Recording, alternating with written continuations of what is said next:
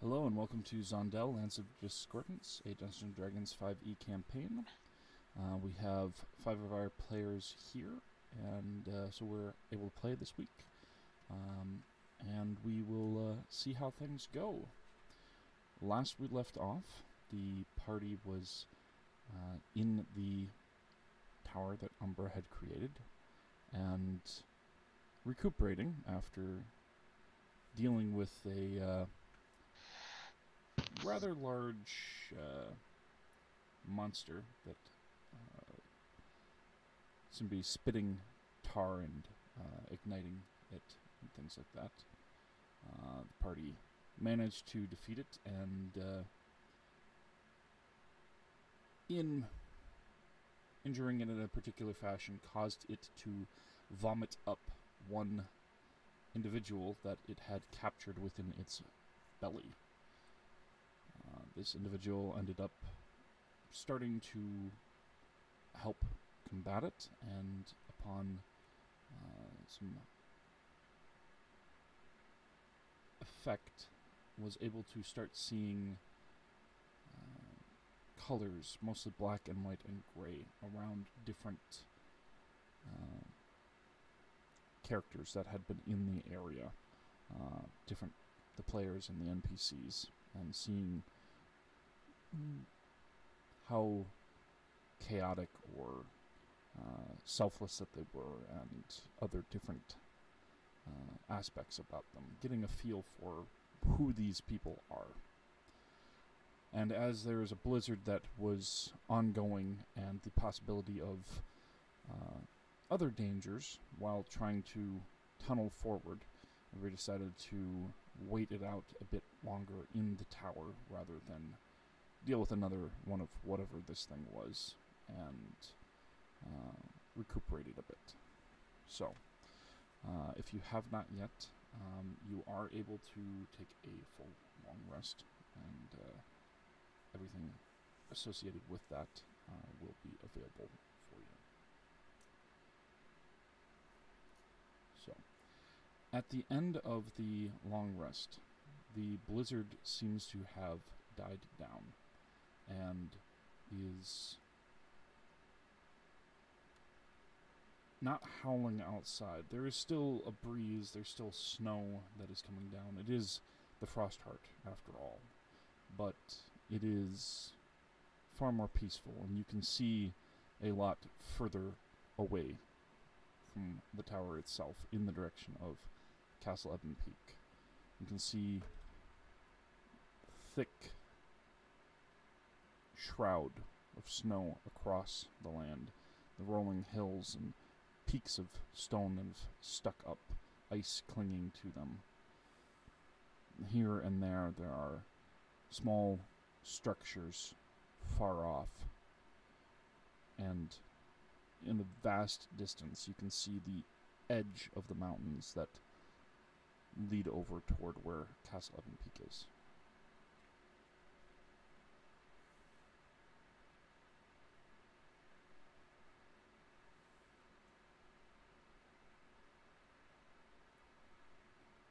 Is there anything anybody would like to do to start things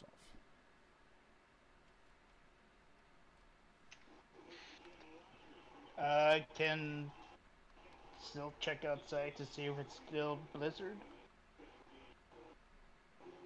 It is not. Okay.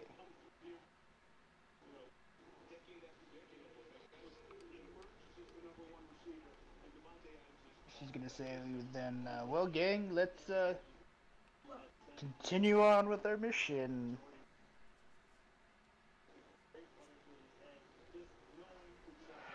Okay.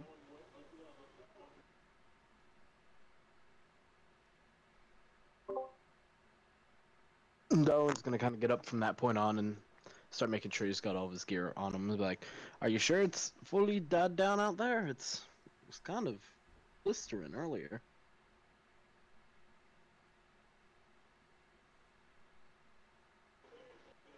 By all means, go check for yourself if you'd like. Uh, I believe you. I feel like you wouldn't want to go out in that after the first time, would you? No. I still don't want to go out there. If I'm being completely honest, I don't even want to be here. But I am here, and we're gonna get this done no matter what.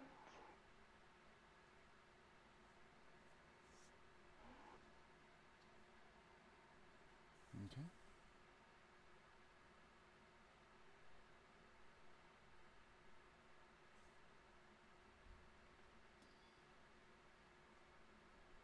All right. And as everybody is gathering everything up,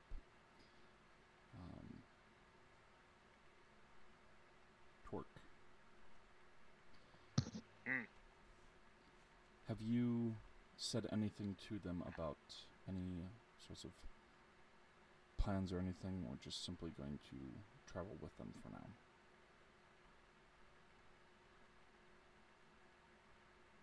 You've had long enough that if you had wanted to describe anything you have planned other than just surviving for right now, it is something that may have come up if you wished.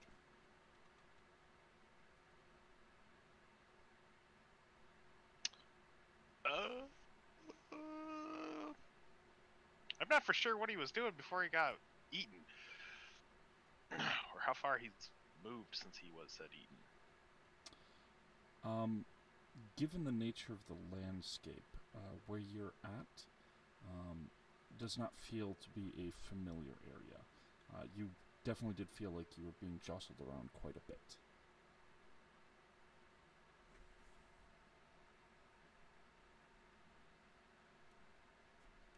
Oh, looks like my dead settled in that area where I came from. They think I'm dead. Okay. So, do you say that out loud? Yeah, as I come out and was like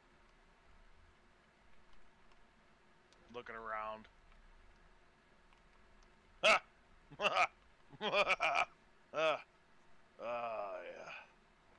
No more dead. I guess I have no idea where I am. This is nowhere near where he ate. Do you want to go back over there? Asks Syl. What, and let them know I'm alive? Then I reincur the debt. You owe a debt, do you? Jan kind of speaks up from his post near the door and just says, "Debt unpaid is a threat untaken."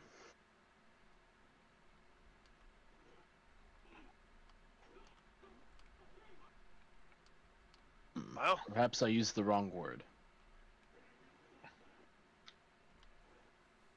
Umbra's gonna be just laughing. Unfulfilled was the word I was looking for.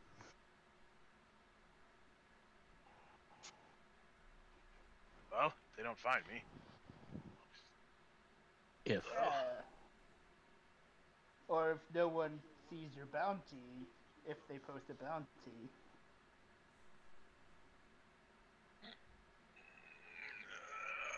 There was no snow where I came from, so I'm fine. Okay. We don't need more threats coming after us. We already have 3 universe-ending things to deal with. Really? Yeah, you want to come along with? We could always use more meat, people. I could always use more pay.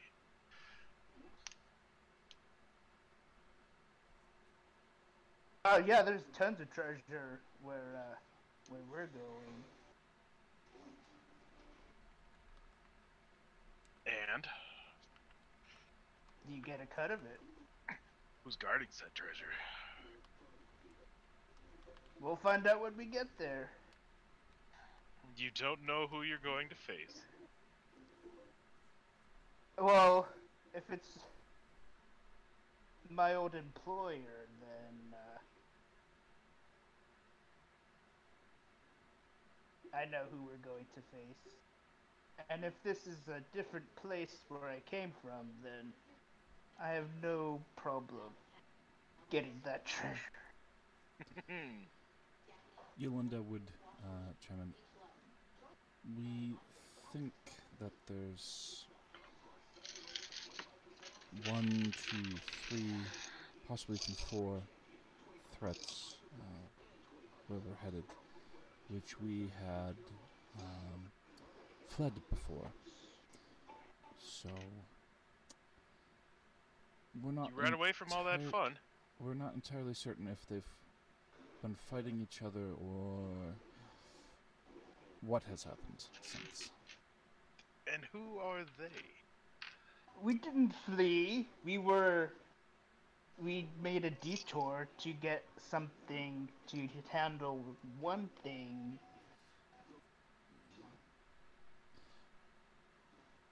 Well, there's a elemental lady who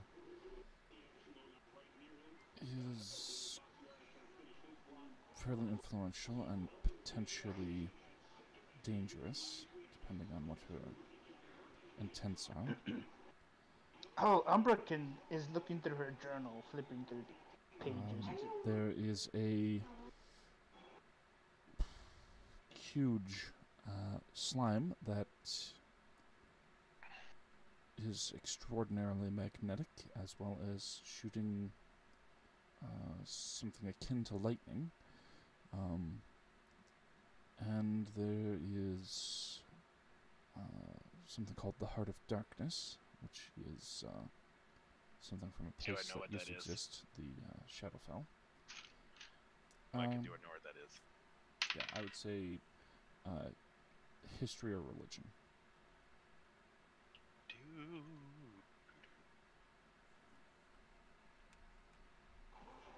During this, Syl is looking 19. through her notebook and just pointing you to pictures of them. Yeah. Yolanda would just gesture to it as they're doing that. Got a 19. To the best of your information, the Heart of Darkness was something that had existed in the Shadowfell and thrived off of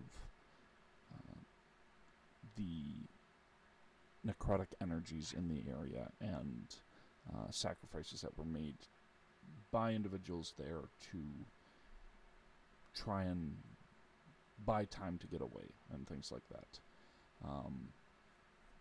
It tends to corrupt those that stay close to its presence and slowly expand its roots, its veins and arteries spread out, and as its influence grows, so does its appetite.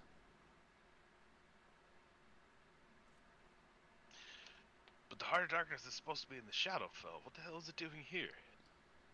Well, the Shattering sort of split up a lot of things a long time ago. A piece of it, at least, ended up in a gift for my brother-in-law's wedding, which we found out. That doesn't sound like a very nice gift. No, and we're not entirely certain who sent it. Which means another threat, which we are not certain who it is. Kind of a rude gift to send on your wedding, don't you think? I strongly agree. We're not entirely certain if it was aimed at my brother-in-law or my adoptive sister, or if it was aimed at somebody else who would be in the area. All we know is that it's there and has been growing and affecting people in the area.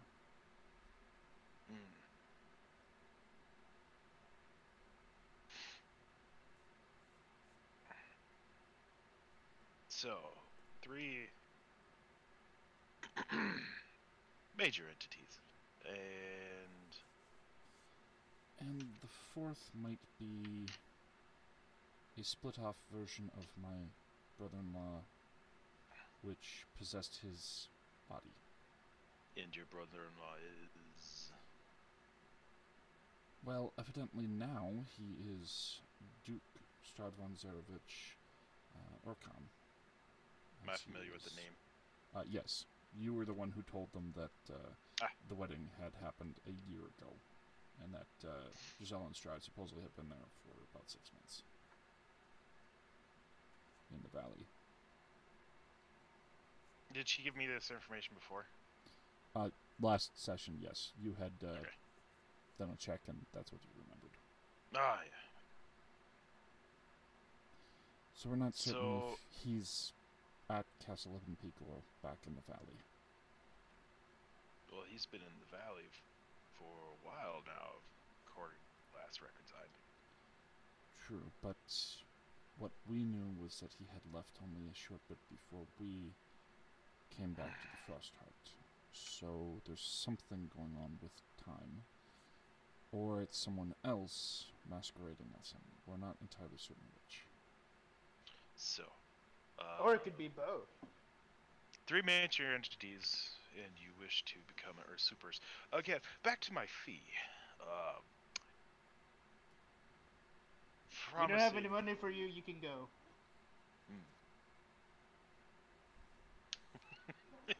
I turn and start walking. New character. Let's go. Is it solely funds that you're seeking, or anything further? Mercenaries don't work for free, my dear. That is true, but some seek things beyond only finances. There are things that will be available at Castle Ebonpeak that can either be direct funds or sold for funds. But in addition to that, she holds up Starfall and shows the counter that is ticking down. Oh no. In Don't waste it on this guy. another 280 days, this will have a wish available for the wielder.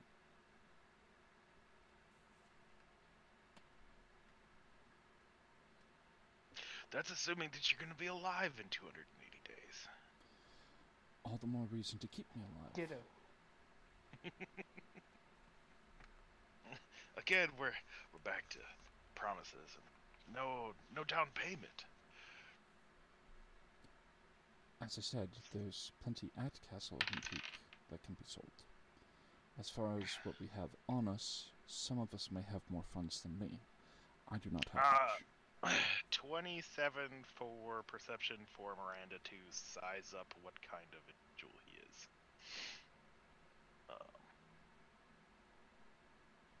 Size up what kind of what? What kind of, like, what he would be useful for him. Okay. I would say, unless you're intentionally having your character trying to hide it, then that's probably going to be high enough. Okay. She'll throw the gauntlet at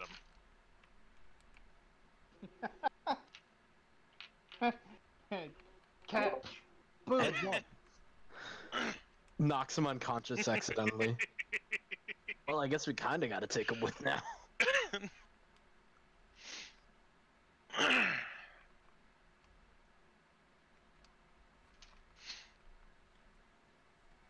Is this enough of a down payment?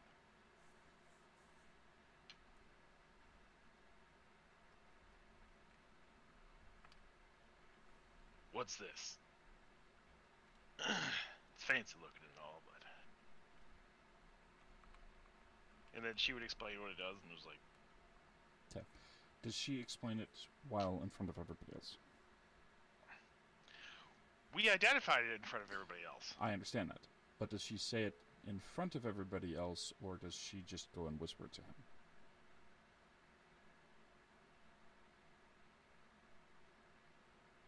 Darwin kind of pipes. No, wait. Never mind. Dumb. Shutting mouth now.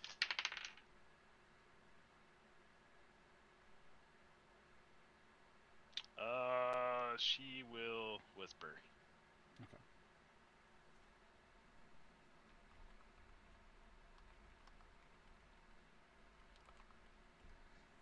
All right. I would say that given that it's being whispered, anybody who wants to see if she is saying anything different about it, or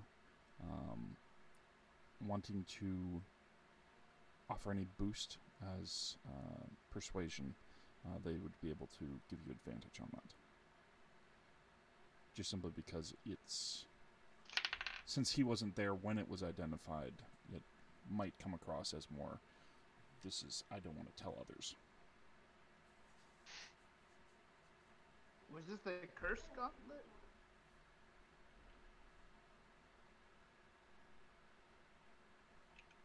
I have it somewhere. The Hellfire Gauntlet. Yes. Oh.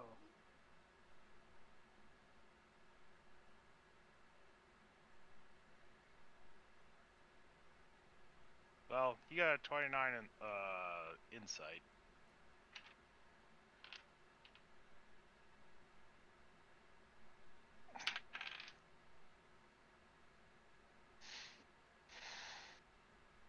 Okay. And oh wow, she has 30 deception. I rolled a 9. Stupid. So, yeah, I would say, whether or not she knows all in all what it can do to unlock anything further, or whether she tells him all of what it can do or just part of it, probably would be suitable enough if he would be interested in it.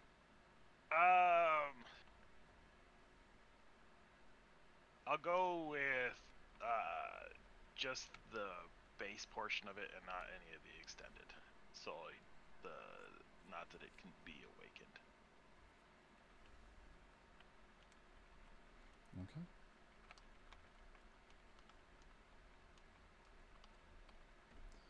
All right.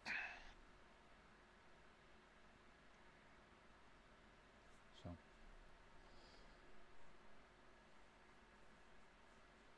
All right. Is there anything else that anybody would like to say or do before heading out?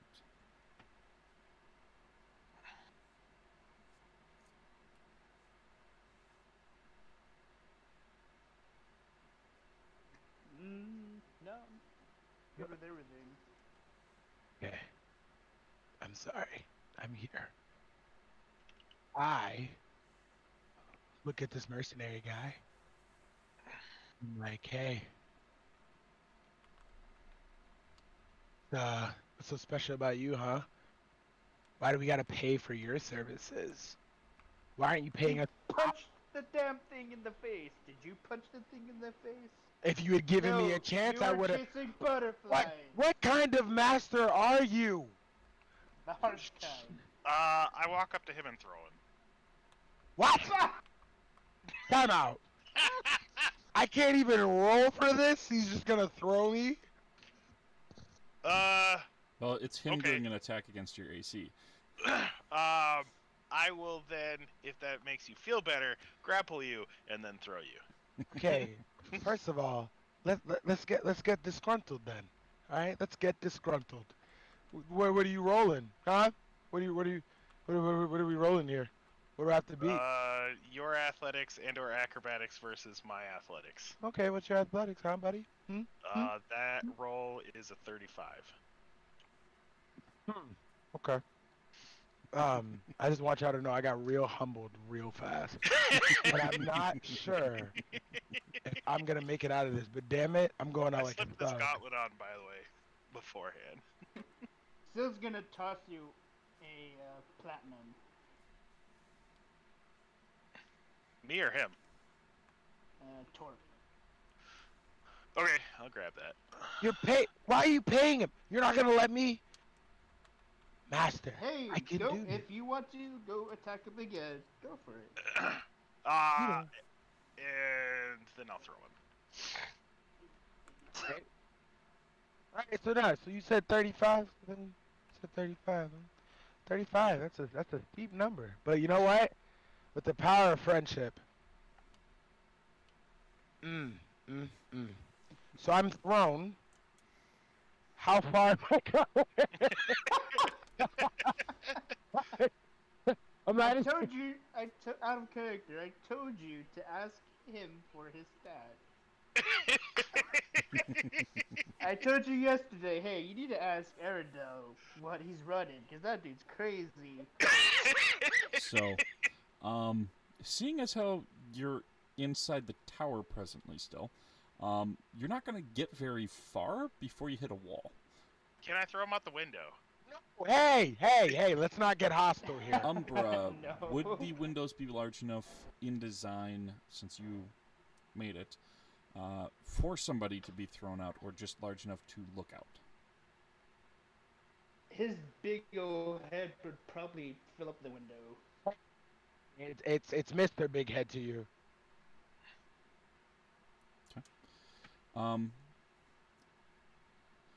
Benevolence.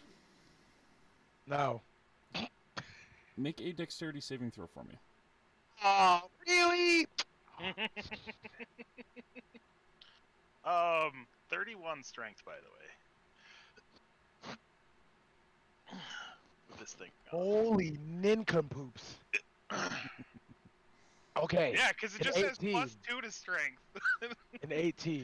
It doesn't say +2 up to 20, Okay. so it adds to my belt.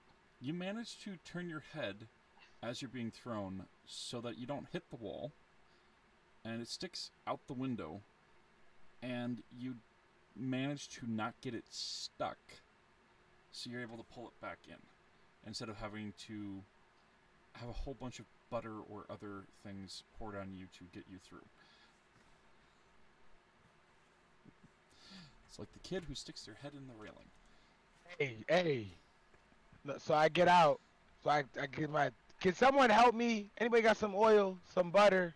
Yeah, no, you get out. I'm just saying it's a tight fit, Okay. but you do manage to get out. Okay.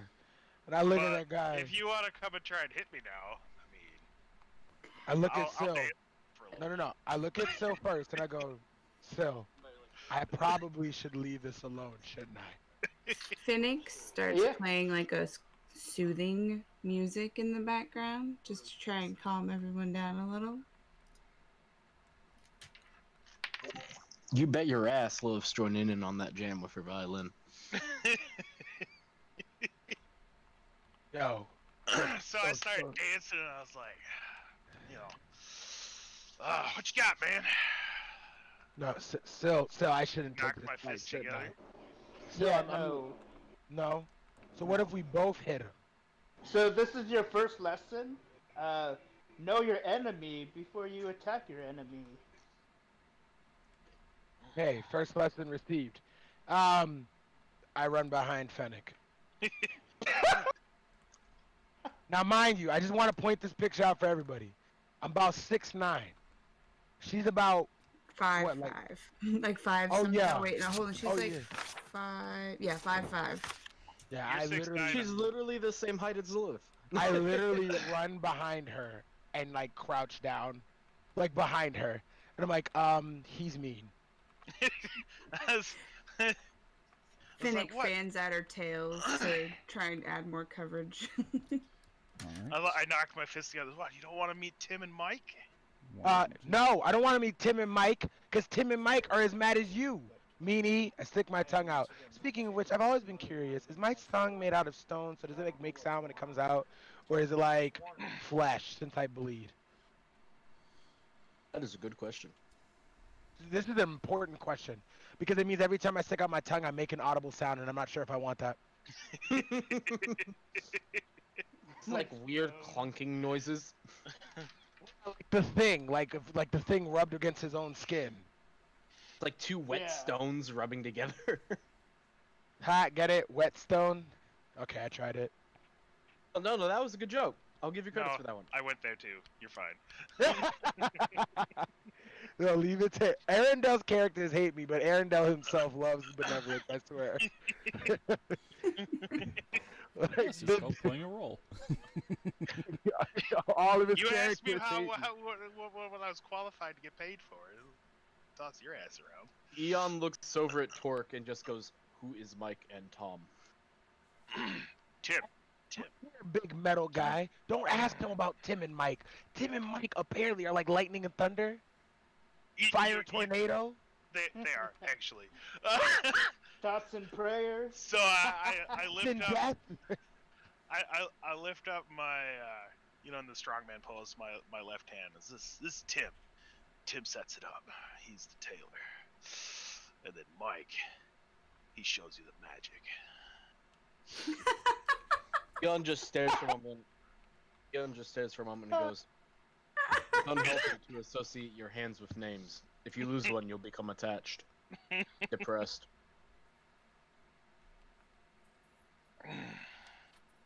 Kind of liking you a little bit more, Tor. What's that? I said Zill's kind of liking you a little bit more.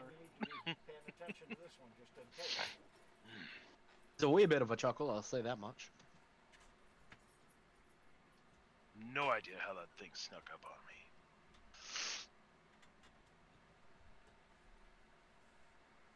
Did it swoop down on you? Well, it did sort of look like a weird mutant fox of some kind. They are typically light on their feet, and it was a blizzard. Don't, blame yourself too much for that.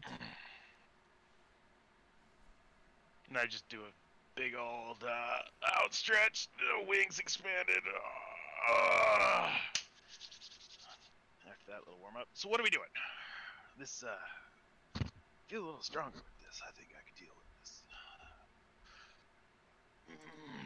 I will say, got quite a bit of traveling to do, and this is about the best weather we're going to get for right now, so we should probably get moving.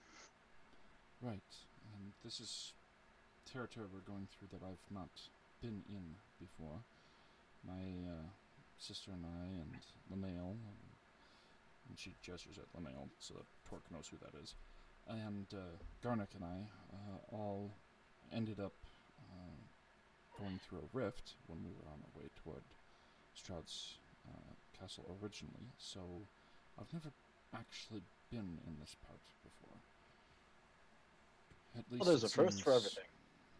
At least it seems Kale's sword is pointing towards something in the direction that we're trying to go, so that might help, but beyond that, I just know the general direction.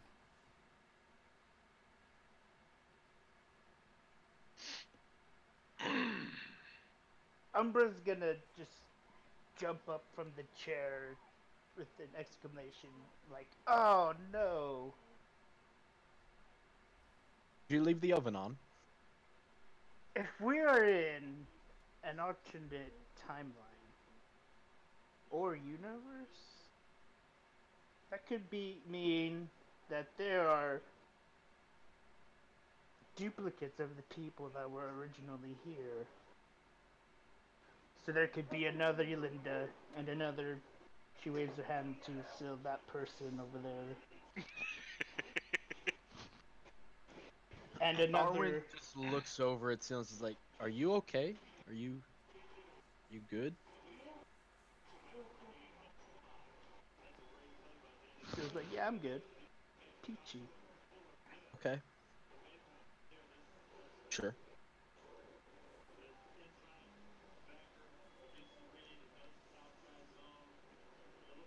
Really sure? Yes. Okay, good. Just checking. Seriously though, we do probably need to get going because if a blizzard sneaks up on us like that while we're traveling, it's gonna be a pain, multiple pains if anything. Frostbite, extremely bad.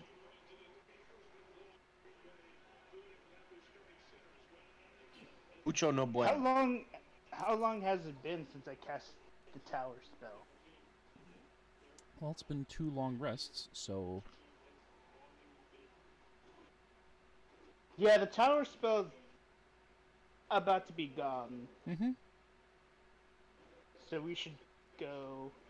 Before we get crushed. Yeah, we should go. all right. Everybody out, I guess. I'll hop Yeah. up and fly down from the roof, so I'm not crowding anybody. Finnick's gonna hop on her broom, of course, and float out the door.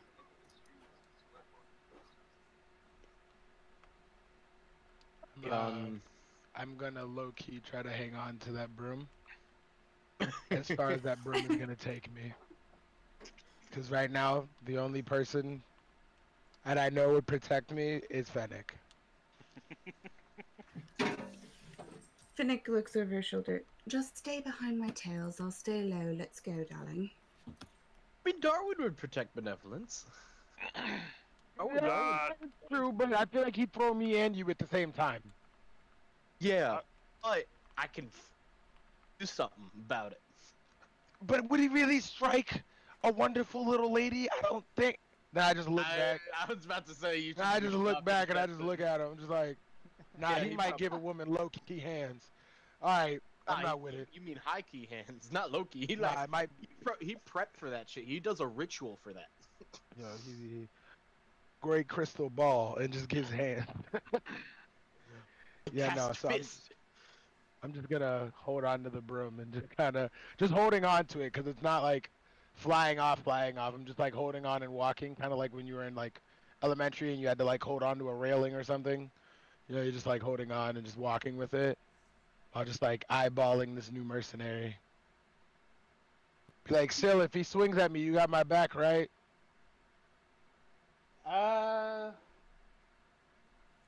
I'll consider it. It's better than no. I'll work with it. And I keep walking. Finnick just keeps her tail fanned out so he can peek through the tips as he's walking. Torque and Miranda will go up to the roof. You can't go to the roof. Why can he not go to the roof? There is no physical access to the roof.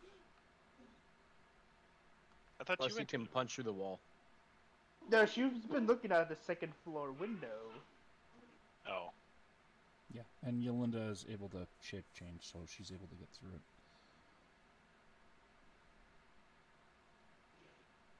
okay. I'll go down then. Heard a slight twinge of disappointment.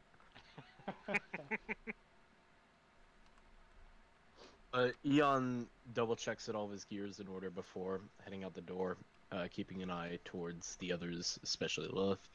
Lilith's got all of her stuff already packed up and just kind of double checking that she has everything as she heads out.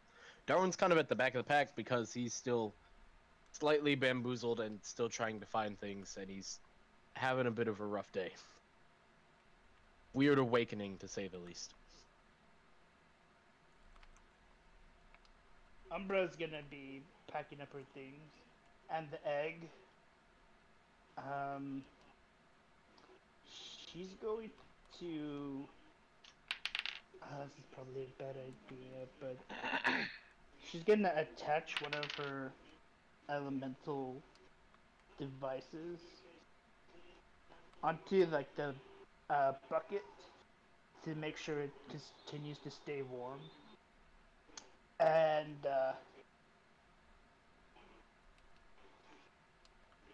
she'd have it. She'd be carrying it. The eggs. There's 2 eggs. I thought there were 3. Were there 3? Somebody broke one. Somebody, I think someone broke one. Someone, Ah. yes. I missed that one. Somebody. We don't know Someone who it tried was. to use tongs to get it into a bucket or something. Mhm. I don't know who did And it, but did it a little bit too forcefully. yeah, we don't know who did that. The jury's still on debate. So there are 2 eggs. To make sure that they stay, well insulated enough, and carry the bucket around.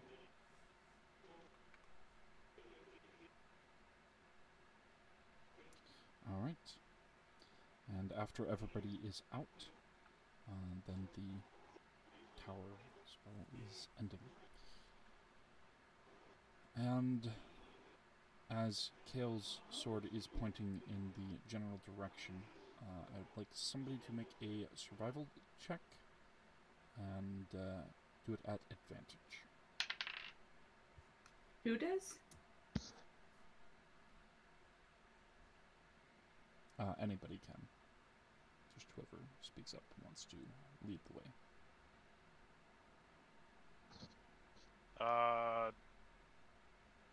25. Okay.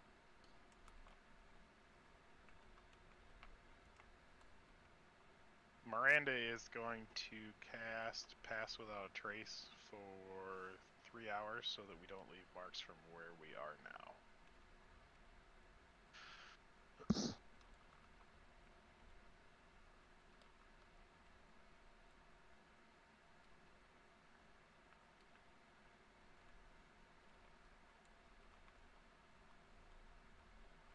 All right. So that'll be 3 consecutive casts for however long we travel for 3 hours. Okay.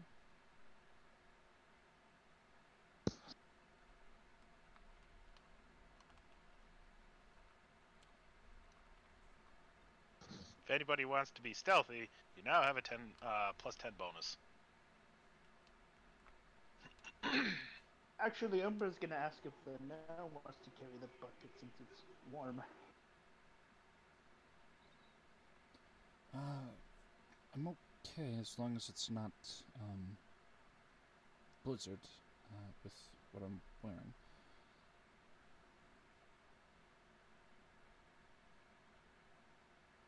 I certainly don't want to be out in it overnight, but should be fine. Okay.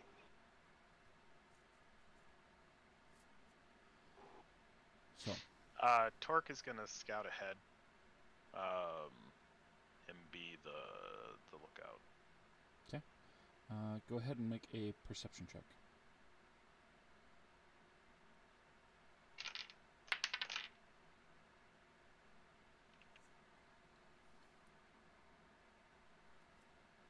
.34 passive visual.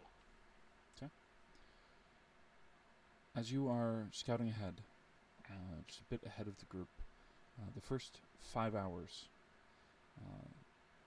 nothing seems to be of interest or note.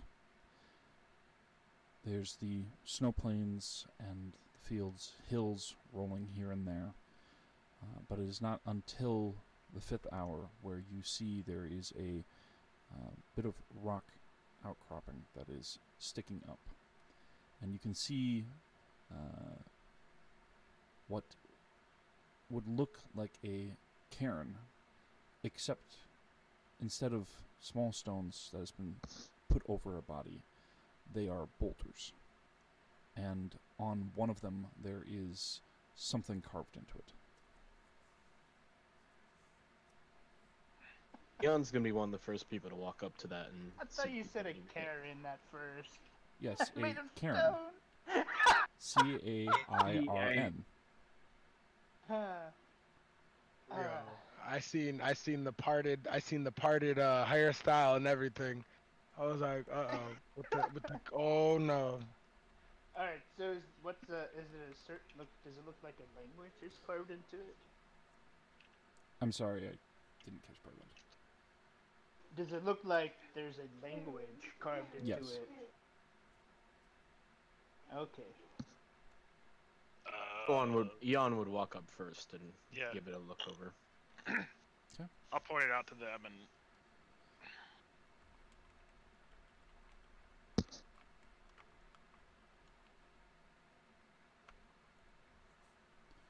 All right. As you How tall is this?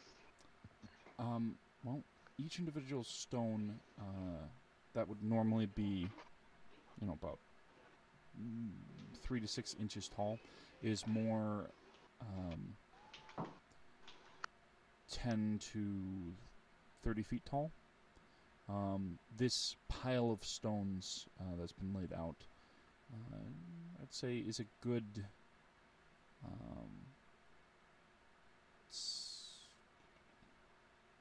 100 feet in total. Torque is gonna stalk around the stealth investigating and see if there are any hostiles or anything else hiding. 30. Are you just circling it or climbing it or what?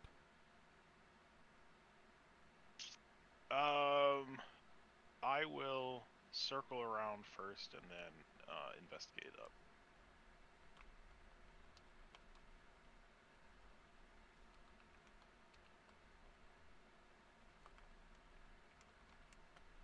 Still's gonna examine the carvings. Does it look like it's giant? It does appear to be giant, and Torque, circling around it, all you see is more of the same text. Okay. Fly up. Investigation. Are we able to read the text that's on there, by the way? If you speak giant.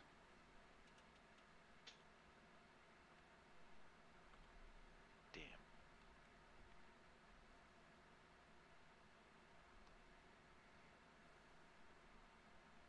My half ogre would have been able to read it.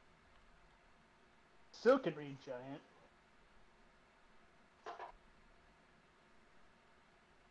Dobbs would have been able to read it. Yep. Dobbs can't read shit no more. Because he's He dead. dead. I mean, you could try showing it to him. You do have his head. It's a shrunken head now. I don't think he'll be able to understand it very well at this point. No, I don't think he'd be able to see because his eyes are sewn shut.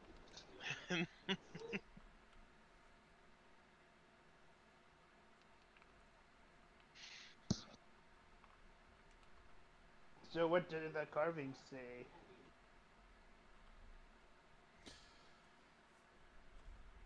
Frelto Norris, forsaken, grave thief, yet beloved. Does Torque. that name sound familiar? It does not. Torque, as you fly up, you see there is a human skeleton atop the cairn, and the remains of what appeared to be someone's attempt to partially dig into the rock and make a shelter, which unfortunately did not last through some previous blizzard.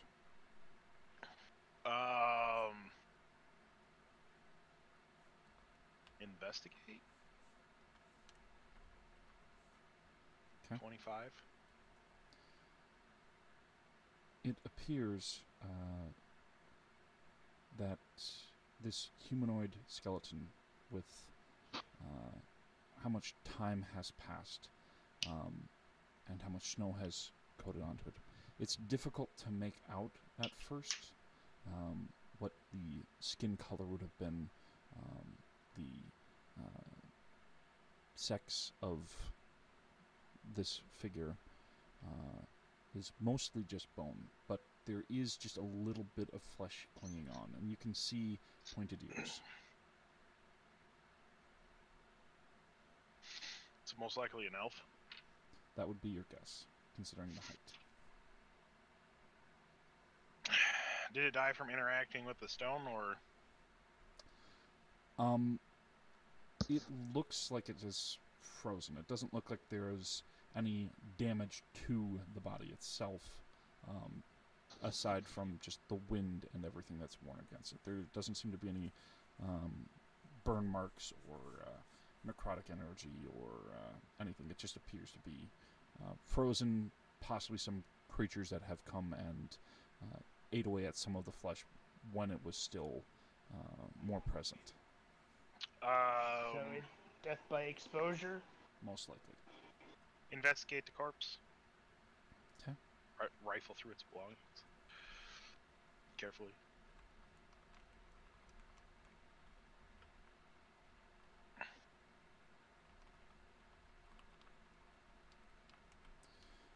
So, as you are rifling through the belongings, Carefully.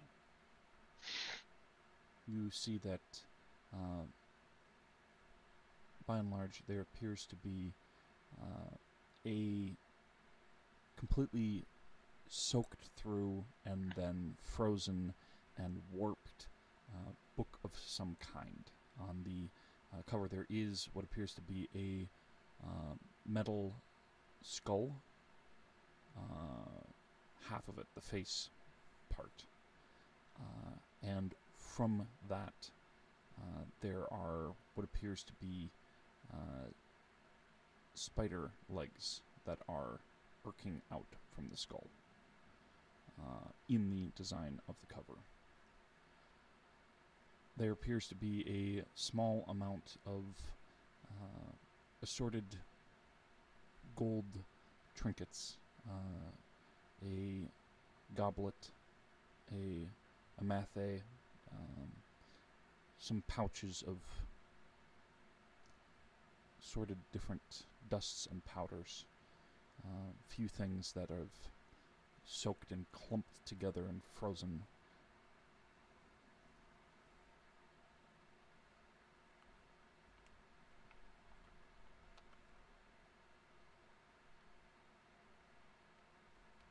Bring all of that down to the group. Okay. As you are taking the items, I want everybody to roll initiative. Oh, come on!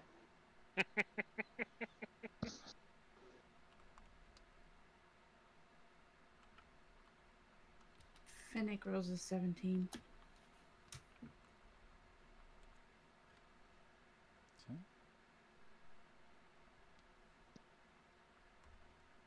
So that's an 11. Tark is for a 20. sale. And Miranda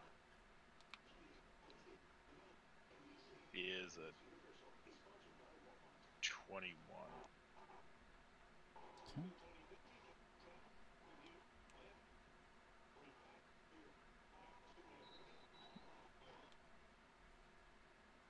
And 7 for Umbracy. Yeah, I rolled a 1 Whoops. both times. Well, at least you got that out of your system. Yeah, at least.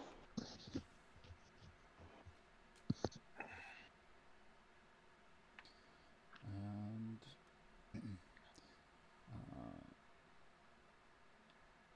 benevolence.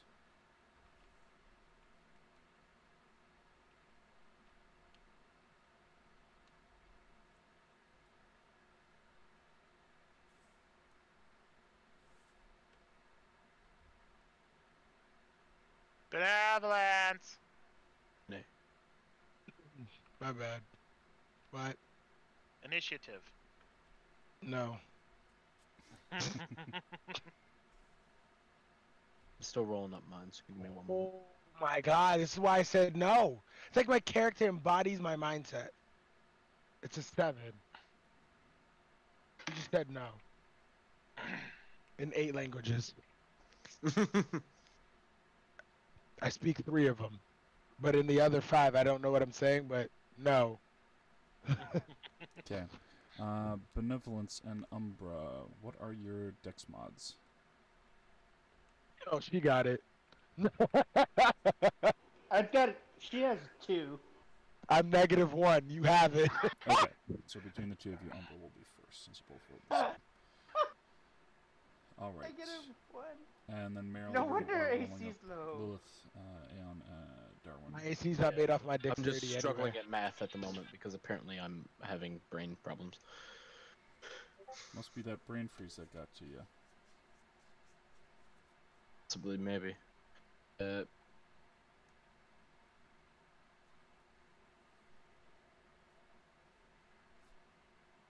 Ooh, starting off strong today, dice. Don't use up all your luck now before I actually get to fight anything. I am Jesus. the luck. Oh. Okay. Forgot the bonus was that high for that one. Okay.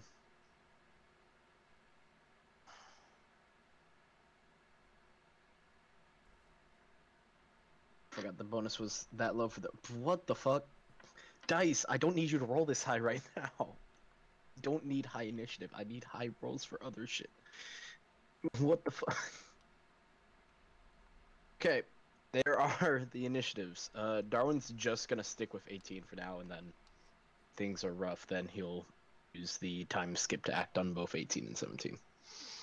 Okay, so you're going to just keep that in your hat for now? Yeah, keep it in the pocket. Keep it in his pants.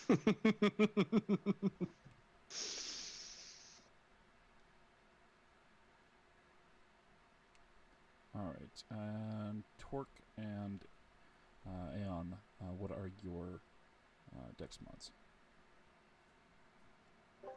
Eon's dex mod is... +5. Dude. Jesus. Dex mod for Eon is just +2. Okay, so it'll be Torque between the two. Alright, so that will put Lilith first, and go ahead and make a perception check first for me. Okay.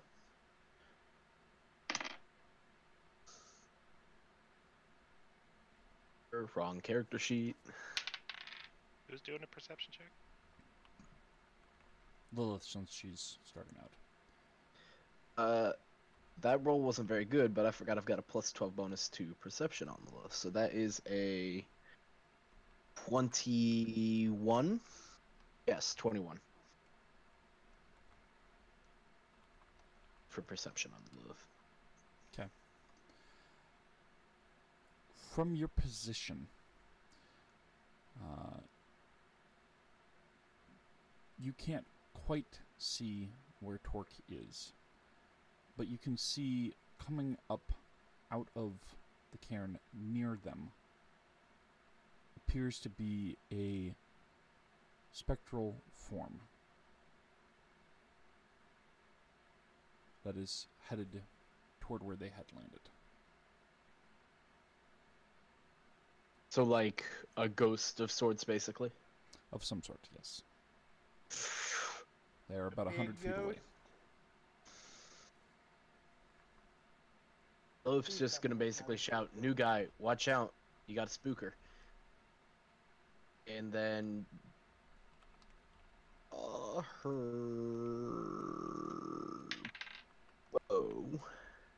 Question mark?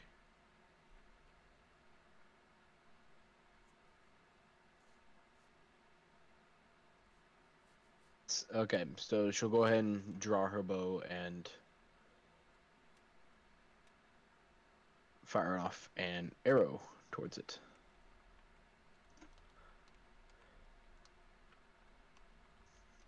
Hold up, I have something that might actually make this a little bit of a better arrow, actually.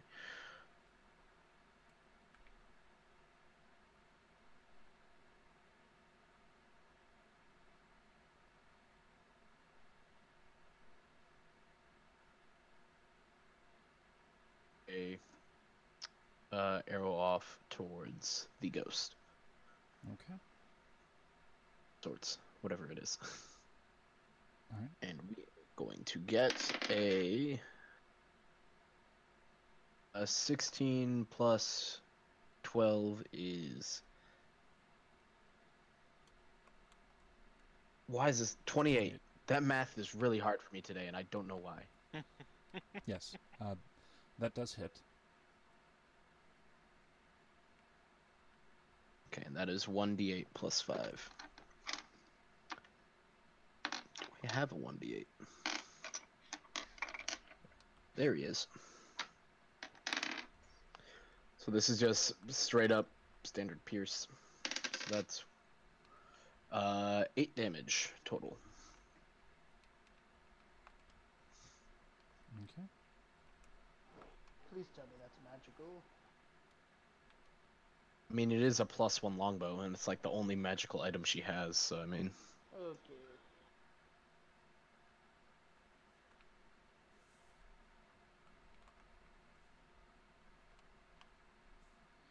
All right.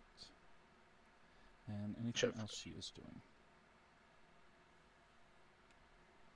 Question is there anything else that she can do right now that'd be useful? Ooh, hold up.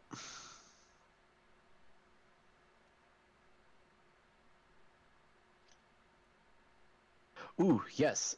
So bonus action, we will go ahead and use... Actually, wait. Oh, that should be fine. So we'll use the cantrip afterwards, True Strike, to go ahead and point a finger at the ghost to gain a bit of brief insight into the target's defenses on that.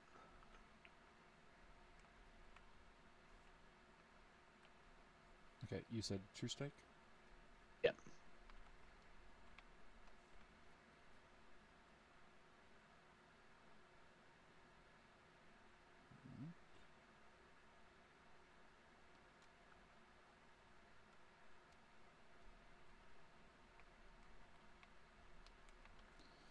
All right, and then that'll end your turn?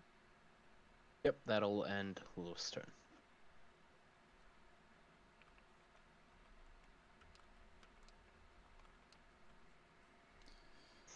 All right. And Torque, as this thing is rising up out of the stone, it is going to look directly at you and open its mouth wide, giving a wailing shriek. Need you to make a Constitution saving throw.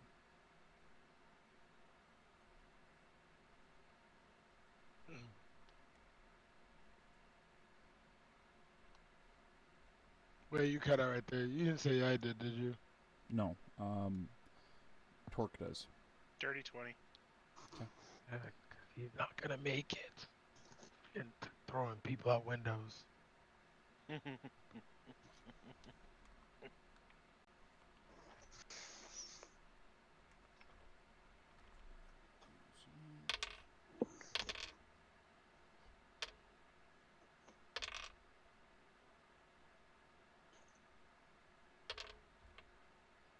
Alright, you take 14 psychic damage.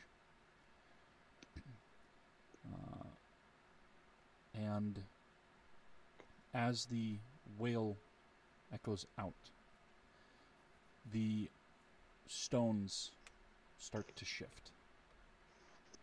And in the snow nearby, these little tufts, bulbs, pop up in the snow. 3 of them near the party, and then open up. And there's just this pale blue glow around them. Before Can't just go grave robbing for free anymore. 2, 3 of these squat-looking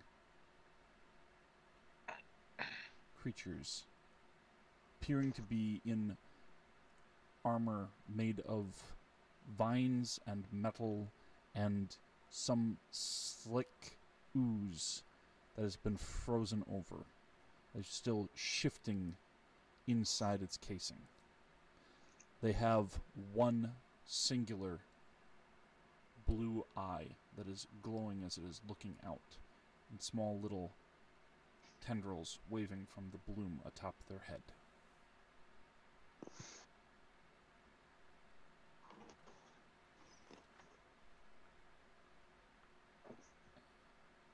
with that, it is going to be Miranda's turn.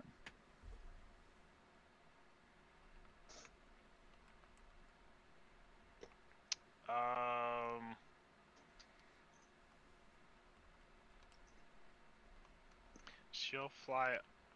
How far away are the bulbs?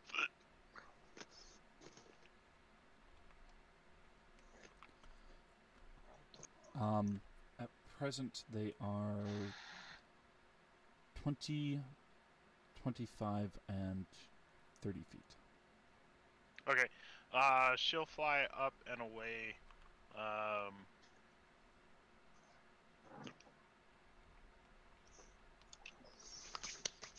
Bonus action.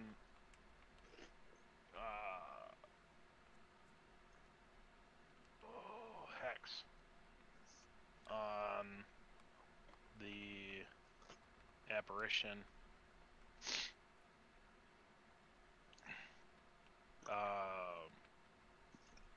Disadvantage dex saves.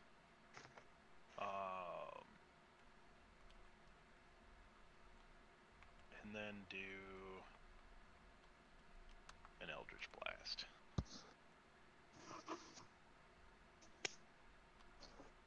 Okay.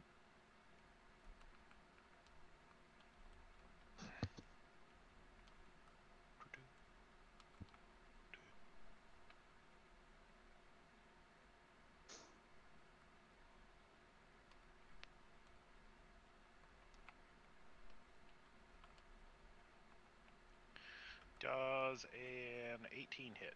It does. Then the rest also hit. That was a 6 with modifier, and then 11 and 19.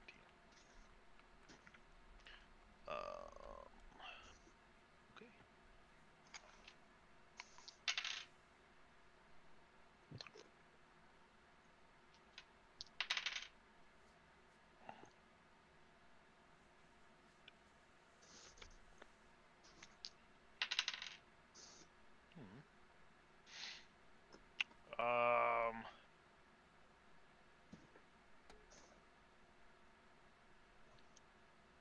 First one for 13. Second one for 14. And third one for 20. So you're doing it to the 3 different ones then? The apparition. No, they're all going towards the apparition. The one I hexed. The cultist, Banshee? Yes. What's your range on that right now? 120 feet. Okay, yep, then that would hit. It's Eldritch Blast. Right. It was 150 or something. Well, she was 100 feet away, and then she moved toward Torque. I was just double checking to see how far she had traveled. So. Okay. All right, so that is. And she flew up and 47. towards. Yeah, she flew up and towards her anyway. To get away from the bulbs.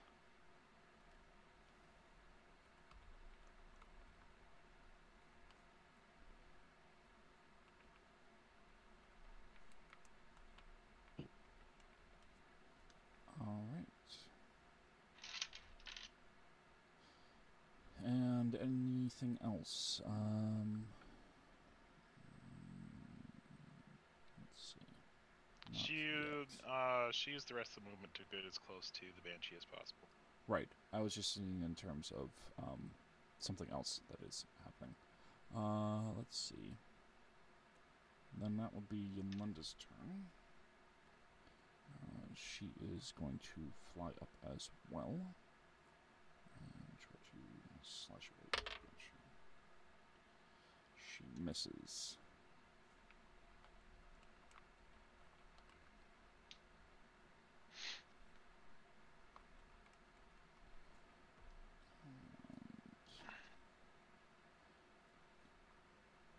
All right. And on mission 20, the boulders themselves all start to fall off, and some of them even pop in the air as they collide into each other. I need everybody to make a dexterity saving throw. Nice. Hoo boy, this is gonna be fun. Including Torque and Miranda. Yes. The boulders are hitting each other as the entire cairn is coming apart. He's at the top and can fly. Yes. In which case the damage will be halved, but it's still impacting and there's fragments of it. But if it's falling, Some of them are popping up and hitting into each other. That's what I'm saying. There's fragments that are going to form. oh, I'm getting hit by pebbles. Okay. Yeah, that's why the damage would be halved. But it's still a lot of force. Same reason why a slow-moving train still fucks up your car if it gets hit by it. Because that's a lot of force impacting, and that force has to go somewhere, and it's either going to shatter the boulder and send it shooting out like a gun, or potentially end up bouncing it back upwards if it has enough reflective force. Yes.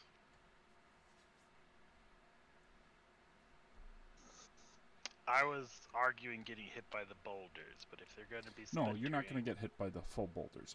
Others might. Yeah, others might. Those who are flying are not going to right now. And I would Like say Umbra. Fennec, because of the broom, would have a halved on that as well, if they get hit. Miranda is 23. Oh no, 24, and Torque is 31. Benevolence, the roll is Dex, yes.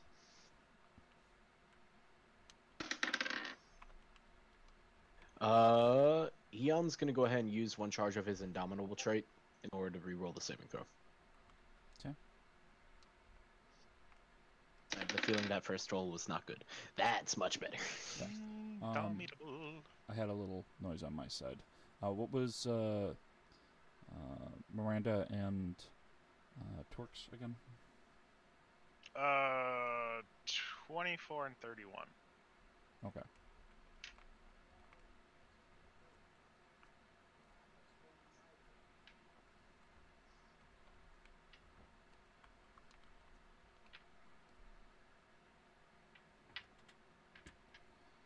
Okay.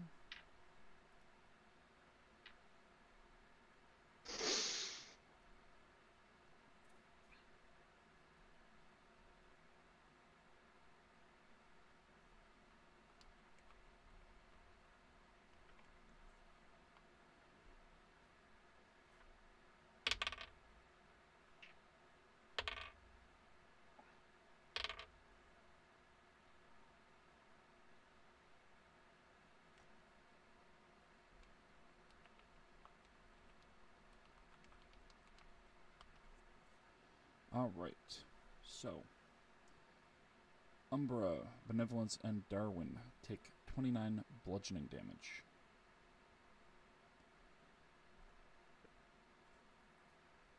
And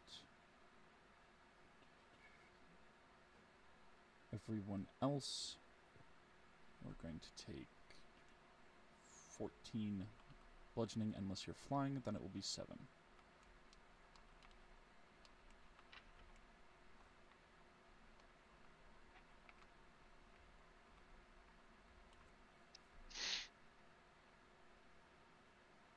And the take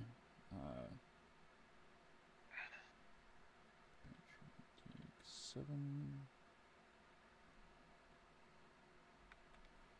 as will the Death Blossom's taking. Miranda will use 14. reactive damage.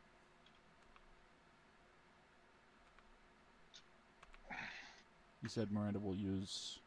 Reaction for half from rogue trait.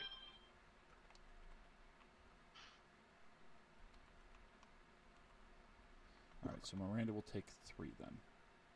Yep. Alright. And as the boulders are knocked all over, you all see as a giant undead pulls itself out of the cairn. And as it rises up, you can see there is this armor that is around its body, but it is almost all skeletal underneath. There are vines that have wrapped around some of the bone. There's patches of this black flesh that pulses and oozes slime inside the rib cage.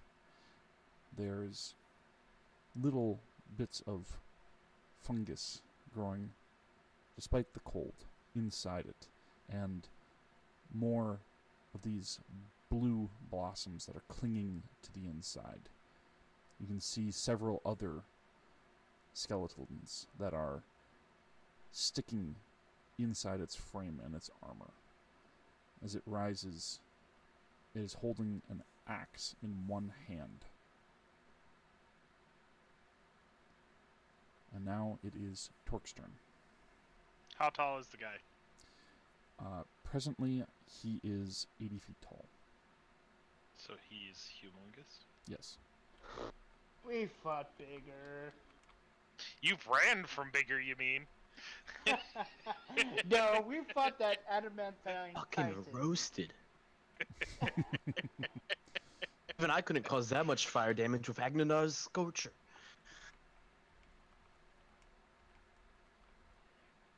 What do you mean I've read? We have all read. You also read. Darwin has not ran. No, or no. I, on the other hand, am the king at running. Yes, you Sorry, are. put that out there. Hey, I didn't need you to agree with me now. What we're going to. Thanks. Okay. Still's just gonna tell you, hey, attack. Wow, so descriptive and so like. No dying.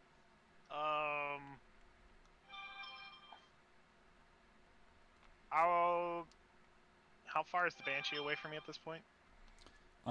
Presently, the Banshee is 20 feet away.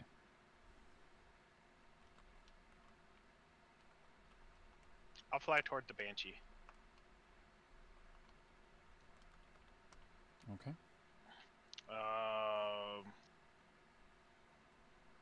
And I will.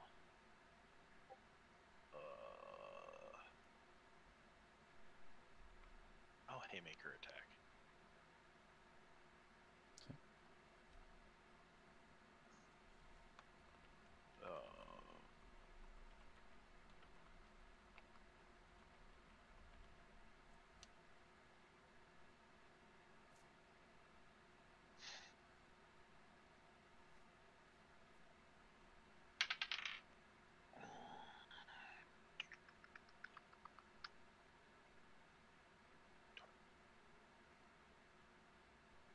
Um, 24. Okay, that hits.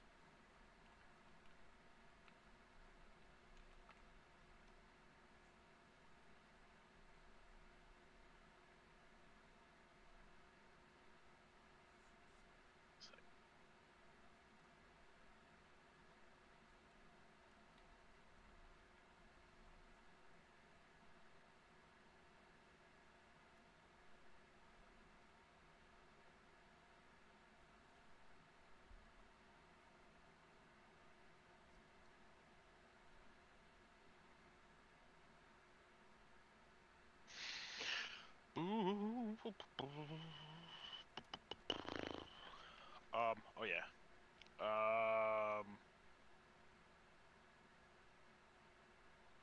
30 Okay. magical bludgeoning with 8 of that as fire damage.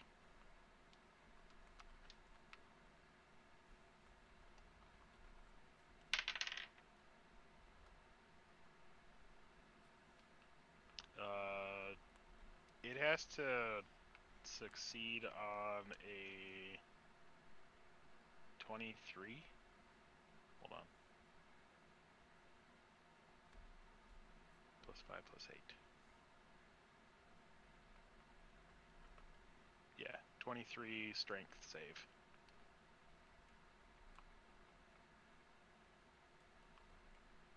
Or be pushed back 5 feet. Yeah, it's gonna be towards the ground.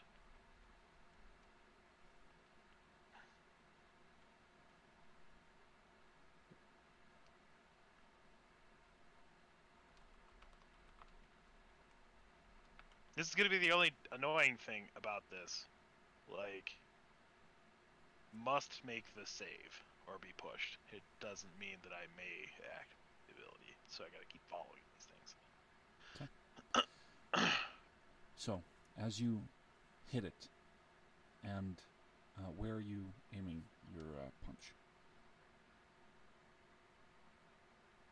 The face downwards. As you hit it in the face, it's like a slow motion video where you can see the flesh, even though it is ghostly apparition, ripple a bit from the magic itself, carrying it, and even as it is plummeting toward the ground, you can see it is starting to fall apart and just becomes this fog that drifts away before it falls down to where you can see the skeleton and the remains of its encampment had fallen onto the snow below. As far as you can see, due to the ice and other things around the body, the skeleton is mostly still intact, but this banshee seems to have vanished for the moment.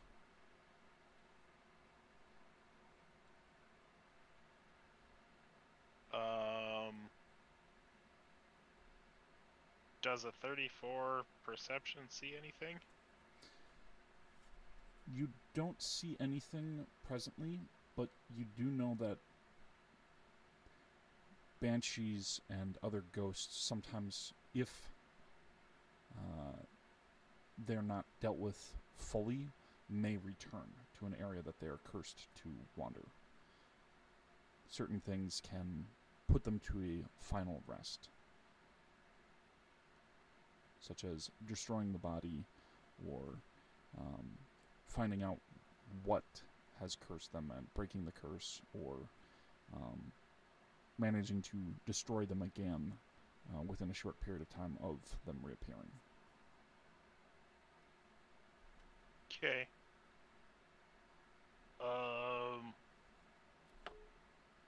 I guess how far is the giant from me?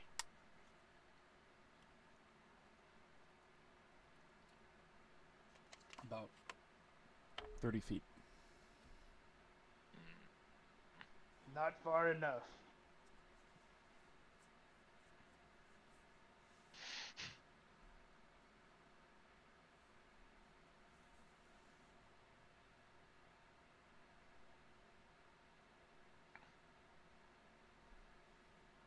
I guess I'll fly towards the giant.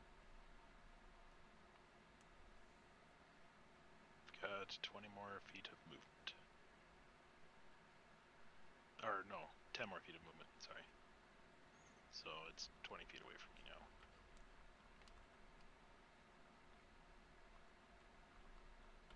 Alright. Does that end his turn then? Yes, since I can't attack anything anymore. Aeon, Hello. it is your turn. So, quick question: of those who are still remaining, like in the area, and so obviously not Torque or Miranda since they've kind of flown off, who's like in a 10-foot radius around Eon currently? Well, unless people have decided to spread out, I would say that most people are probably in marching order line. Ended up in the same area when examining the marker for the cairn. So mostly everyone save for like Miranda and Miranda, Torque, and Yolanda. yeah. So those would be the only three not close by. All right. Darwin is not Darwin. I'm doing it again.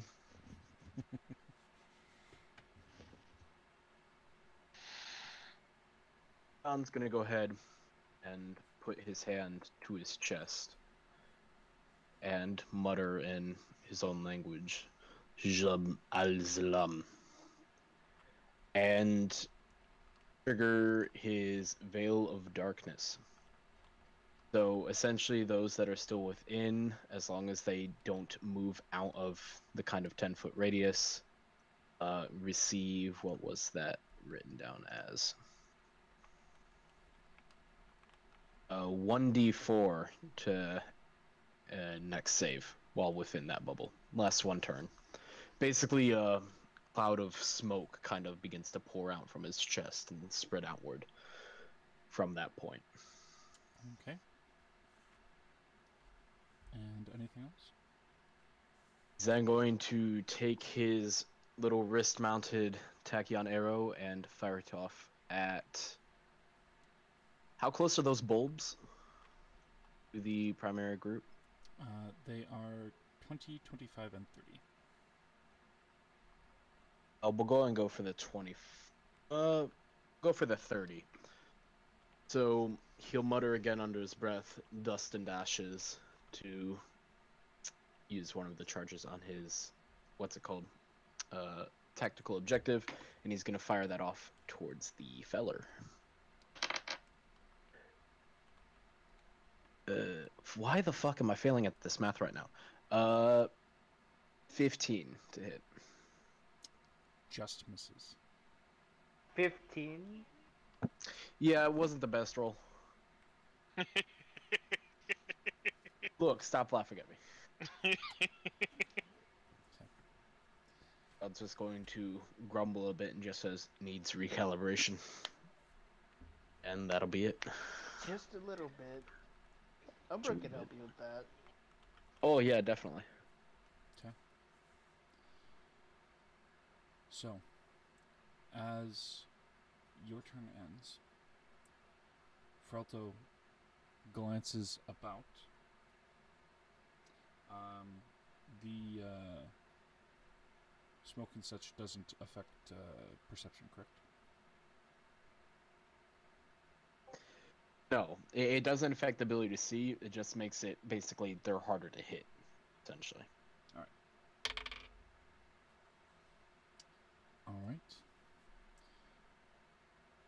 His skeletal jaw opens and there's this blue glow inside of it, even that seems to channel up from within the skeletal rib cage and out through the throat and into the mouth.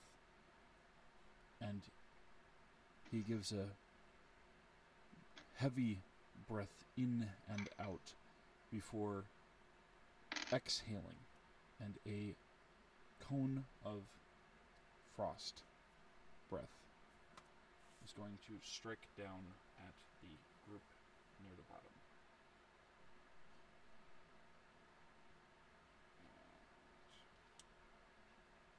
That is going to be a dexterity saving throw. Alright, so everyone that is within that bubble gets added d4 to their dex save. Basically everyone except for, or was it Yolinda or Linnea? Yolinda. So Yolinda Miranda, and Torque.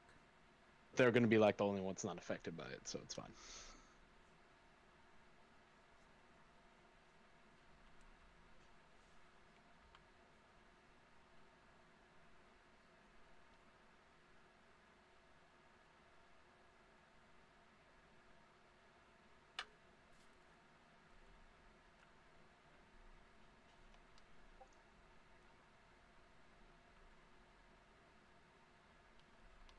Ooh, where did my d4 go, though? 4, come back, I need you.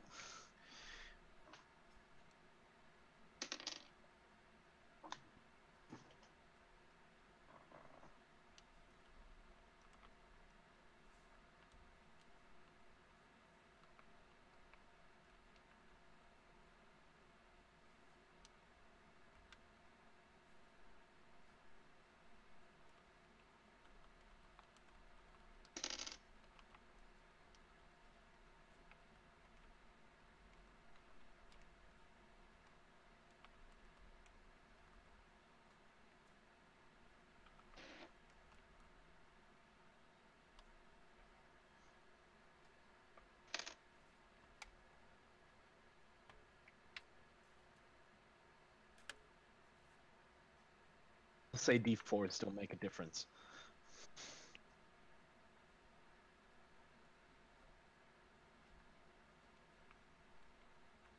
Specifically in Eon's case, because the alternative would have been a 14.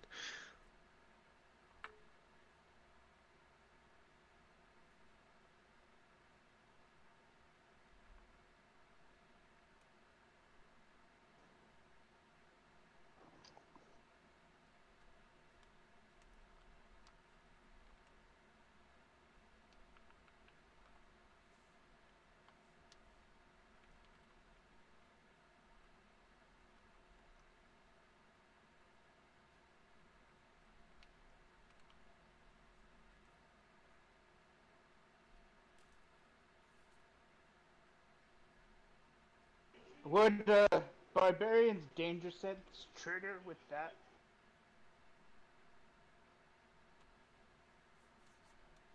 Alright. Please say so, because that 9 is pitiful.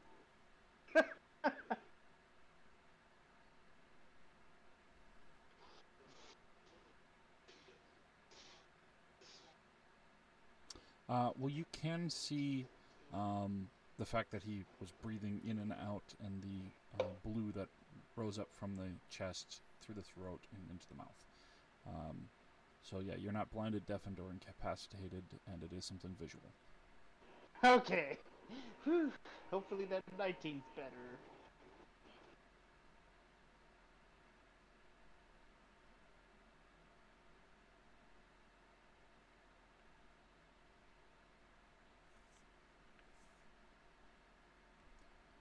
Okay. Fennec,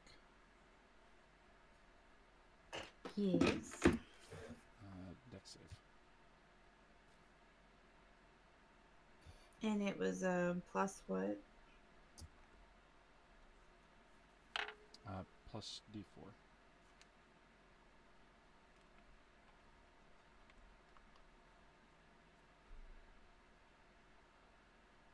Well, that didn't really help a whole lot. Hold on. Well, actually, it's better than I thought. 17. Don't forget that D4. That's with the D4. Oh. I mean, with all due credit, Darwin with the D4 only got 15, so and he's got decent dex save. So I mean, ooh. At least your character doesn't cancel out part of a D4 naturally for a deck save. Good point.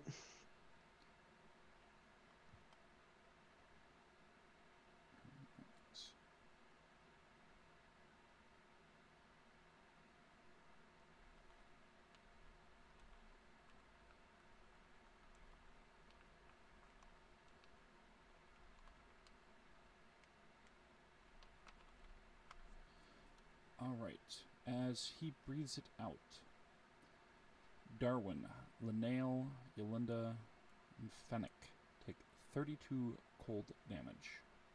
Oh shit. And there is a pale blue glow that surrounds you. Ice crystals forming on your body, your armor, your weapons, everything. You are vulnerable to cold damage for the next minute.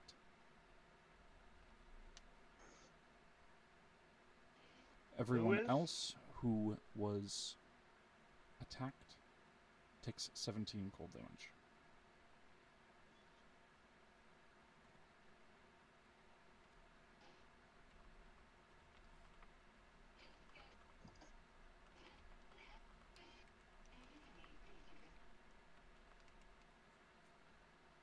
Alright. And then as a bonus action,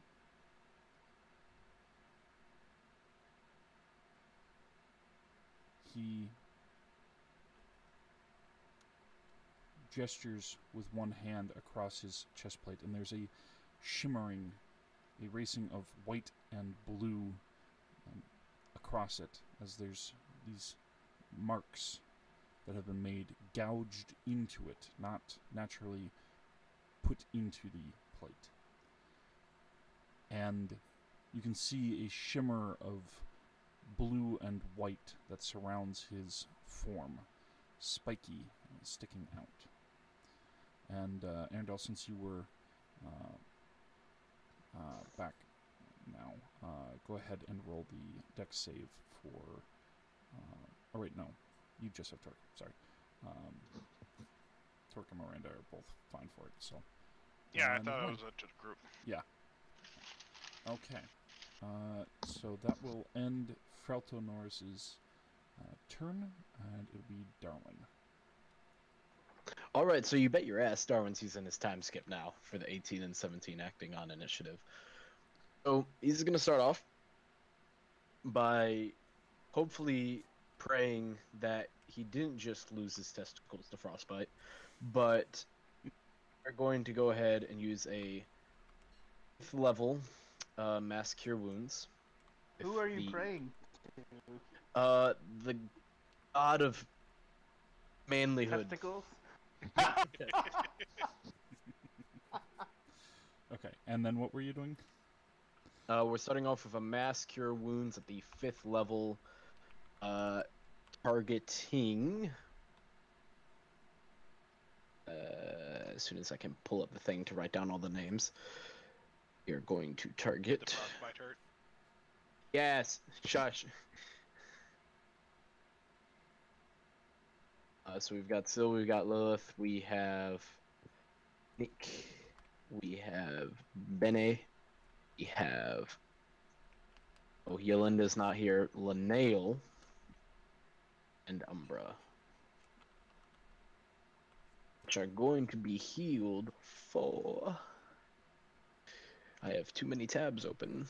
3d8 plus 4, and we're gonna pop a bonus action for Evocation of Vitality in order to add... What was that again? Hold up. I gotta double check this again. Add 2d6 to that HP restored. Okay. So the total healed is going to be... I'm just gonna roll it on there and then add my 2d6.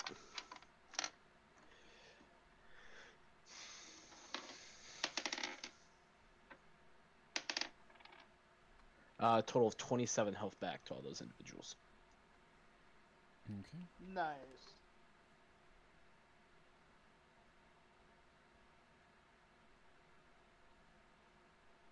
All right, and that ends your first turn? Yes. And for secondary, how far away is this giant from the rest of the group? 30 feet from the closest foot. Oh, shit, that means I gotta check the fucking explosive radius. He's like 80 foot tall. Aim at his chest. Aim at his face. So question, how high would you say this guy's dex save is? I feel like something that big can't move that fast. I don't know. I'm Oh, gonna you You show. gotta find out. I'm going to... Is it... Tell you what, we'll do a test. We will test it with the 7th level equivalent of this spell. We are going to uppercut him under the chin with a 7th level fireball. Okay.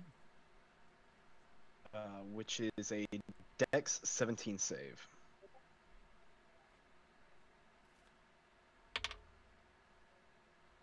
He fails it. Yes, 12d6. I get to get out my dice cube of doom. Alrighty.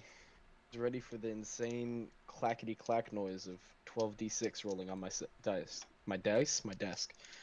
So that's 2, 4, 6, 8.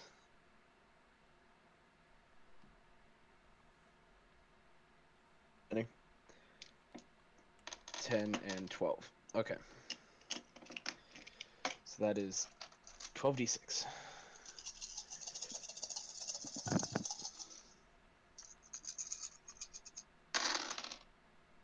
Like I'm playing Warhammer 40k all over again. Alright. So that is Ooh, I was not ready for all this math. Okay. Look.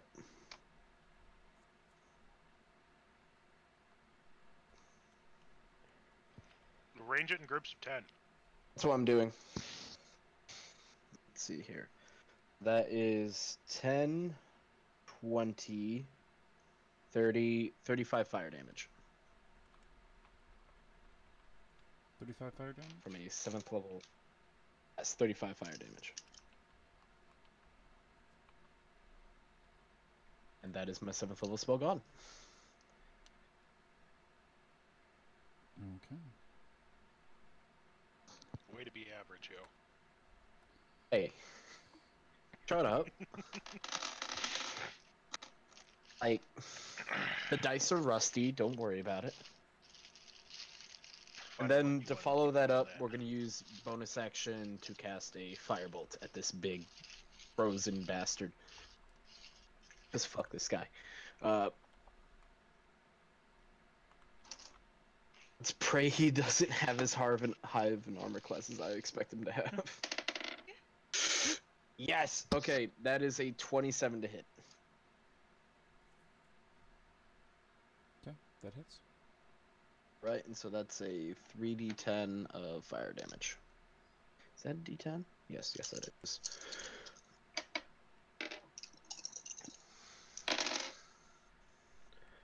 Alrighty.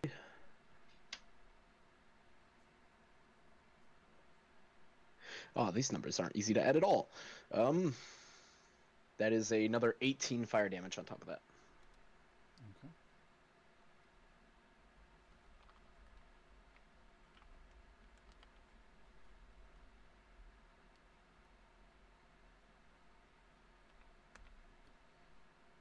All right. And I believe that ends your turn then? Yep, that will be the end of his turn. All right. Then it is Finnick's turn.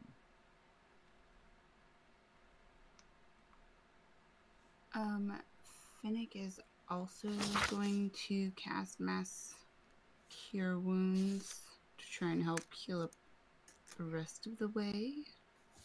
She's going to hit Eon and Darwin. Is he on a construct? Living construct, so I don't know if it'll apply to him.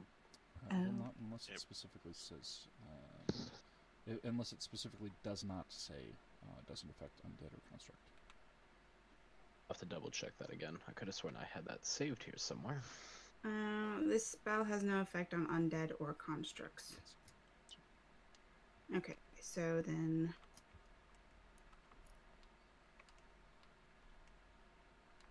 Who was it, the ones that took the 32 damage? And it was me, Darwin, Umbra. Umbra still The has nail. been dodging left and right.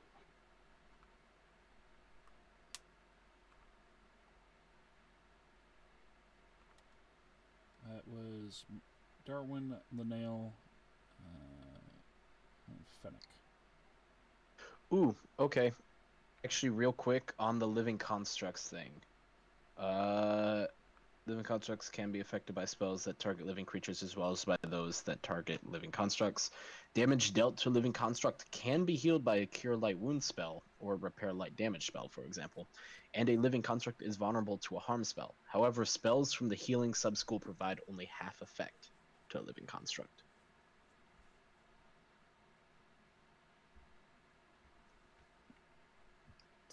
So that I can hit him, but it would just Yes, would but make it'd it only half be the half hill. health.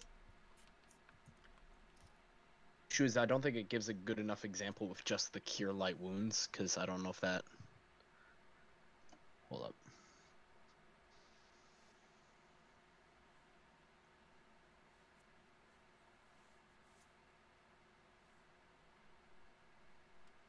Yeah, I don't know. That's your call on that one, Micah. I'm not sure about that.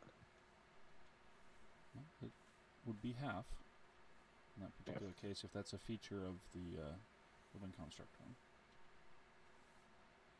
Yeah. So It can target a living creature, so that means like anything like fear. Those type of spells would also be able to affect them as well, I think. Okay. Okay, yeah, so you could.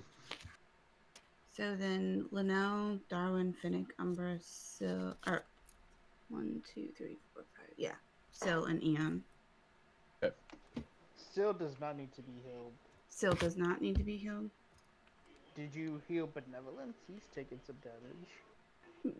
Benny's only 2 heals from not being filled up, so I can if Sil is already full.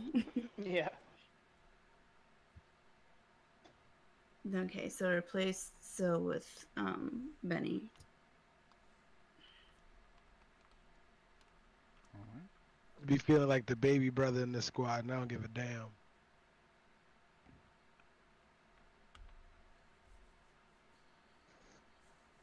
Everyone's sort of like, don't hurt my baby! All right.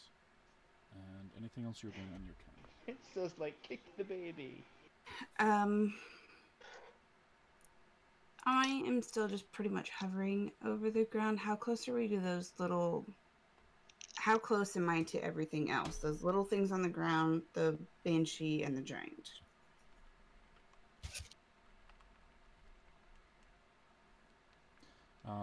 20, 25, and 30 feet from the Death Blossom Knights. Frotto is 30 feet.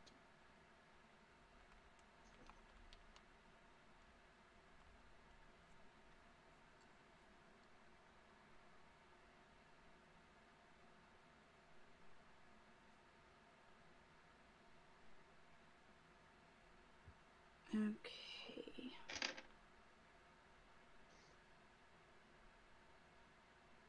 Then I am going to shoot my Eldritch Blast at the big guy. What does it take to hit him?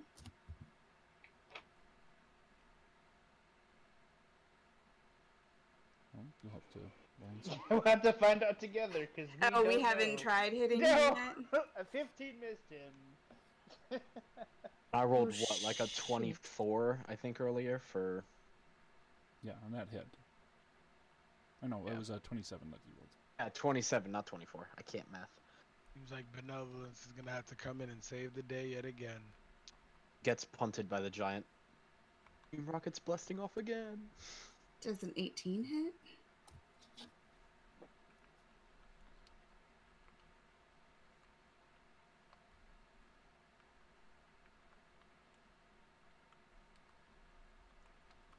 One second, just have to finish having that thing glitching out. 18 does not hit.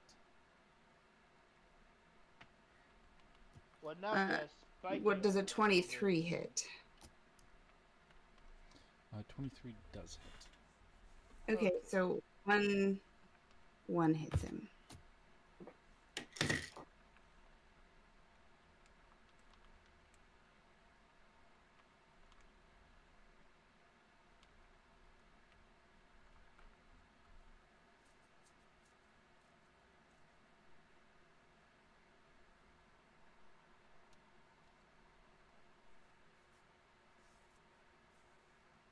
Right. And how much damage would that be? Does it get extra with my spell, or is it just a straight roll? Unless you have a feature that you're using to amplify it, it should be just what the spell self says. Okay, hold on. I had the wrong dice. I need to find my 10.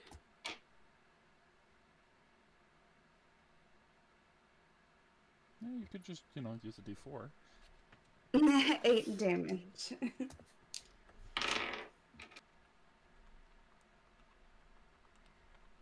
Okay.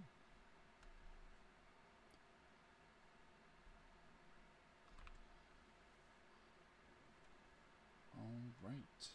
And then if that ends your turn, Yeah. all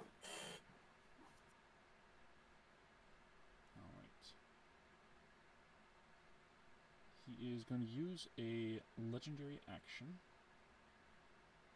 and he's going to glare at the cluster of people that is on the ground. I'm going to need a wisdom saving throw From everyone that's down there. for everyone that's down there. Gotcha. 17. Just standing out there, like, can you guys knock it off? Like, y'all messed up my grave, and you guys are attacking me for no reason. You guys are a bunch of jerks.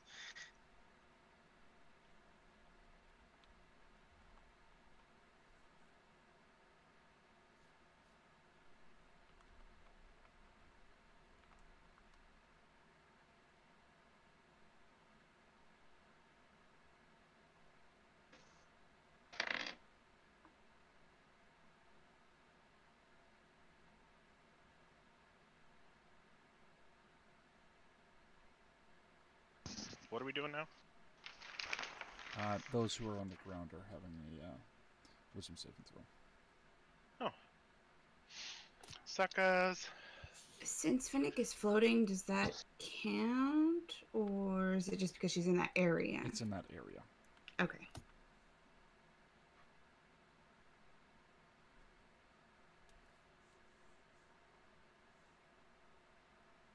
Eon's going to be using his second charge of the Indomitable trait to reroll his saving throw.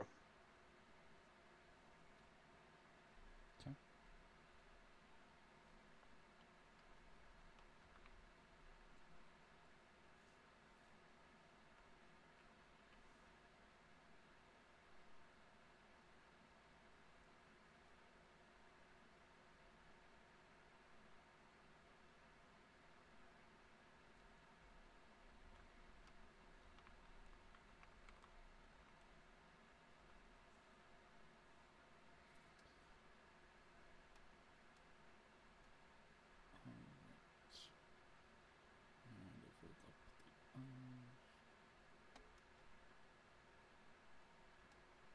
Alright. As Frontal Norris uses Gaze of the Grave, Fennec, Benevolence, Darwin, and Lilith. You see this purple and black and blue swirl in his eyes as he's just these empty sockets as he's gazing down at you. Just skulls flashing over your vision. Warming, wriggling tendrils of black slime and twisting vines just appear all around you, yet no one else seems to see them. Your movement is reduced to 0 until your next turn. You have disadvantage on attack rolls and damage. And you are going to take 8 psychic damage.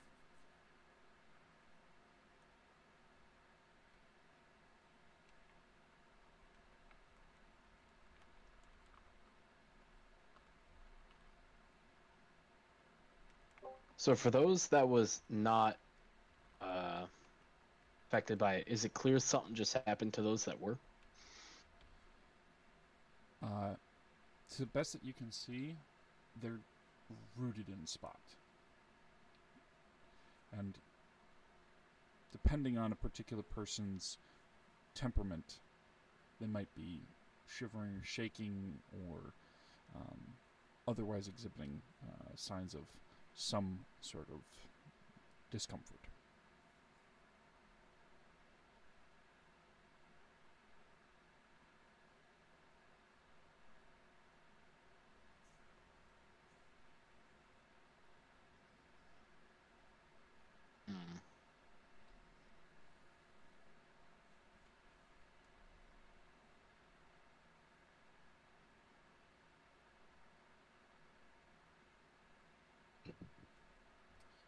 Alright, so that ends the legendary action.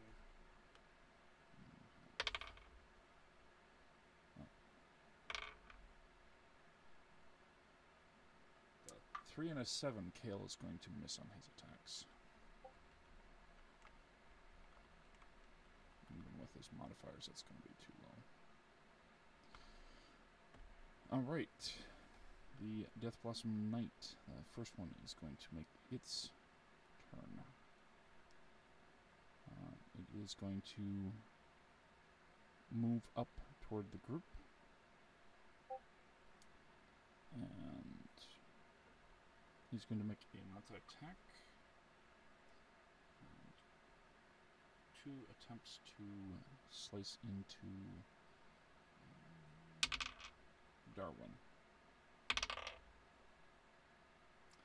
That is a 7 to hit.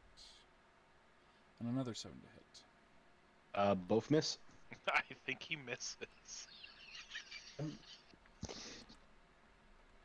I'll be honest, I was expecting him to hit. He's a lot lower than the Giant is in terms of power. In terms of AC, at least. Well, attack roll. All right. That is. Yeah, that is going to have him back up 5 feet afterward. Does that mean everybody else gets attack for opportunity? He has to move more than 5 for that.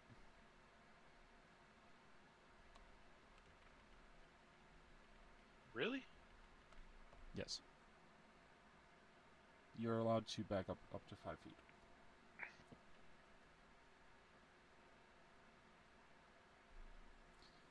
All right. The Elwen's turn.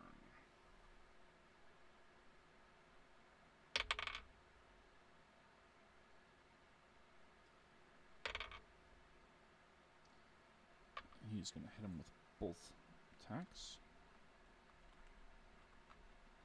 Whose turn is it? Elwen. Oh.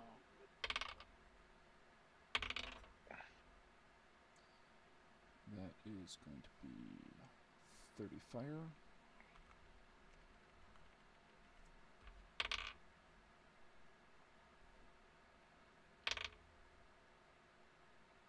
And 15 piercing.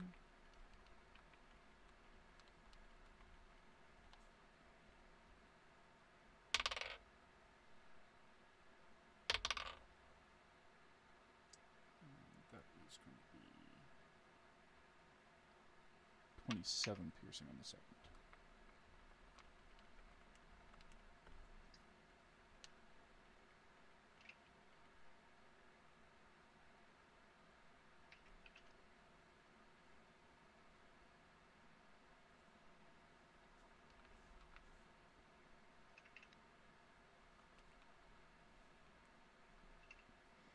All right. That will end Elwen's turn. It is the next Death Blossom Knight's turn. They're going to move up and attack Elwen.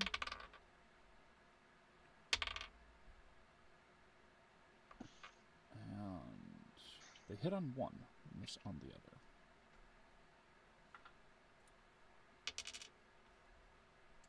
And they deal 3 slashing damage to Ellen.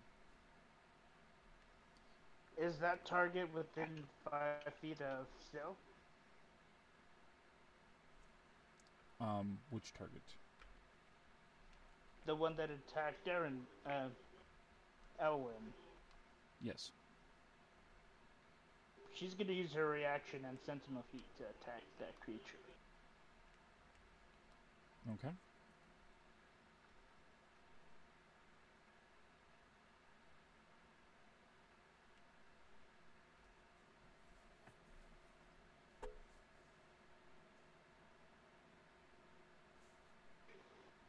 That is a 33. That hits.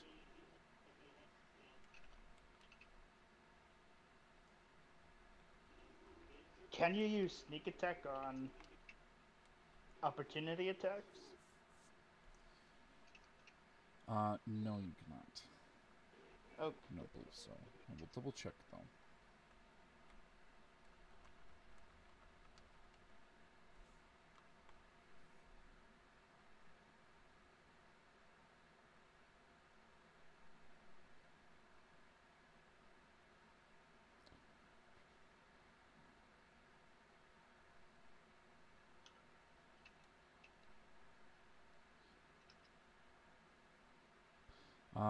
Yes, but you will only have it the once per turn.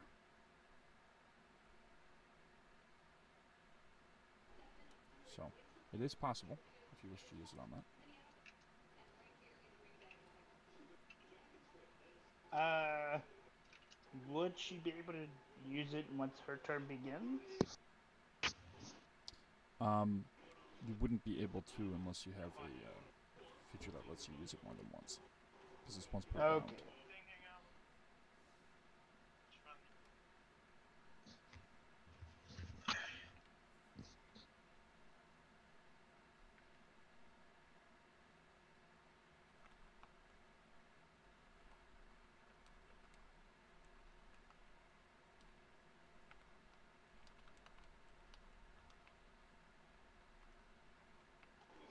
That's gonna be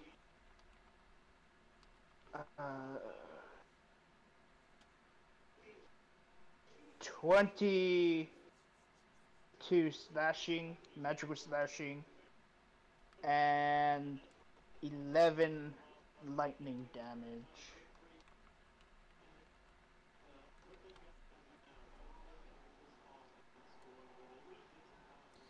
Okay. And it's gonna be marked by the electrified blade. I would say it is certainly marked. It is a charred plant. For 3 minutes.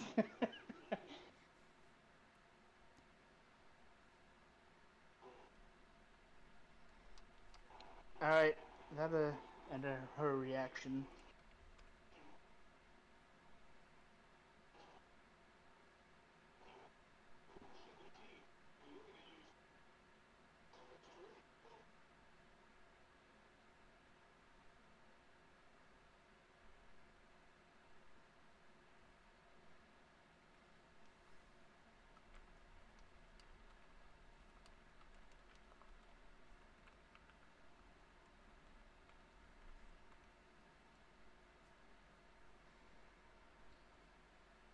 Alright.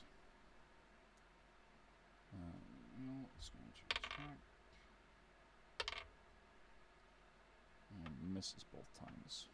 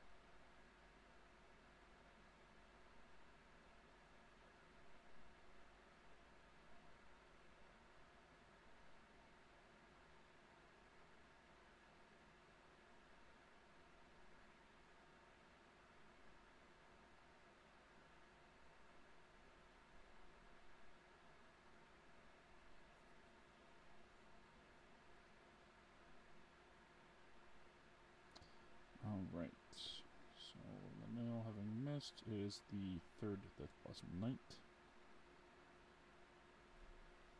They are going to move up.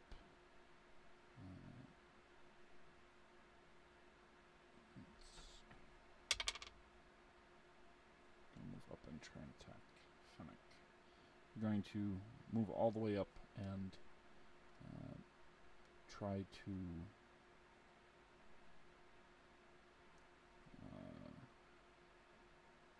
move basically right to Fennec and use their circle. And they both miss. These guys are not very tough.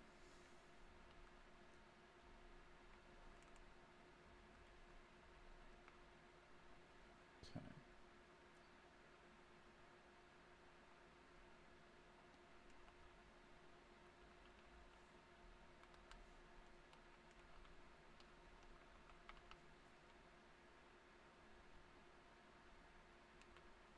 Alright, it is Umbra's turn.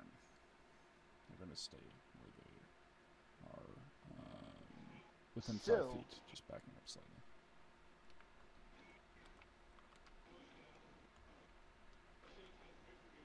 Is it? Oh, I missed Syl when I did Linnell.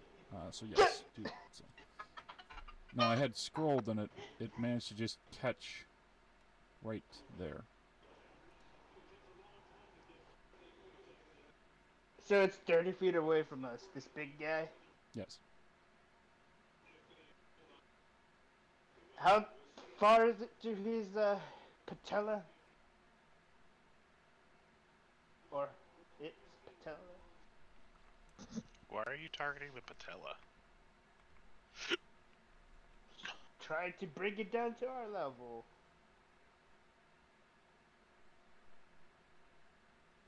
Okay. He's 80 foot tall. Alright, so that'd be 20 feet up to his knee.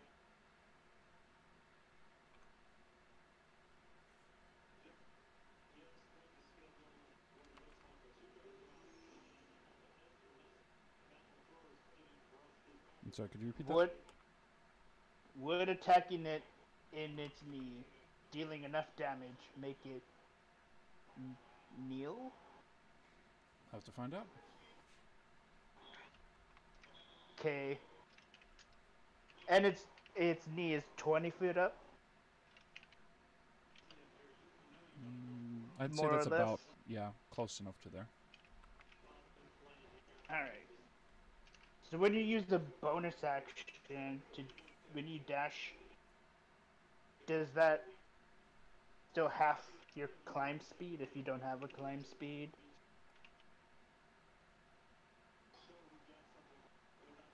Unless you have a climb speed, yes, it does have it. And you can climb as a movement or an action? You can climb as a movement. You may have to make a athletics check or acrobatics check, depending on the difficulty of it. Okay, so I want her to run up to the giant and climb up to its knee.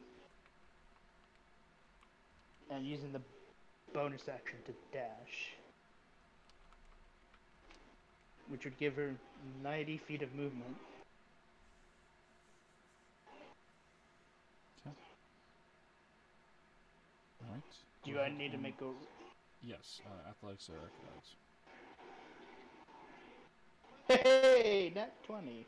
Too bad that wasn't for attack.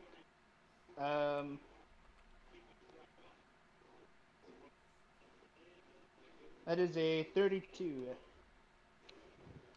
That hits. No, that was to climb. Oh. Yeah. You had enough to be able to climb.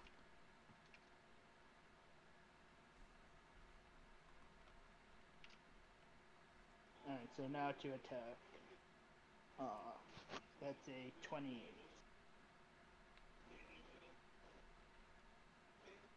.28 hits.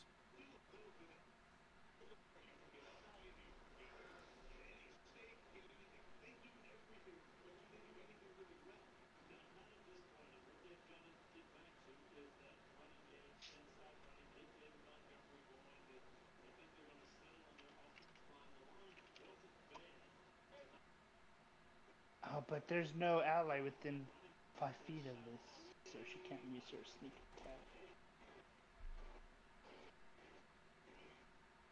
So that is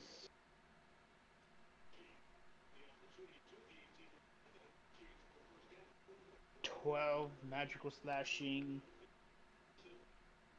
7 lightning damage. And that is gonna be also marked for 3 minutes.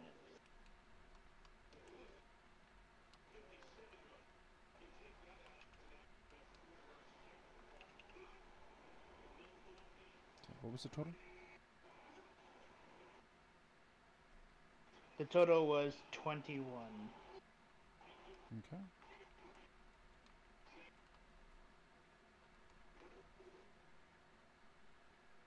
And that's gonna end her turn.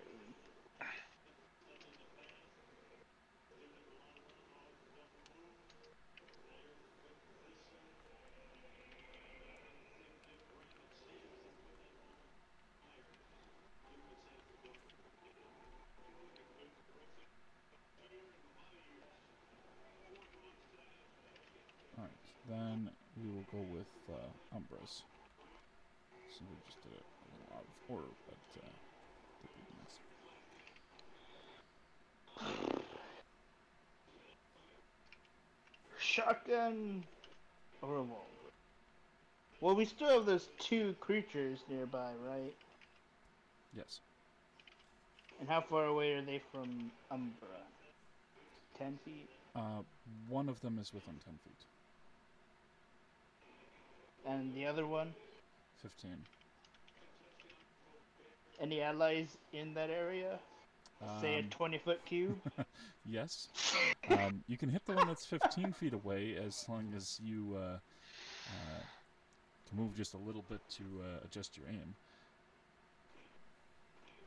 Alright, she's gonna move to where she can fire a 20-foot cube to get both of those and not an ally. Okay.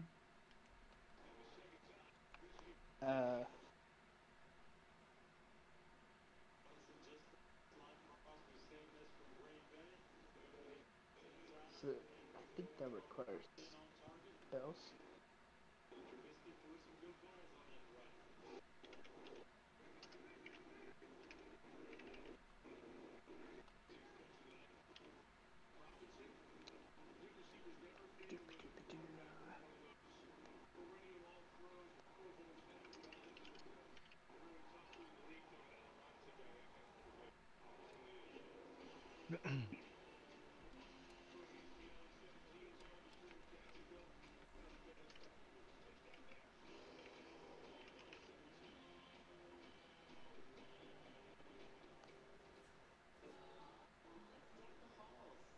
Okay, yeah. So she's gonna use a bonus action to load in her engine ammunition. Okay. And fire. They need to make a dexterity saving throw and beat a 18. Neither does. Fantastic.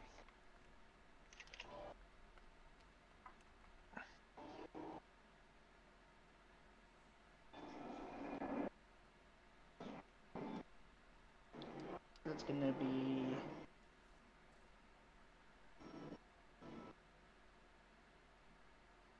5d6. Oh, that's a 1. So that's 18 fire damage to both of them. And they have disadvantage on the first attack roll. Okay. Well, as they are charred and smoking a bit as they plop in the snow, I don't think that's going to be much of an issue for them. Nice. Noise. Oh, my RTC is disconnected. Did you kill a bulb? Between Syl and Umbra, 3 of them are unconscious. And Were kind there of smoldering. only 3 bulbs? Yes. Well, 3 that are on the ground. You could see what looked like the bulbs in part of the giant's rib cage, but they weren't moving. Oh. They're people. They're dead people. They're people! So They're there's a bulbs. hole into the rib cage? Hmm? There's a hole into the rib cage? It's mostly skeleton for the giant, aside from the armor. There's some flesh hanging on here and there, but it's mostly skeleton. Oh! There's vines and black slime and black pulsating flesh and fungus and a few other things that are clinging to the skeleton, as well as chunks of snow and ice. Is there a helm on him, or is he just a skull? There is a helm that has just little nubs on the side, one which is kind of broken off, but it is a skull underneath it. How tall is the giant? 80 feet. 80 feet.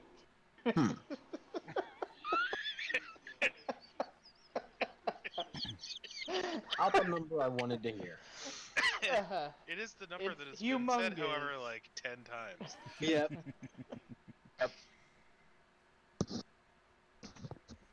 So if we cut it at the knees, it's gonna lose like 20 feet, right?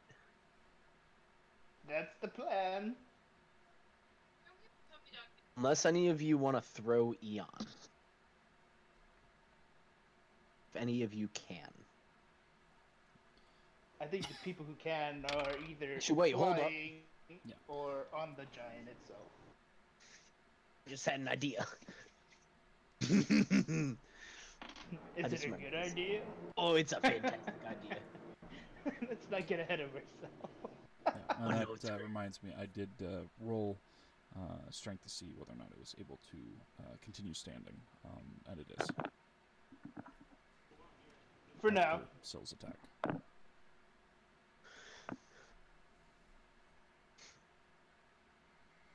All right. With that ending Umbra's turn, the Benevolence, who unfortunately went chasing butterflies before getting to their turn. He's gonna get with it at least. I 5 did feet not. to attack. I'm here. I'm just teasing. For was about to say, I once, thought it was I'm gonna be- here. About time. Oh, I'm sorry. It takes 8 days to get through combat. All Yeah, we got a lot of people. right, I'm ready to give good hands, people. I'm Can gonna be you mad move as right shit now? though. Huh? Can you move right now? Can I move? Aren't a bunch of people, like, stuck in their spot for a while? I mean, I should be able to move. Fennec, Benevolence, Darwin, and Lilith. So yeah, your movement is 0 until the next round. You have disadvantage on attack and damage rolls. And So- you Oh, had you taken, have disadvantage on damage rolls. yes, You can have that. and 8 psychic damage. And how far away is the thing from him now? 30 feet. So tell me, how are you going to move up to the thing to hit it? I can hit it from a distance, sir. Well, you Gonna- go It's the gonna- distance then. I'm Unless on I overdrive. didn't- Unless I didn't take said spell. I didn't. I'm upset. So So how are you I'm going to give go- hands 30 feet away? I guess I'll have to wait for the second go round of these. Throw a sword. Throw the sword. Throw a sword. Yeah, throw the sword, man. I'm not throwing any sword. You throw You could that throw sword. snow. Still's going to be like, yoink. Oh, the bud. The Oh, bud oh, knights oh! are I know dead. what I could do. I know what I could do. I know what I could do. Okay, What? so I'm actually going to throw my thunder javelin of lightning.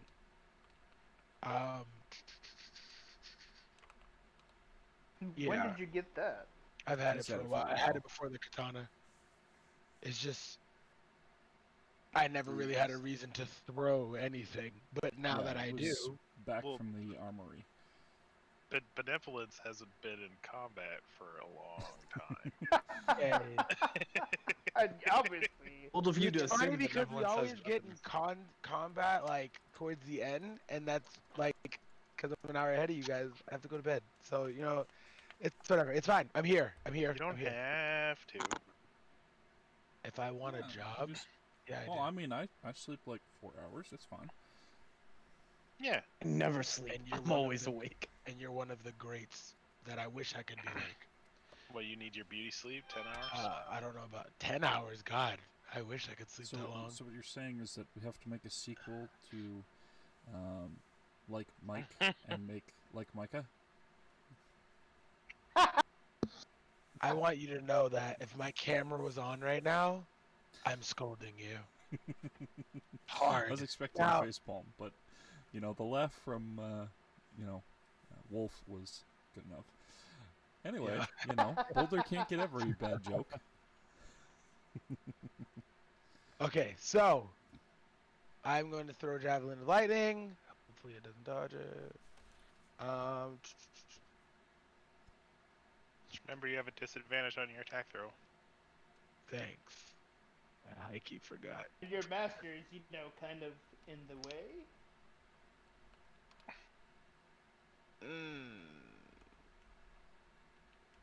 So would she automatically fail a dex throw because she can't move?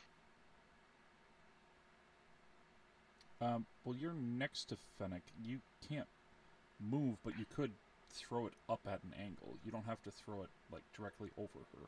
It's 80 foot tall. Throw yeah, it up. You've got plenty of room. Okay, because okay, just making sure. Well, the other thing is that when you throw the javelin, it kind of makes a line that's 5 Yeah. feet wide that Right, hits everything You within just that 5. aim up instead of straight across. Okay. 3 dimensions. Okay. Okay, that's what I was wondering. Like, if Oh my it's a god, is that a line, 3-dimensional character? if it's a line, wouldn't it like the lightning fall down? Yeah, that's what I was wondering too. Cause like, what is it gonna do? Just stop at an angle? It's like it only goes this far. Cause I threw it at an angle, like it's lightning. So I was like, oh, okay. But just- if that's how you're gonna, okay, that's You I'm just not arguing. basically if it was on a map, I would just basically put the angle that you're aiming toward and measure it from there. As long as nothing's in the way, then you're fine. You don't Okay. have to go 2D with stuff. And that Okay, is so- something that Arendelle can definitely attribute toward the ferret system with using 3 dimensions for reshaping the environment and things. Okay. Well, I'm gonna look Burying at. enemies. I love 3 Okay. dimensions.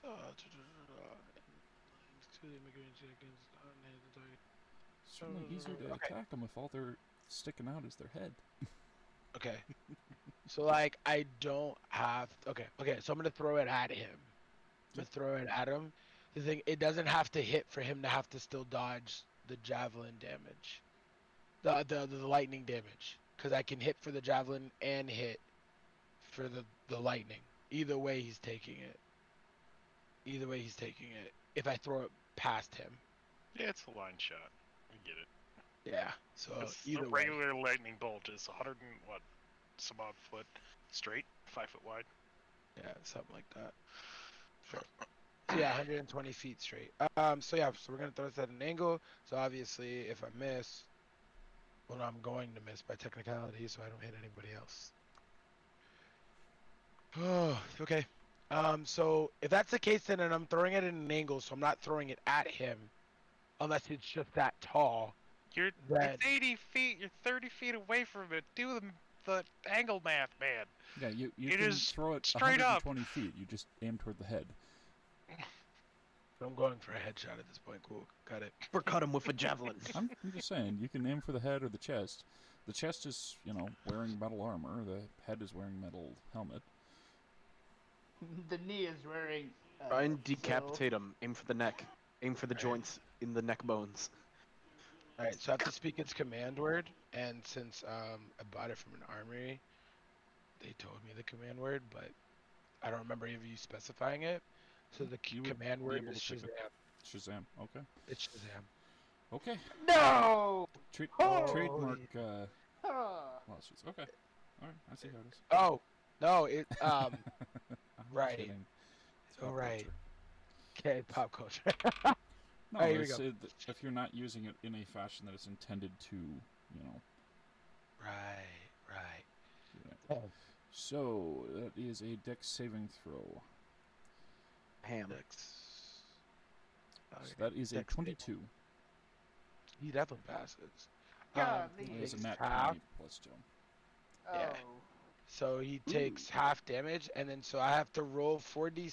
I have to roll 2d6, and then roll it again, and whichever one's the lower, that's what it takes, right? Correct. Okay. Oh boy, 6 and so that's 8, and they're both 8. Okay. So it takes 8, and then this sucks because I can't move. And then I'm going to cast Ray of Frost as a bonus action because I have that ability because of the Wild Magic Surge from way long ago. When we were at the Clockwork thing, I think. I forget what it was called. The Eternal Clockwork. There you go. Range attack spells. So my attack spell is I swear to God. I don't hit him. So we're just gonna sit there and just kind of glare at him. Okay. All right. And as you end your turn, out of the chest cavity, a red mass of slime and skulls and a figure in it glops and lands down into the snow below. Just going to passes on that, so right. We like able to see the features of this figure inside the slime, or So it takes 4d6 damage from falling. good point. Yeah, that chest height's got to be up about 50 feet or so.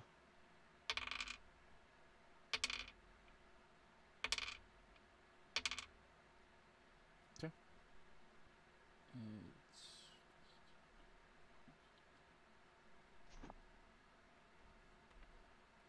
It's still mostly fine because it was low, but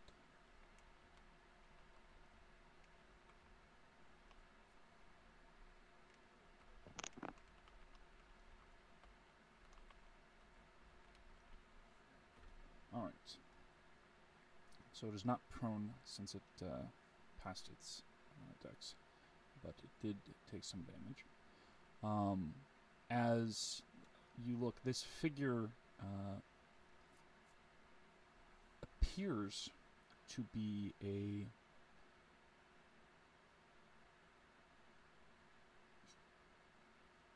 figure that is mostly covered in simple robes. Humanoid, but in addition to all of the slime that is glopping around them, their form is distinct in the shape and size of their skull and antlers. Is this someone that we know? Yes, yes it is. After this entire time, I thought, this is what her face is doing. Well, Darwin, your girlfriend's gotta die. Arwen's got a girlfriend? As you Lilani. look, go ahead Lilani. and make a perception check. Right. Is that for everyone, or? Anybody can. Okay. I'm gonna have Eon roll a second one if Darwin recognizes who this is. It's not for recognizing who that is, but seeing Darwin's reaction.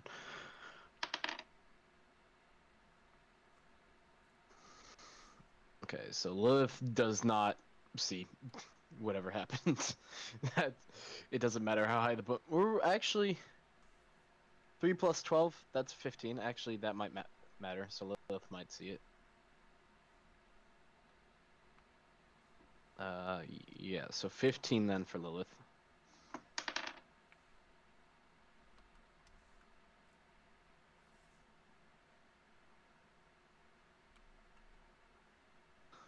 Whatever is going on, I'm pretty sure that is a 16 plus 5, so that's 21 for Darwin. Okay. Jan is sitting at a... I'm so bad at clicking on these tabs. A 18 for Eon. Then if Darwin sees who it is, then I'm going to go ahead and roll for Eon's, seeing how Darwin reacts on that. Who's here now? So, as you are looking, you can see indeed that it is Lady Solernum's servant, Lordkeeper Lilani.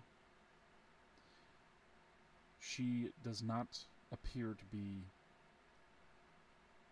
moving on her own, as there are tethers of red and black slime that is attached to her body.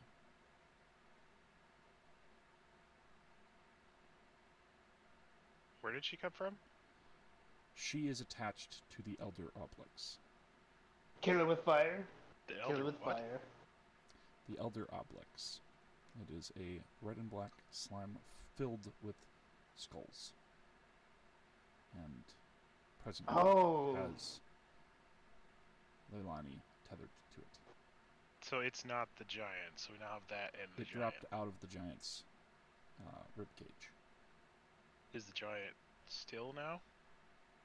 The giant is still standing. Giant's still probably a problem. It's a giant, then we have this thing inside of the giant, and then we have these other things that sprout from the giant. So The bugs killing are the dead. giant, It looks like it's coming out from this thing, really. that's what it looks like. Or maybe even Leilani herself. Well, it's clear that she's not awake, though, from what he just said, is that it's not her doing it. So it's probably the red slime that's the source of the bad stuff. Either that or the giant, one of the two. Basically, cut the slime, blow up the giant, problem solved.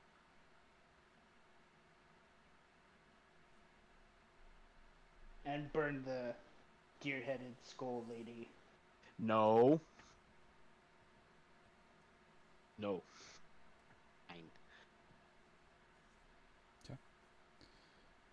So, as it lands, and you all observe it, it is going to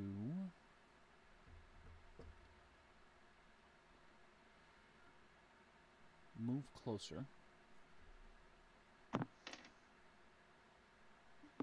and it is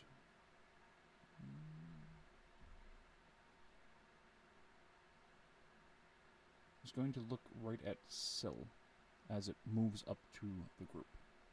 I need Syl to make a wisdom saving throw. Still hanging off of its D? It's looking at... Oh, So... I forgot that Syl is still hanging on there. So Yeah! So she's like walking backwards towards the group?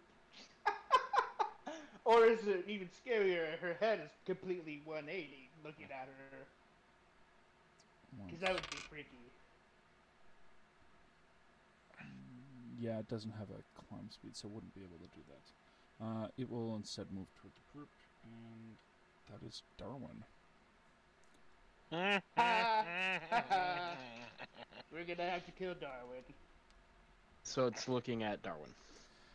It moves right up to the group, 5 feet from you. I need you to make a wisdom saving throw.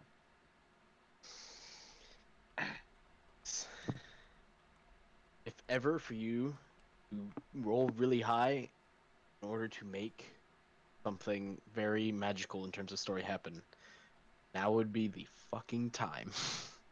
I'm moving all of my other dice down the way. Nothing is fudging up this dice roll. You're still gonna get it too. Shut up. No, I believe in this dice. This dice has always held me through. Every single Okay. time. It Every didn't single get time. blessed by Promise to throw it if Wheaton you did get it. it too. This dice has helped me with every other interaction with Lilani. It's the only reason why there's story between these two. It will keep the story alive. Yeah, y'all two will be together. Y'all burn together. Fucking 19 on that bitch. I love you. Mwah. Beautiful dice. Beautiful. That's why I've kept you for like 7 years. Too bad, you Okay. needed a 25 to pass. Cough. I still have to add in my bonus. Hold up. Actually, I get to add a 1d4 to that, because I just forgot. It still hasn't come around to Eon's next turn yet, so the effects of the Veil of Darkness for saving throws hasn't ended. The 1d4 added to that. So that is 30, 20 plus 1d4. Okay. 21 total. Oh, I'm sorry. Okay. It's your You D4s feel that failed as she looks at you, and the skulls within the slime all turn their gaze toward you.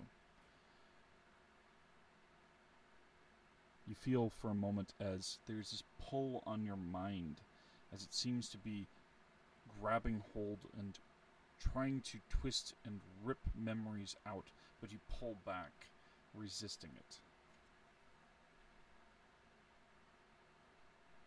It's not able to eat your memories. So the way Darwin's gonna interpret that realizes that he has memories somehow of Lilani. Since obviously once he realized Lilani was in there, he freaks out a little bit of panic. Okay. And it's going to use the rest of its multi-attack.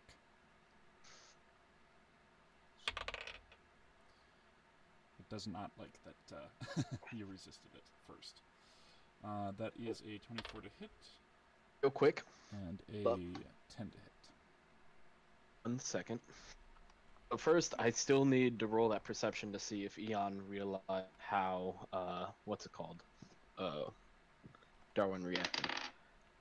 That is a 20, so he definitely realizes.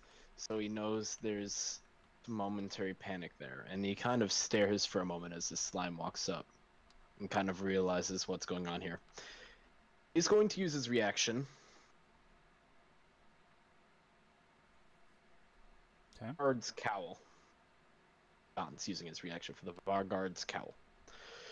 To basically, it's just uses reaction to ally being successfully struck. Basically, the attack rolls higher than that ally's AC. And essentially, Darwin is going to instead take the attack himself using his own AC. It still beats Eon's AC, but Eon will be taking the damage instead of Darwin.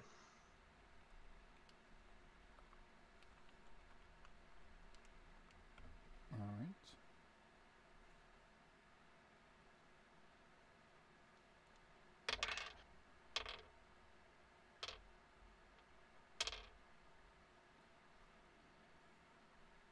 That is 18 bludgeoning damage and 8 psychic damage. So 18 and 8? Yes.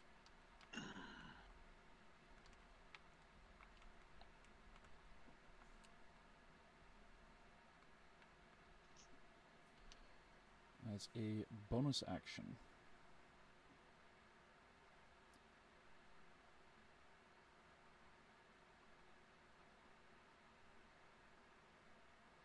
it is going to have Leilani just tilt her head lightly, just reaching her arms out widespread. Just this welcoming gesture.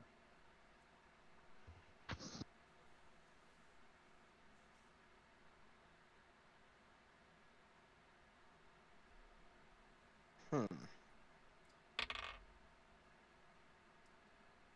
is just a persuasion, nothing magical about it. That is 21.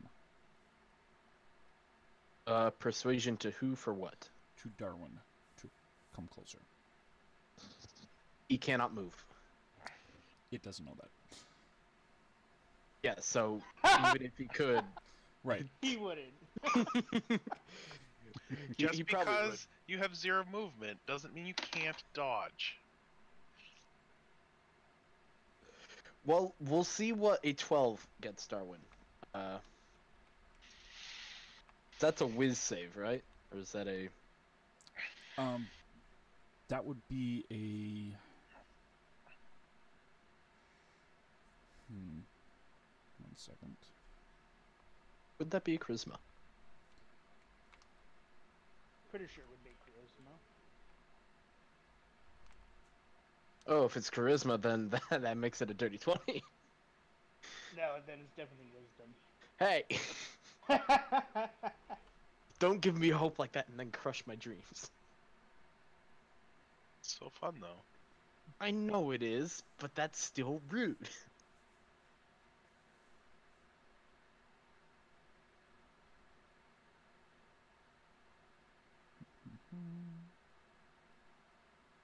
So yeah, I would say it would be charisma. Okay, so it's a dirty 20 Yeah, instead. it's your force of will.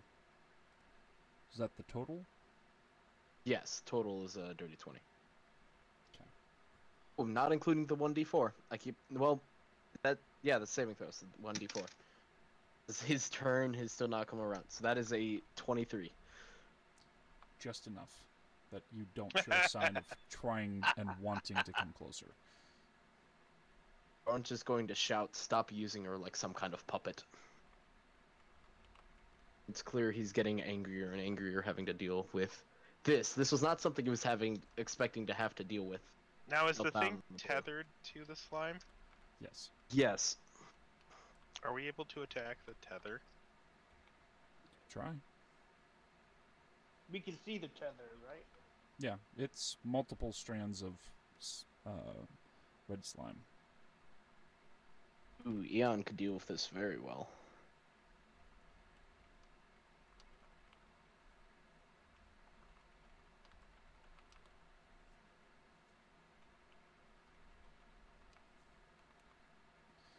Right, and that will end its turn, bringing it to Lilith. Hey, top of the round. One moment. Oh boy. And as a legendary action, Ah, shit.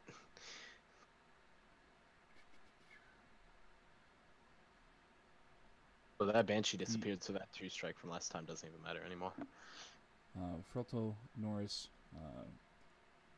moves a hand over part of the armor that he is wearing, and a strong breeze kicks up some of the snow and ice and swirls it around the group.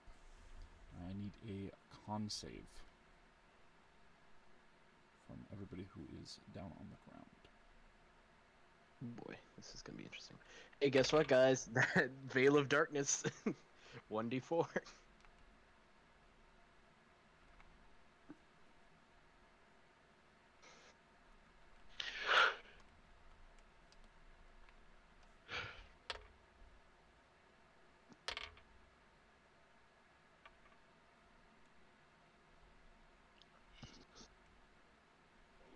$27 for Umbra.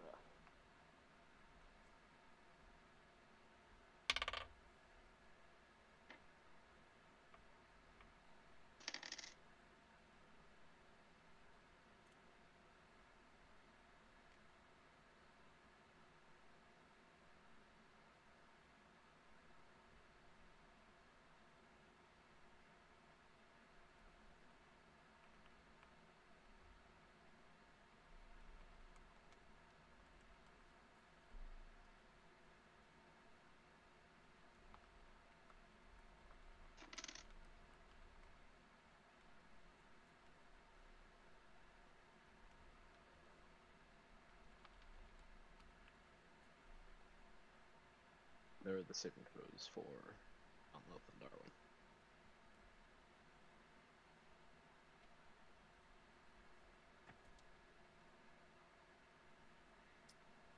Okay.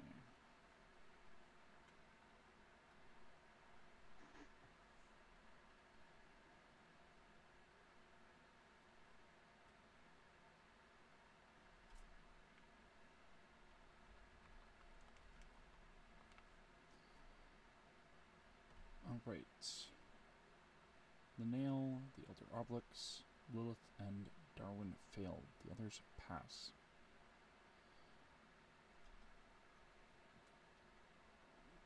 The Obelix is taking it too? It's in range of everybody. Oh, wow. It's a 50-foot radius. A 15-foot radius. Syl doesn't have to worry about it. Where she's at.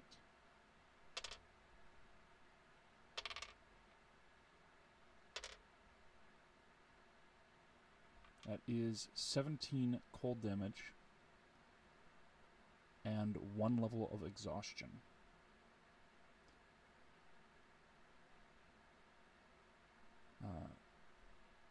And everyone else is going to take half who is in that area. One more time on that damage. 17.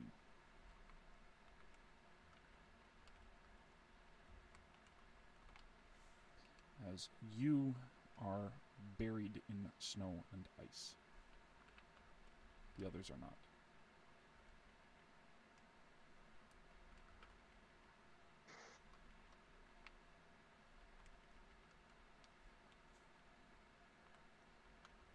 Now we are at the top of the round with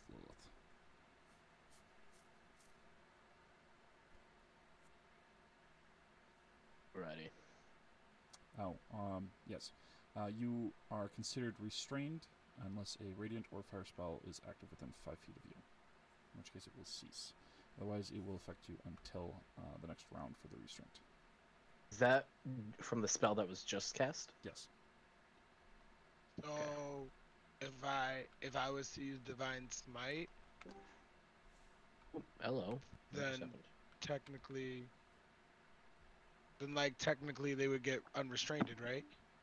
If it is within 5 feet of them, yes. Okay. Go ahead and make a, I'll say an Arcana check for Benevolence.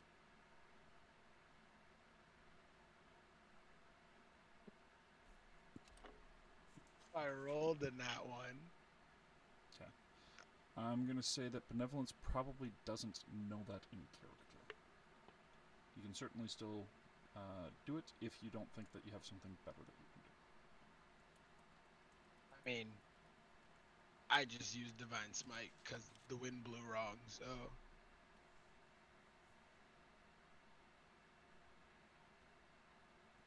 You do have a close So- range target in terms of that, regardless. One more time, what were those effects on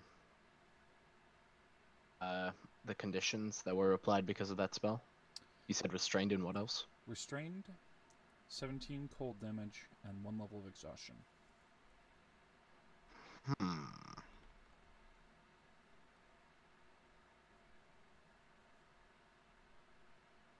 Till something hot happens nearby. As far as the restrained, yes. Okay. So the exhaustion stays. Okay. Yes.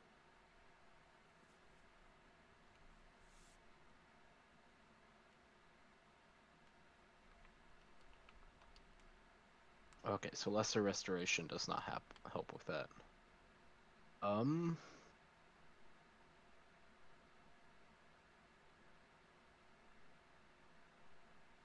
It is essentially akin to the wind twisting in a way that dumps a bunch of snow and ice on you and is cutting to the bone cold enough. So would heat metal be able to heat a large enough piece of that giant's armor to burn stuff? I mean, to burn him, or as far as the fire with regard to you all? I mean, I just want to make sure it hurts him, but if it also he's warms us up, wearing then armor. Yeah, the armor is too far up to affect you in terms of that, because it's got to be within 5 feet. But as far as hurting him, yes, it definitely has the possibility of doing that. Okay. So we're gonna go ahead and start off with a. I'm gonna use bonus action of guidance because everyone's very close enough to each other still that she should be able to reach out. She's gonna reach out and touch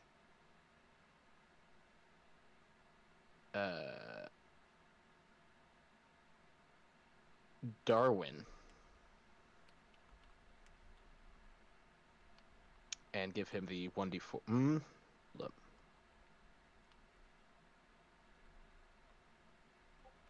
No, she'll go ahead and touch Benevolence.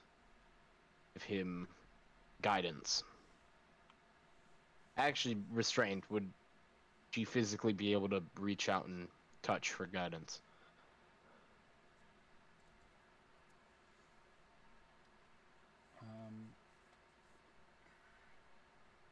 Lilith is within 5 feet.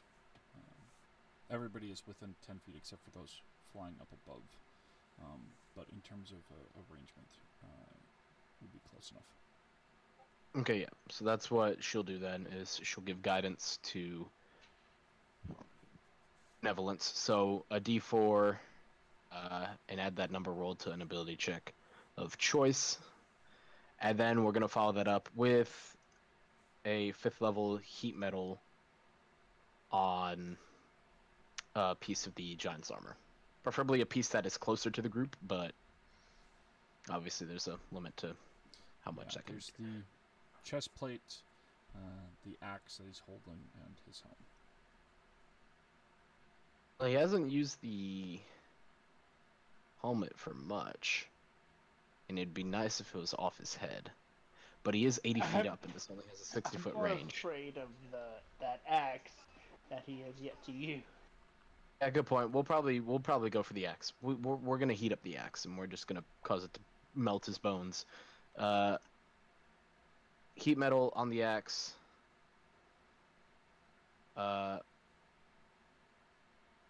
He's gonna take 5d8 when I cast, and if he's holding it, he must succeed on a Constitution saving throw or drop the object. Okay.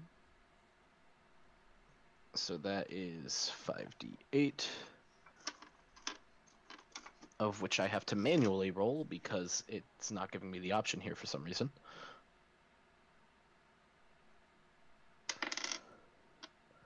So that's 2, 7, 11, 18. Shit, how many? 2, 7, 11, 18. Okay, so this was the last one, so 22 fire damage.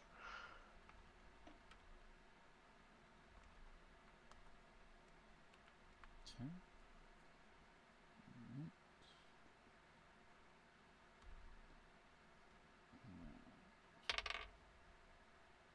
There's a 21 con save.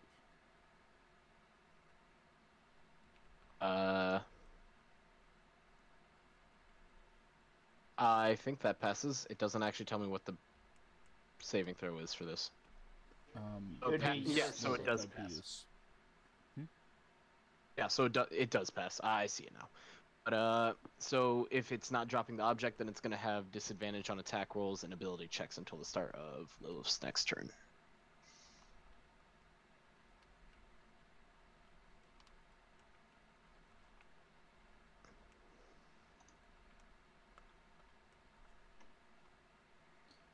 Okay. Alright, does that end Lilith's turn? Yes, that does. Okay.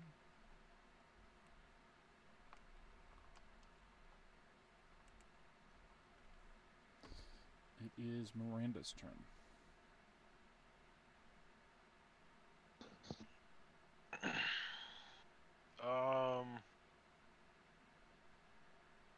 Bonus hex. Change to slime.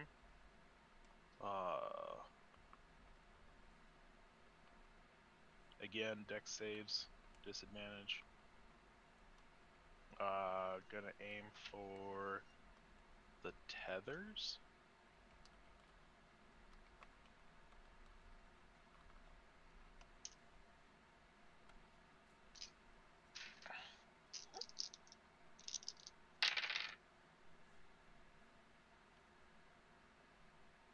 Does a 25 hit?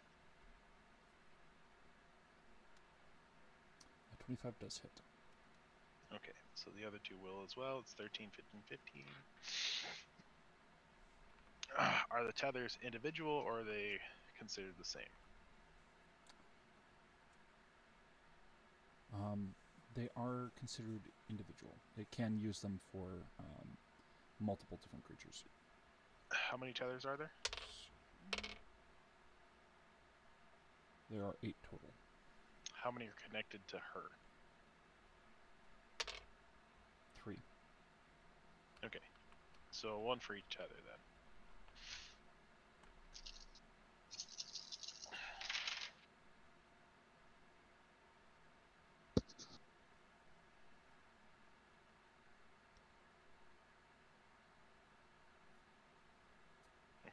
So.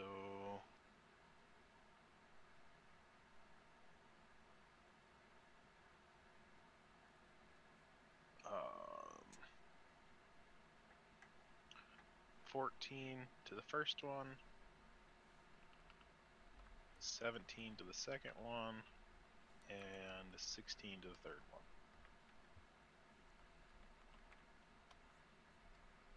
Okay.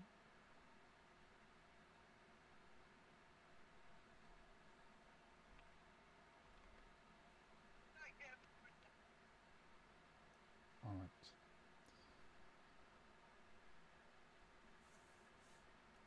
That'll end her turn.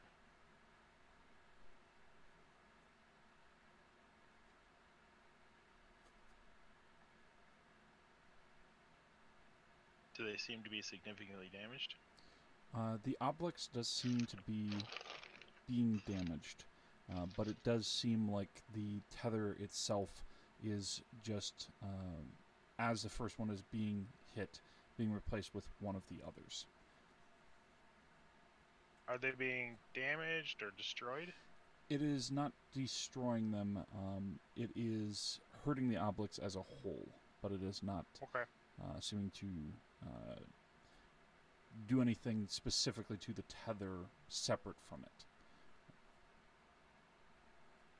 It has to do with the feature that the obelisk has.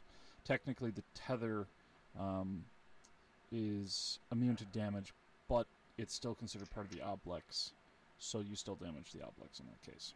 Okay. It's only severed if there's no opening at least 1 inch wide between the main body and the simulacrum, like putting up a wall of force or something like that. Oh, don't worry. Eon has a solution to that problem.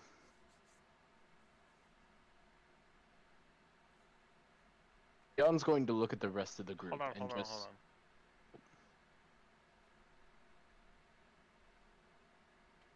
I think Arendelle just got an idea.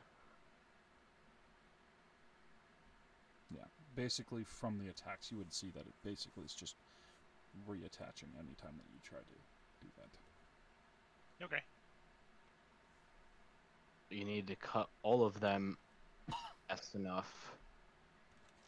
Separate. For flavor, technically, they're essentially reattaching, but more or less raw. It doesn't sever. It's just for flavor that they are reattaching in this particular case. Right. That's fine. Said I could try. I tried. Still hit it. Yeah, you still deal damage either way.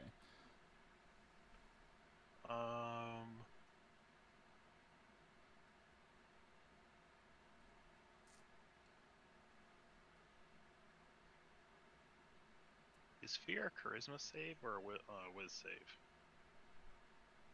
I believe it is whiz. Yeah, fears with save. Yeah, most, Trust me, Darwin most knows. spells that have the frightened condition end up with a whiz. Which is interesting because a lot of the more mental resisting things tends to go toward charisma in general. But I guess the wisdom thing it's is more so more realizing it's a spell. Yeah, realizing it's a spell, realizing it's an illusion, or that it's not as dangerous as it is. More than working up the courage kind of thing. Yeah. Which, it's like, technically with the way that D&D is raw, you can substitute something like a strength intimidation instead of a charisma intimidation if the DM allows it. But it's kind of different when it's like built into a spell or a stat block. Yeah. 1 sec.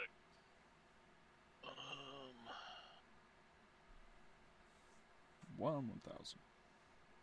Hold on. I'm just... Here we go. Just teasing. I know.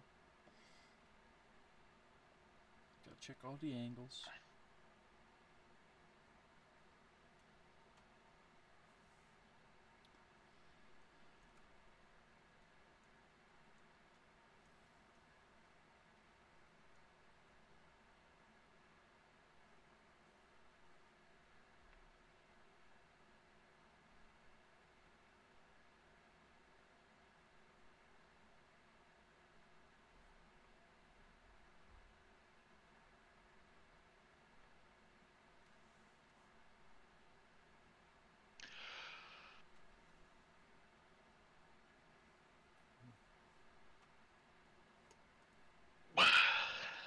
Do I think that the giant is a puppet of the slime?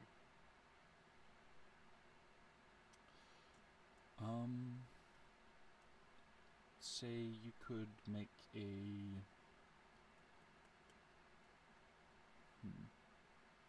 Let's say make an intelligence check.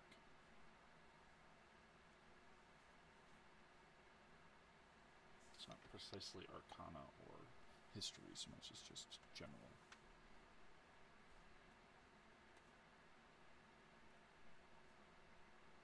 $14. You don't think that it's a puppet. You do think that they are severely linked. The obelisk did come out of the giant's ribcage.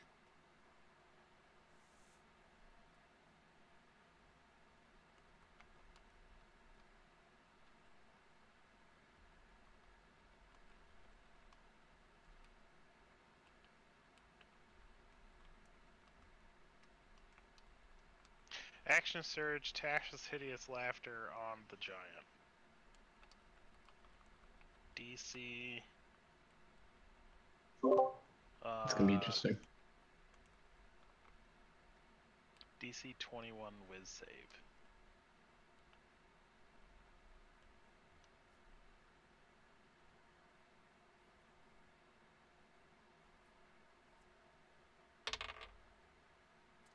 That is a 7.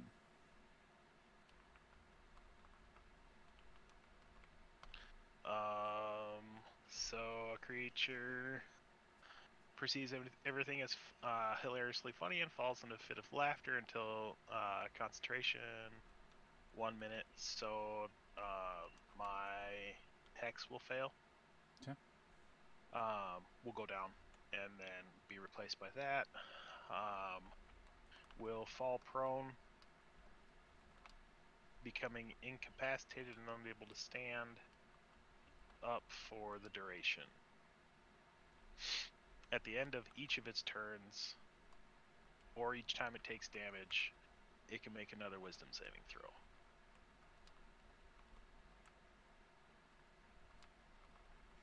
Okay. So, if it was concentrating on anything, I believe it would lose concentration. Well, it'd make a concentration check, unless it specifically Well, says it becomes hurts. incapacitated. I don't know if it's. I don't know if that does anything.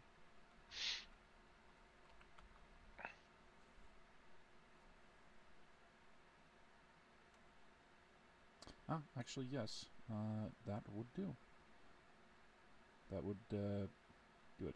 In this particular case, it does not seem to be affecting anything, though. Okay, that's just in case. Yeah, good to know. So, It's a still, rare thing, since usually it's, death or taking damage. That is the one other thing.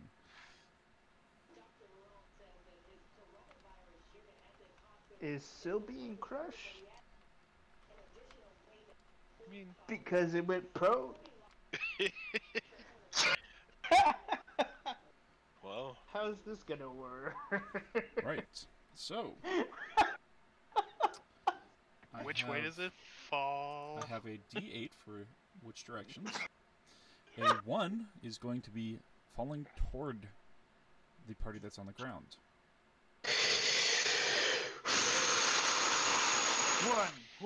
One. Oh. Still, if it is a 1, 2, or 3, you're going to need to make a dexterity saving throw. That gets squashed by its crotch. It is a 5. Okay, good. So it is falling backward and to the right a little bit. It's right or our right? It's right.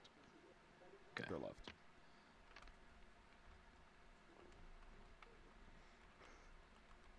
Alright. 1 second here. It'd be nice if there's just a conveniently placed cliff right to its right. All right. Oh, yeah, You know, cliff faces are its height, so I don't think it's gonna take too much damage. Well, if it falls on its head, 4-foot fall could kill you if you land directly on your head. And not in D&D. Boy. 4-foot fall, you don't even take damage. If you fail the dex, if you fail the dex save from falling, does something.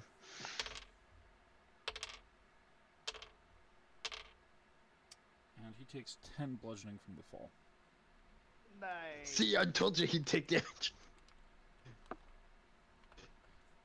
The And issue Does is that that mean the equivalent of he can 4 redo feet for a his save giant is 20 throw? feet. that's only a 5 for his save. Oh. I mean, oh, that's good. That's good for us. Why are you upset that he's taking damage? So, Does No. this Thinking it giant- doesn't.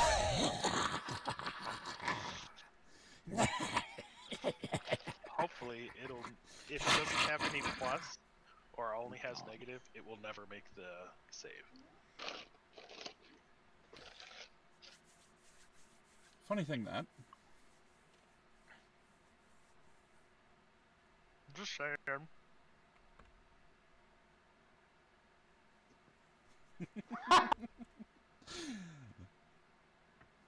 Straight roll. Yep. I was waiting for somebody to find that out on one of the rolls, but since you mentioned it anyways, yeah, he can't break it by himself. Okay, cool. Get The question wrecked, is bro. the rest of us smart enough to realize that we've just given a undead frost giant locked in syndrome? I think you would. You'd figure it No. out at least after, a Smacking it a couple bit. of rounds, or smacking you around enough. Yes. Assuming we don't kill it she's- first. She's done this before around you.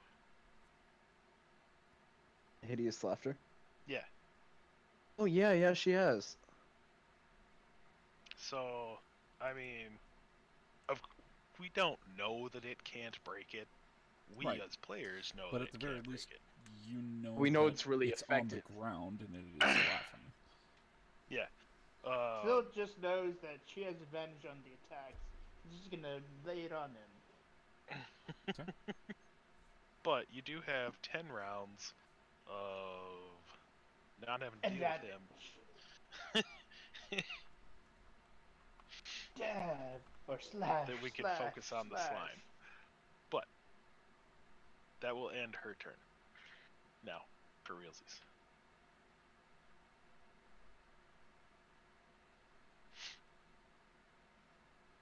All right.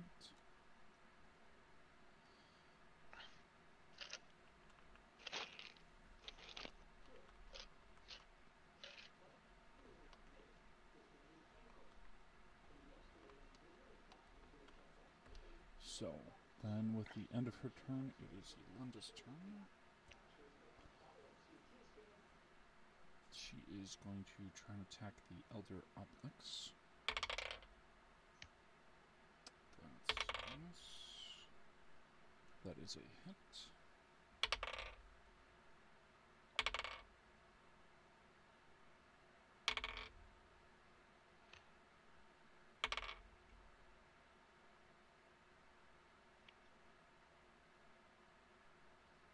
That is 47 slashing damage.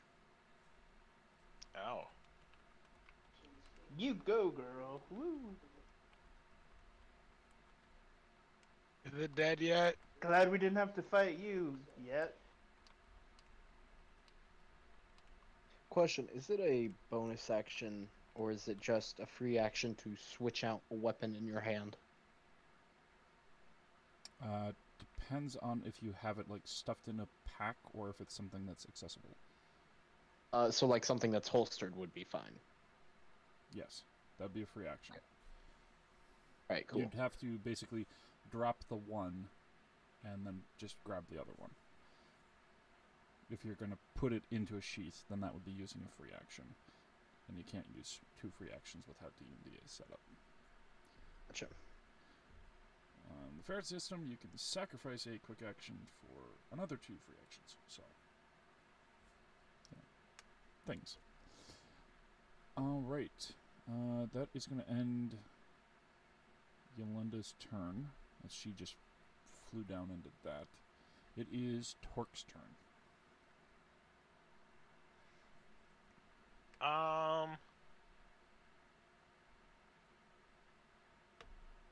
Question. Can I choose to fall out of the sky and hit the slime? I mean, you can technically choose to fall. You just would be taking the possibility of bludgeoning damage from whatever height that you just cut it off at. Right. So I want to dive bomb, like smack, and maybe kind of roll to land without like being prone.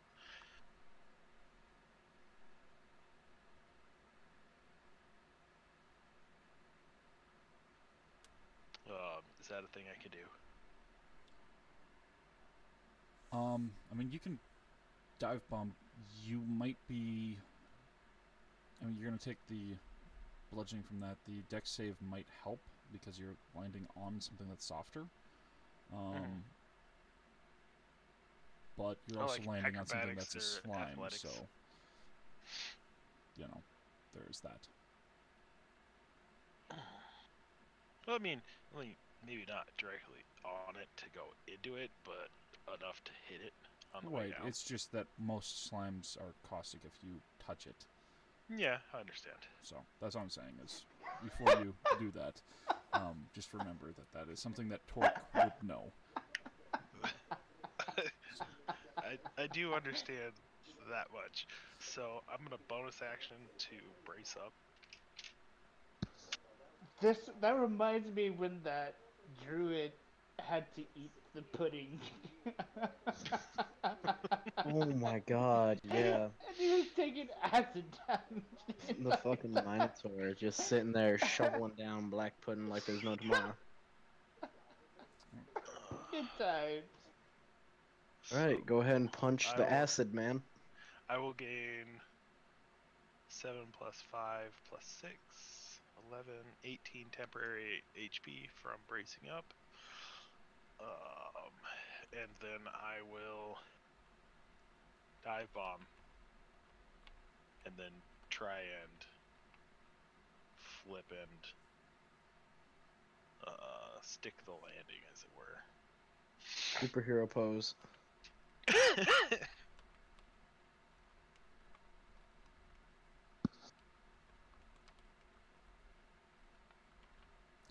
Alright, so that is going to be 76.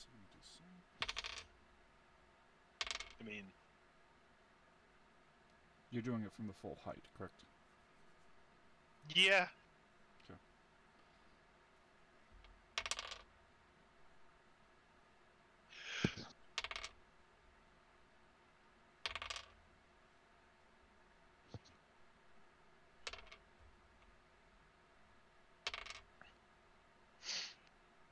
And that's a 22 30. bludgeoning damage. On a 30 to hit. You do hit it. And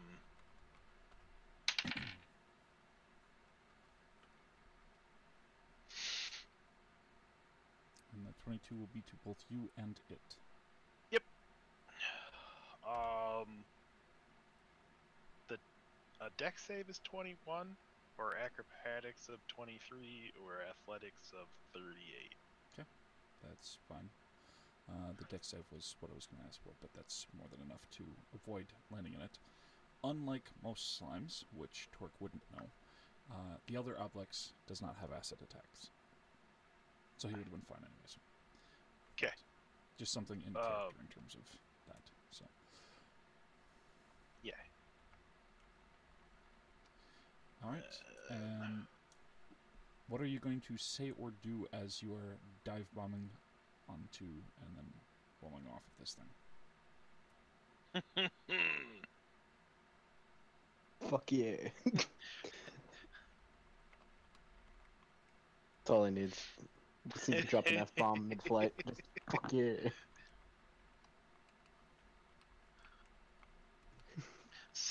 Say hello to Mike.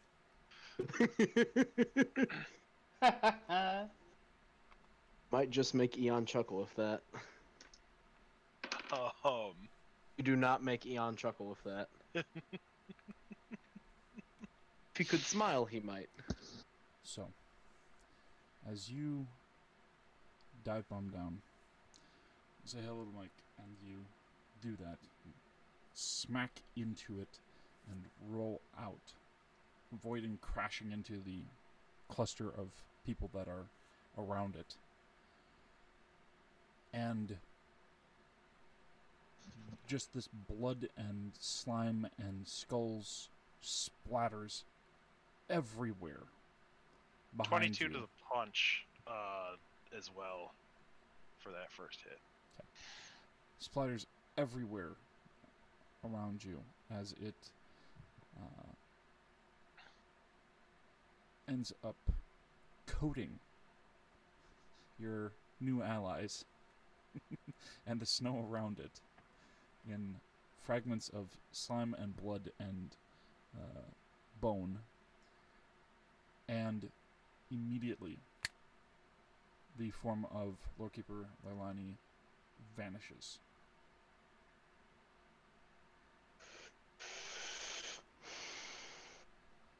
Womp. Did it die? She been dead.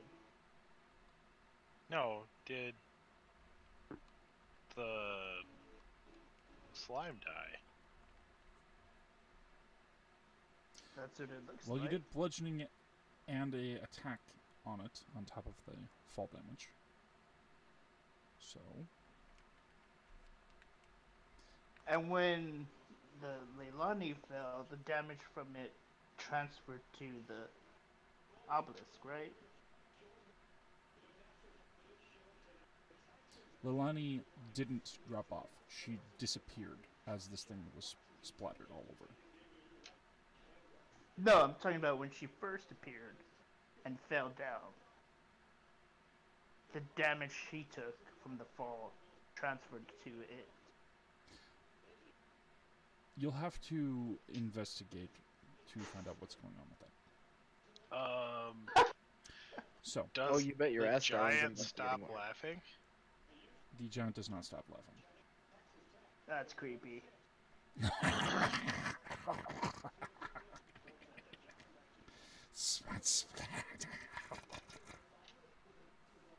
Is it saying anything particular in giant that Sil would understand? It's just saying it went splat. Yes, it did. She will also be laughing. Then I guess I'll use my movement to move up to the giant. Yeah.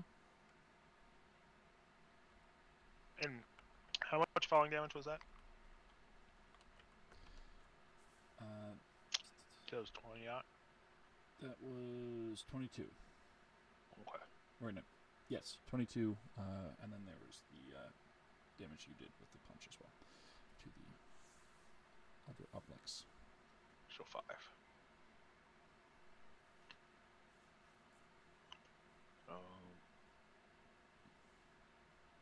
I'll punch the giant, I guess.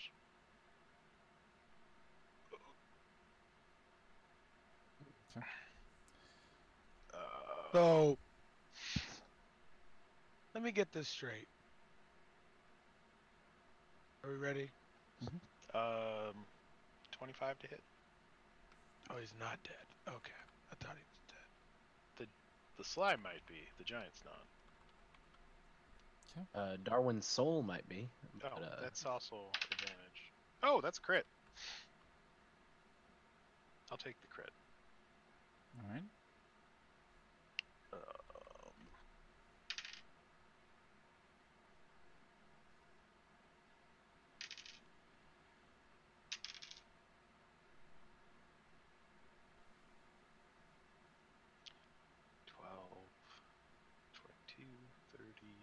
36 bludgeoning, 10 of which is fire damage. 36, you said? Yep, 10 of which is fire damage. I'm not haymakering it this round because it didn't say it at the beginning. So that's double the dice damage. Okay. I will roll it for the sake of feeling better, but it has a 0, so... Hey, that's only a 13, so it wouldn't have gotten anywhere near. Even if it had the +1.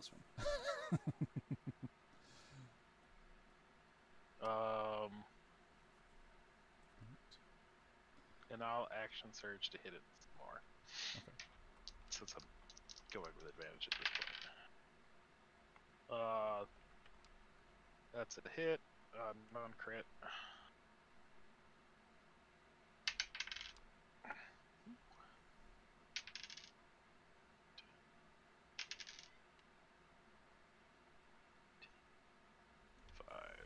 Five fire damage plus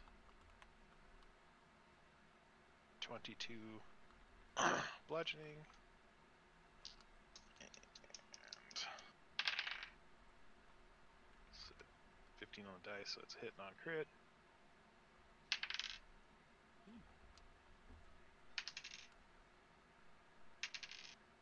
One. 2 fire damage plus again 22 bludgeoning.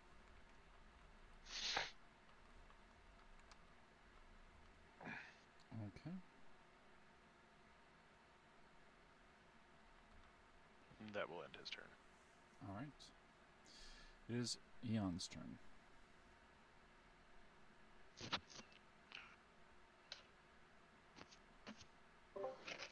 So Slime is gone, or Slime is dead. Laney's gone. Only thing that's left currently is Giant.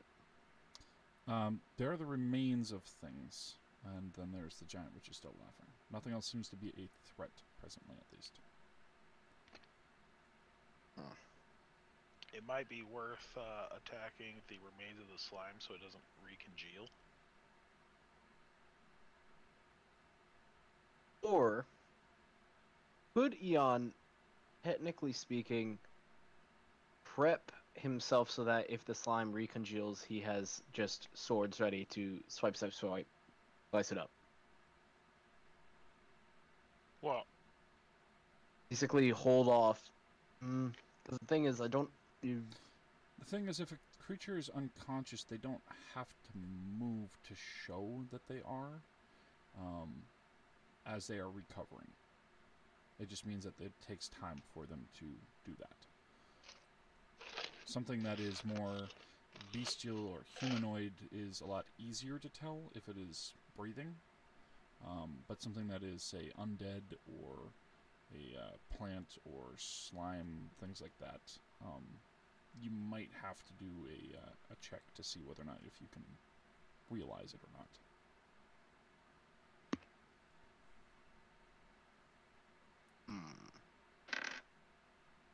Eon believes the slime to already be dead.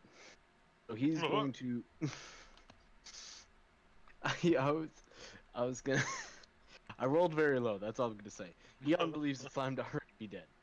So he's going to move along to the giant to begin dissecting it, essentially.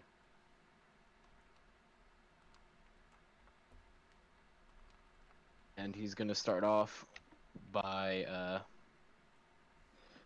getting over to the giant. He's going to basically, quote-unquote, plant his shield into the ground. Or actually, could he? Because his shield, could he hold a sword and shield in the same arm at the same time? Depends on the particular shield. A buckler you can. This is not a buckler. So he's going to basically take his tower shield he has and plant it down into the ground. Bit of a smack so that he can let go and grab his other blade from its holster. Or sheath, I guess, technically. Okay. I will say for flavor, you're intentionally planting it instead of just dropping it because of the reaction to grab the other weapon. And so he's going to start off with the attacks of the first weapon, the Hyperphase Sword, which is just going to be doing slashing damage. That is an 18, 19, and a 17. What the fuck? A 17 to hit. 18, 19, 17 to hit. Miss. Or actually, because it's prone, isn't that advantage? Technically, yes. Yes. So I get to roll again on those. So the first one was 18, so minus 8, so 10. Well, that's better. That is 19 for a crit. So that is a 27. So the first hit is 27 with crit. Second roll was a 11. Well, we're sticking with the 11, so that one's still a miss. The last one is a 9 with that 17 with the bonus. Which gives us 11, which moves us up to 19 for the third hit. Okay, that still misses. So you do Okay. hit the one time though. And that one time is a crit, so that is a nice bit of damage there. Gotta double check what the thingamabob is. Who's like, that is literally like the broadside of a barn, yo. It's more akin to like attacking and it's glancing off than doing any serious damage. Yeah. Shh. It's like if it was a living creature, I'm going to shave off some of your hairs just to insult you. Yeah, basically. Okay, so there's 3 plus 6. 12, So what I'm hearing is only the power hitters are hitting this, I think. 15. Okay, so that is 18 damage total from that first round of attacks. Slashing. He's going to follow it up with 2 weapon fighting to swing with his other blade, the Void Blade, which is half slashing, half necrotic. So one swipe of that. That is a dirty 20. Just hits. Took you long enough, you fucking piece of shit. Nah, I love you, dice. So that's 1d6 slashing and 1d6 necrotic. That is 4 slashing, 1 necrotic. Okay, so it was 18 and then the 4 and 1. Yep. That's 25. Okay, is that ending your turn? No, we're gonna action surge because I wasn't satisfied. Okay. And we're gonna go again. So starting off with the Hyperphase Sword with the 3 attacks. Clink, clink, clink. Keep on forgetting it's advantage, isn't it? Yes. So for the first one, so 16 plus 8 is 24. 24 hits. 11 plus 8, 19, so that's going to be a miss.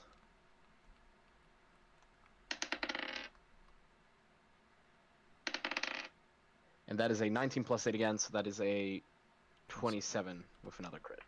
That's 2 hits, one of which is crit. Alright, so roll the damage for the first one. Okay, first hit. Alright. So that is 11 damage. Okay. And the second one. 2, 1. Oh, shit. 3, 6, 13. You said 13? Yeah, 13 for the crit hit. You crit for 13. I know what you're thinking. I rolled 2 ones. Okay. So stop judging me. Okay. This is mostly a defensive class. I'm just gonna point that out. Okay.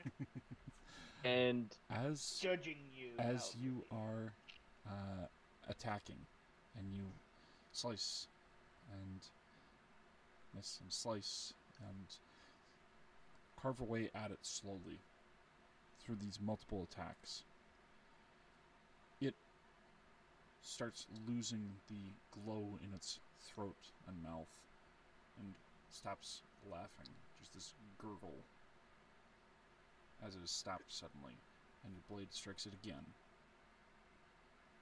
And it continues to fade out, still glowing but slowly disappearing. Alright, we're gonna make sure it's dead using a bonus action for 2-weapon fighting, firing off the tachyon arrow wrist-mounted thingy. So, it's slightly less chance to hit. It's still advantage, right? Already? Yes. Did you used your bonus? Yeah, action I did. already. Never mind, I'm having a Action stroke. surge only gives you an extra action. Yep. I'm having a stroke, guys. Don't worry. Level 13 and I'm slowly dying. So, with the fact that it is unconscious, as is everything else, you all have time to easily go ahead and double-check everything. Since I know you all tend to do that anyways, and everything is either on 2 death save fails for Frelto and the other Obelix, 1 success for the Banshee, and just unconscious for the Death Blossom Knights. The Banshee is able to be dispatched by destroying the skeleton remains. I'm about to say he's gonna go up and crush the skull. Can No. Sil? Will y'all allow Sil to get the 3 undead kills with her scythe for reasons? You're gonna have to ask for that because I'm walking over to the skeleton. So you're talking about the Banshee and the Giant then? Oh my god, I completely fucking forgot. Those fungus things don't count as undead?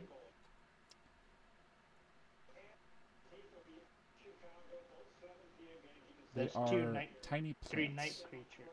Oh. Then she'll just kill the giant with the scythe. Oh, and since it's within 30 feet, she'll use her special phantom ability. Or will that not work with the giant? Remind me of it since it's been a while.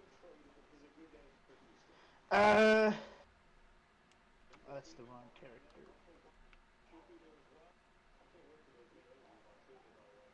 So,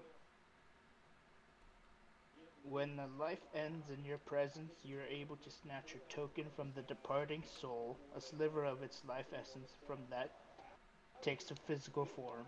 As a reaction, when a creature you can see dies within 30 feet of you, you can open your free hand and cause a tiny trinket to appear there, a soul trinket. The DM determines the trinket's form, or has you roll on the trinkets table in the player's handbook to generate it. You can have a maximum of soul trinkets equal to your proficiency bonus, and you can't create one while at your maximum. I'm mad because Okay. y'all didn't even need me for this. And I literally had a turn. And I stayed up for all of this. It's not my fault you got karma. trapped. Also, Said you that. did get like the lowest possible initiative. I mean, And no, that's it. There's nothing. Just got lowest possible initiative. But assuming this means that Darwin, Lilith, and all them can move now, right? Yes, everybody would be able to, soon enough. Yeah, Darwin's gonna step forward and just kind of stare at the slime for a second before using what? He's going to use a 4th level locate creature. Name. Actually, yeah, creature would count a person. He's going to cast locate creature to see if he can figure out what happened to the lady and where she went. Okay, what is the range on that? 1,000 feet. You do not locate her.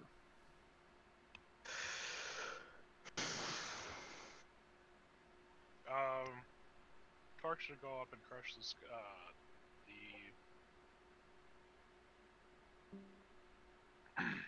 chest of the skeleton and grab the head.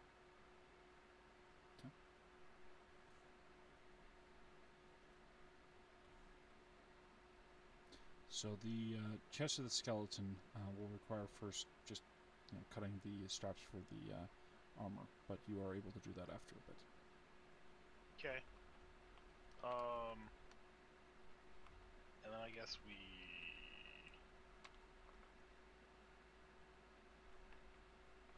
I'm gonna firebolt the bits of the slime to kind of dispatch that one. Nobody else is doing it.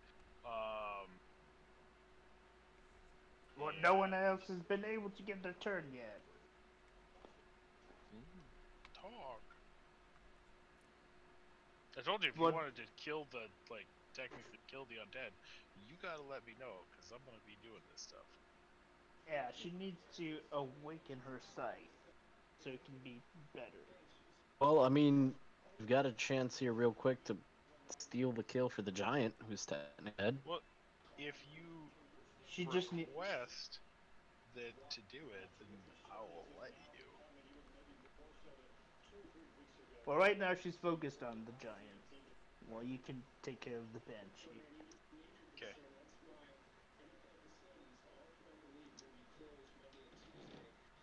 And is she able to get the soul token from it? I mean, it's only a reaction, so I don't see why you wouldn't be able to. Alright, so as you do that, you're going to gain 3 soul pains and a golden locket that has black stones inside it that occasionally cry tears of blood.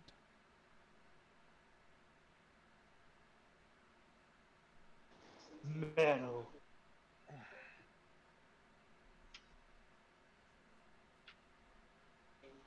And then, would she be able to do that again for the slime and the banshee?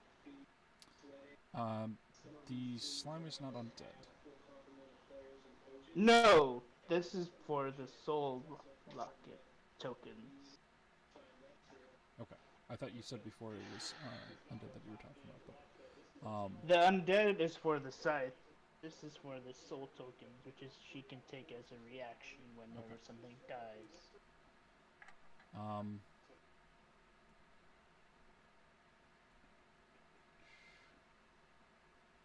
So that would depend on if you ask the others to pause, because you can only do one reaction per round.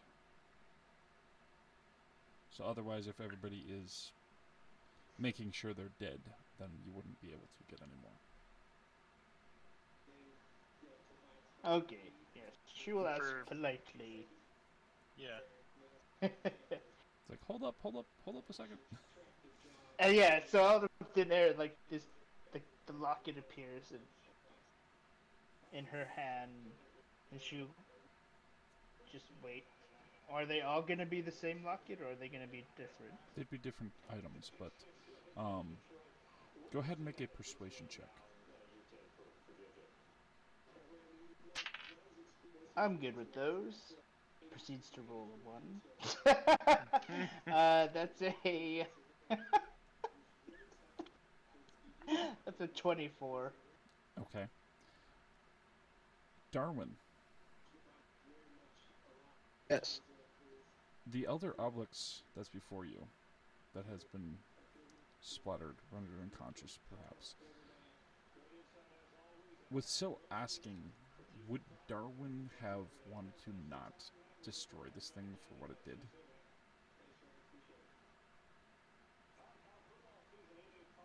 Thing is, what does Darwin know about this thing and what could have happened? Because the thing is, Leonie disappeared. Mm-hmm. And is not within 1,000 feet of him. Does that mean she's just straight up gone? Based on what he knows of this creature, or does that mean, like, Or it's something that's just like a teleportation weird thing, and when the thing's defeated, she teleports back to life. As an example, Castle Ebonpeak or whatever happened with that, because we're Go still ahead quite and a make, distance go away ahead and make from. an intelligence check.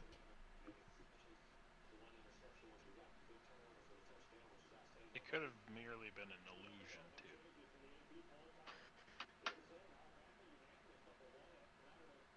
The thing is, everybody saw it, and no one rolled to see if it was illusion.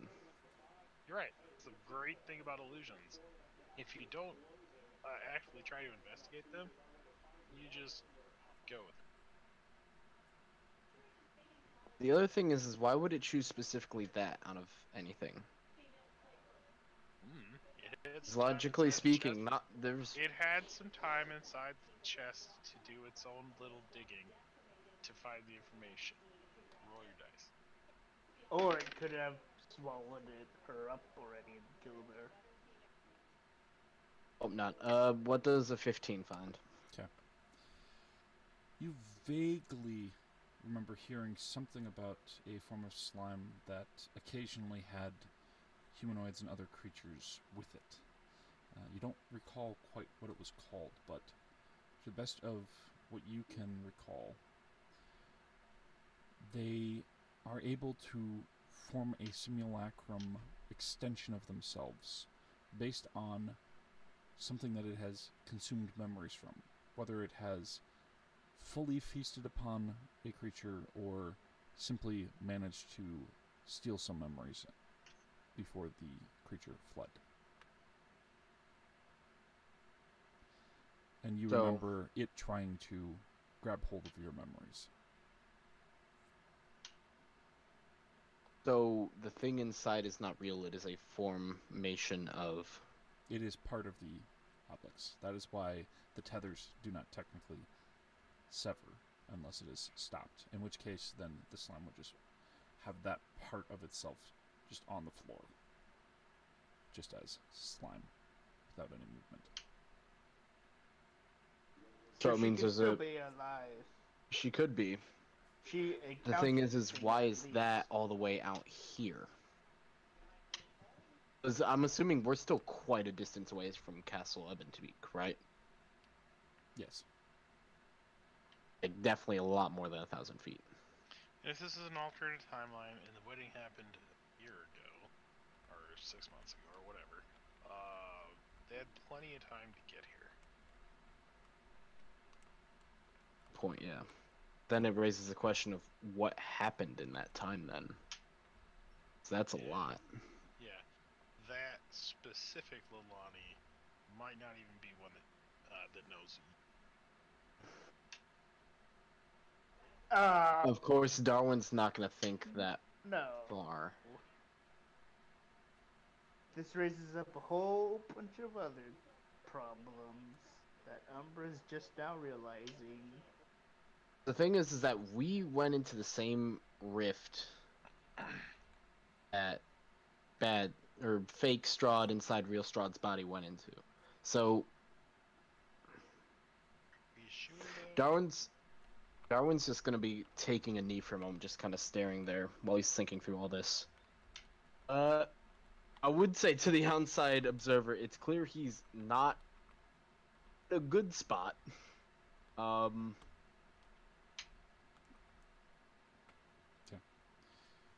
Seeing as how you've realized this, and you're, taking a moment, would you have done anything to the slime, or would still have the opportunity to go at it?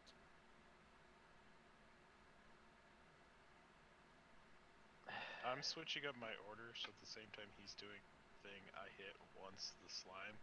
But it's a spell, so it should still need one more. So if Syl is telling me to halt, I'll halt. Yeah.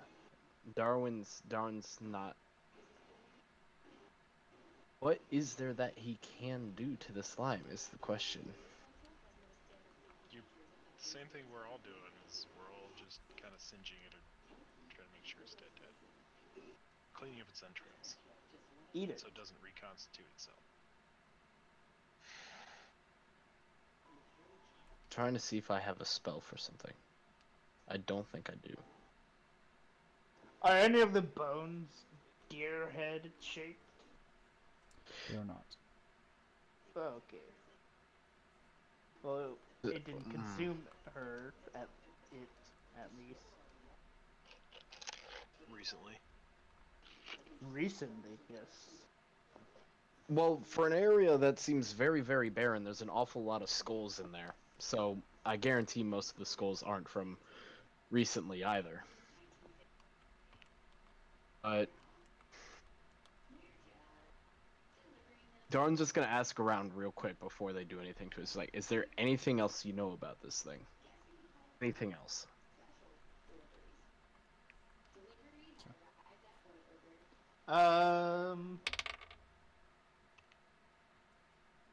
Yolanda does tell you its name. She says that when she found out about her sister being half slime, before she got adopted even by her sister's family, she knew that she had become one. And she looked into things quietly to try and find out what she was and what was going on. She did come across some of that information, but didn't piece any of that together until just facing this now. That, you know, the fact that Leilani seemed to have disappeared. Okay. So she's able to kind of confirm Some of what the Darn gaps, was able to think yes. of. Yeah. What's the name of this thing again? It is called an Elder Oblix. The smaller ones Oblix? are just regular. Yes, Oblix. Can you use that in a sentence? That is an Elder Oblix on the ground, which I will feed to you if you taunt me more. Okay.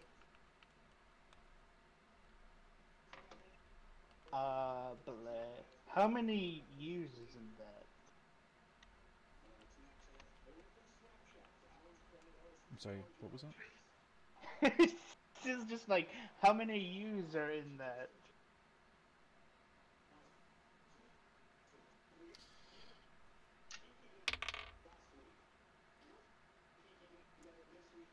Soliloquy. 23. 23 is your AC. Yeah. Yolanda grabs your nape and shoves your face down into the snow and slime.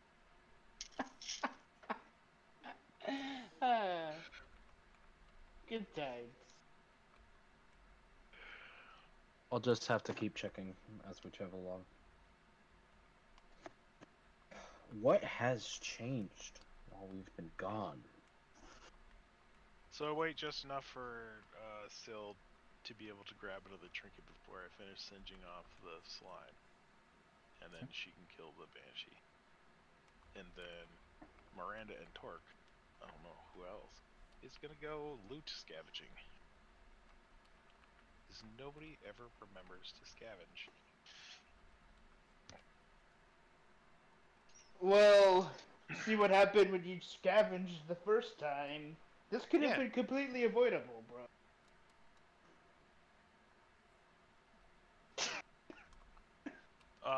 In which he'll ask around if anybody can fix the book.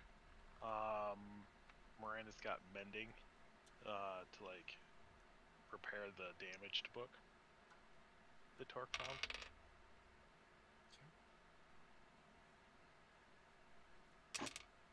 Well, Umbra just recently got a whole bunch of leather. Make a new cover for it.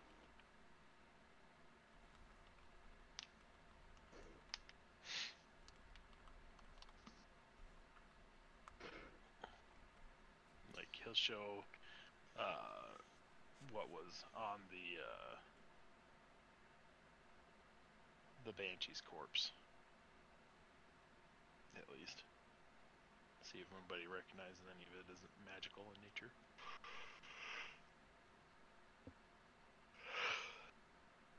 Or any other maybe history around it, perhaps? Alright. Soliloquy. Yo. You gain another soul pin, and the Whoop. trinket forms. The trinket is a wooden whistle carved in the shape of a wolf.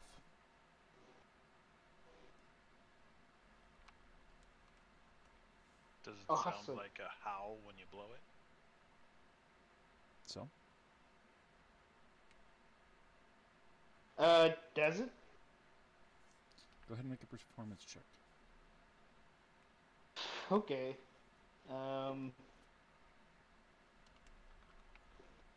That is a 19.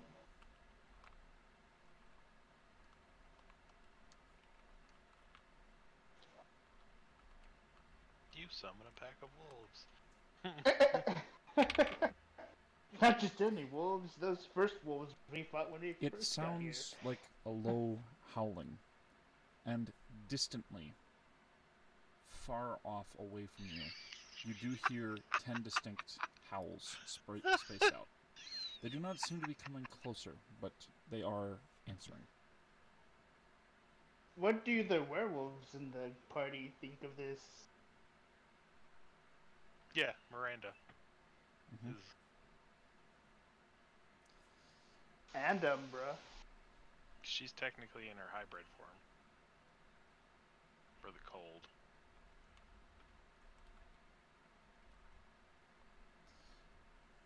To you, it sounds like a howl, like, essentially, hi, hi, hi, hi, hi, I'm here, hi, hi, hi, hi.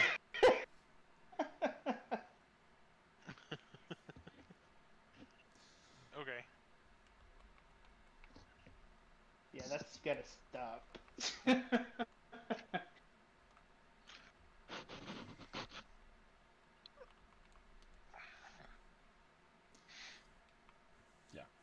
It doesn't sound like wolf language complexity, just more or less.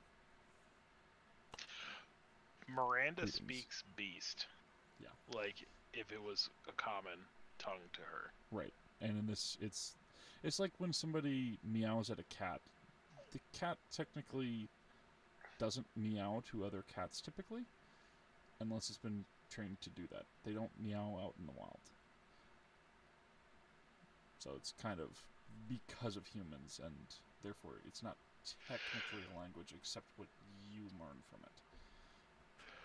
In this particular case, this is like garbled words that don't make sense.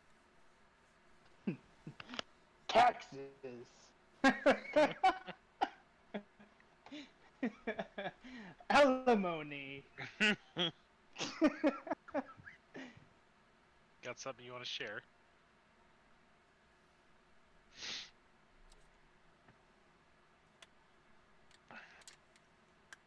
But okay. So do we find any other loot from the slime creatures and giant?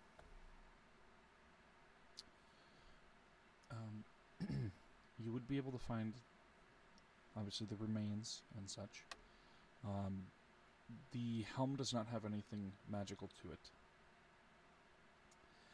The chest plate itself does have some runes and such that are built into it, but on looking at it, it is essentially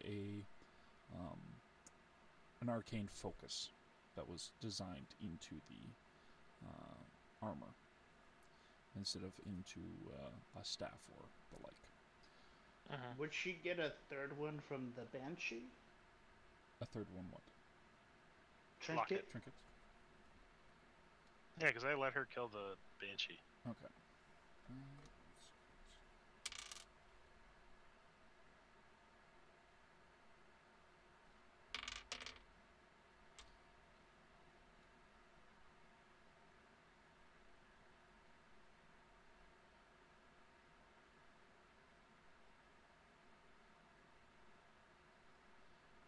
There is a lump of amethyst crystal, and as you hold it to the light, there seems to be something inside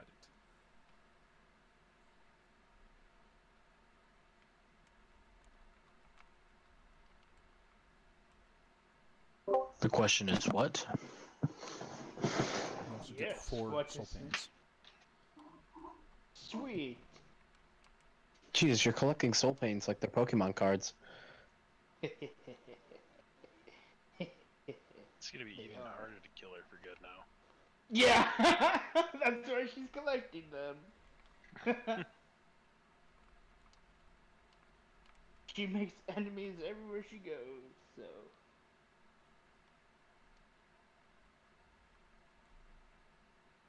Does can she like check to see what's inside of it, or is it like you can never tell what's inside of it?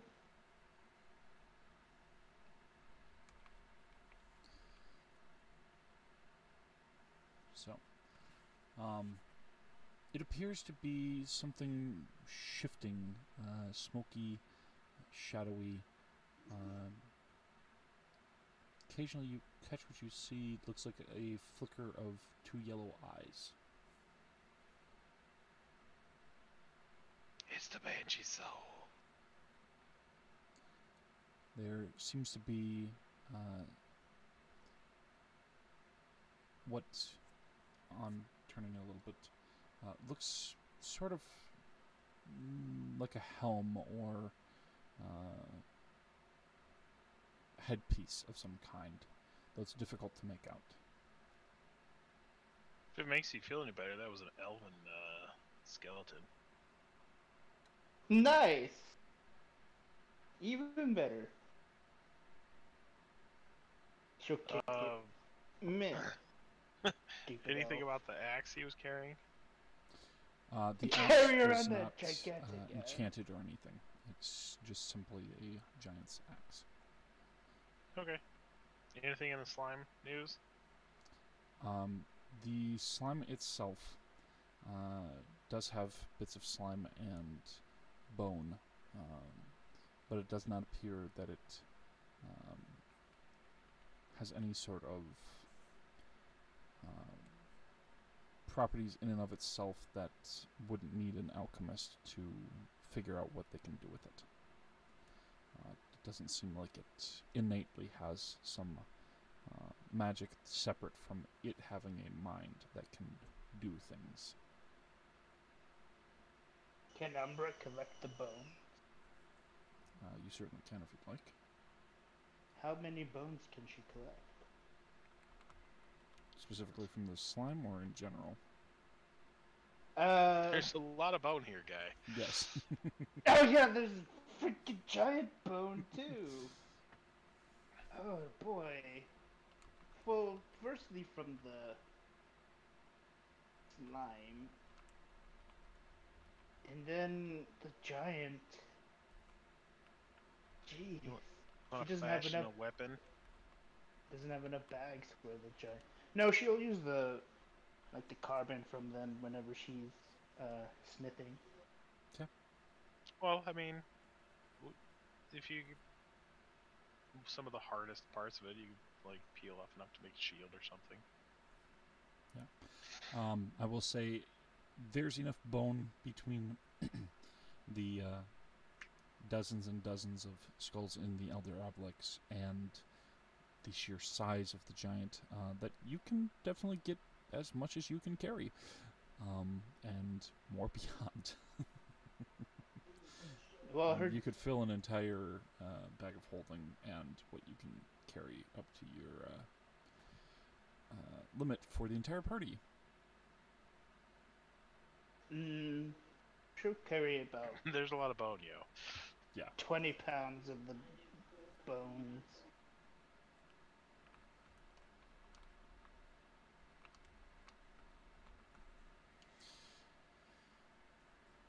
Alright. Siliqui can go ahead and make a religion check to try and figure out what is within the crystal.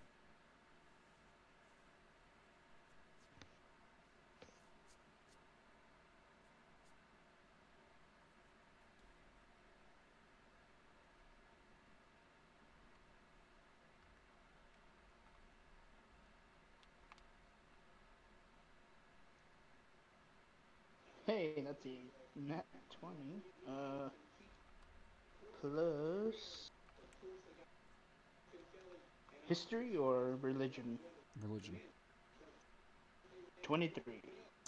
It's a wraith.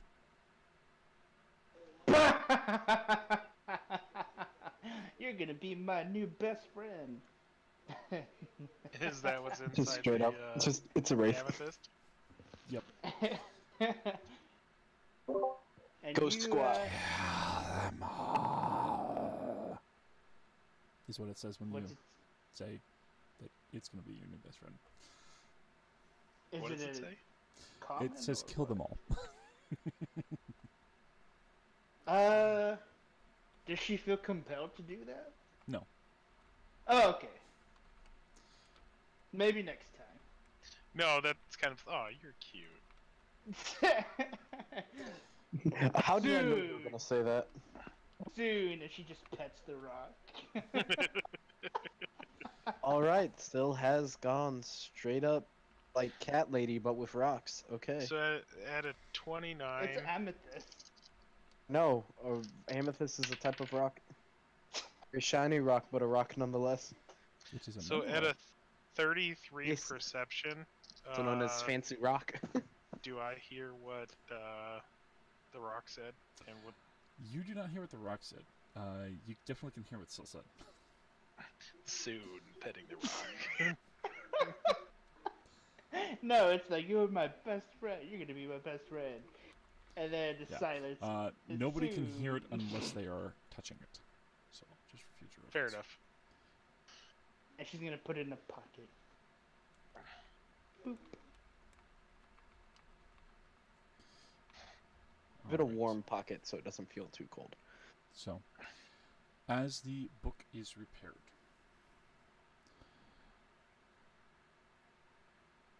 it forms back to a viable book.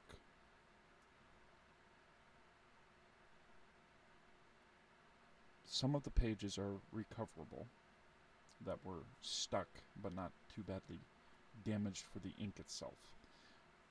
Huge swaths of it is mending does fix it, but just like with things that are enchanted, it fixes it to a workable state, more or less.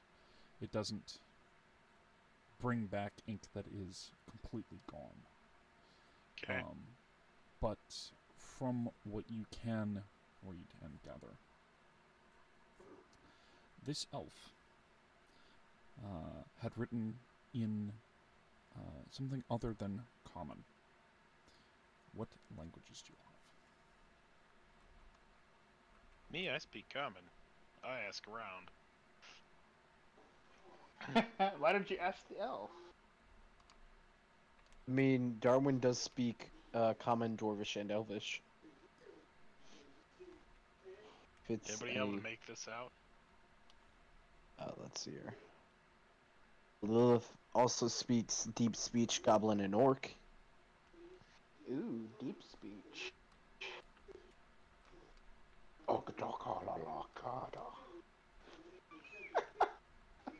Sure. And Eon speaks Undercommon. Branda speaks Don't have Sylvan. that one. Doesn't Benevolent speak like 8 languages? No. Thought he made that joke earlier because he actually could speak 8 languages. No, there's 3. He was making up the rest. Silipi can speak 11 languages. Are they? Yeah. They help? Yes. Is one of She them could, what she they- read what it said, and before she could tell it, warn anybody, like, hey, let's not disturb this. Someone fucking disturbed it. We're not talking about the inscription, we're talking about the book. Yeah, it's Elvish. It says, she liked hairy guys. What? Insight check. So it is not Elvish. Erwin points out that it's not Elvish. So who is able to read Undercommon? Oh, that would be Eon, actually. Holy shit, that's actually coming in handy? Yes. Alright. I mean, I suppose if they showed to... As Eon's collecting his things coming back to the group, he'll be able to see the pages, I'm assuming, at some point, while mingling with the group again. See So, that it's I have, undercoming. him translate then. She will do. Won't speak it immediately after reading it. He's gonna read through it and then say what it says. Basically, if it seems suspicious as if it's some kind of spell book and he's accidentally gonna summon something, then obviously he's not gonna say it out loud, but I give the Spark Notes version of it.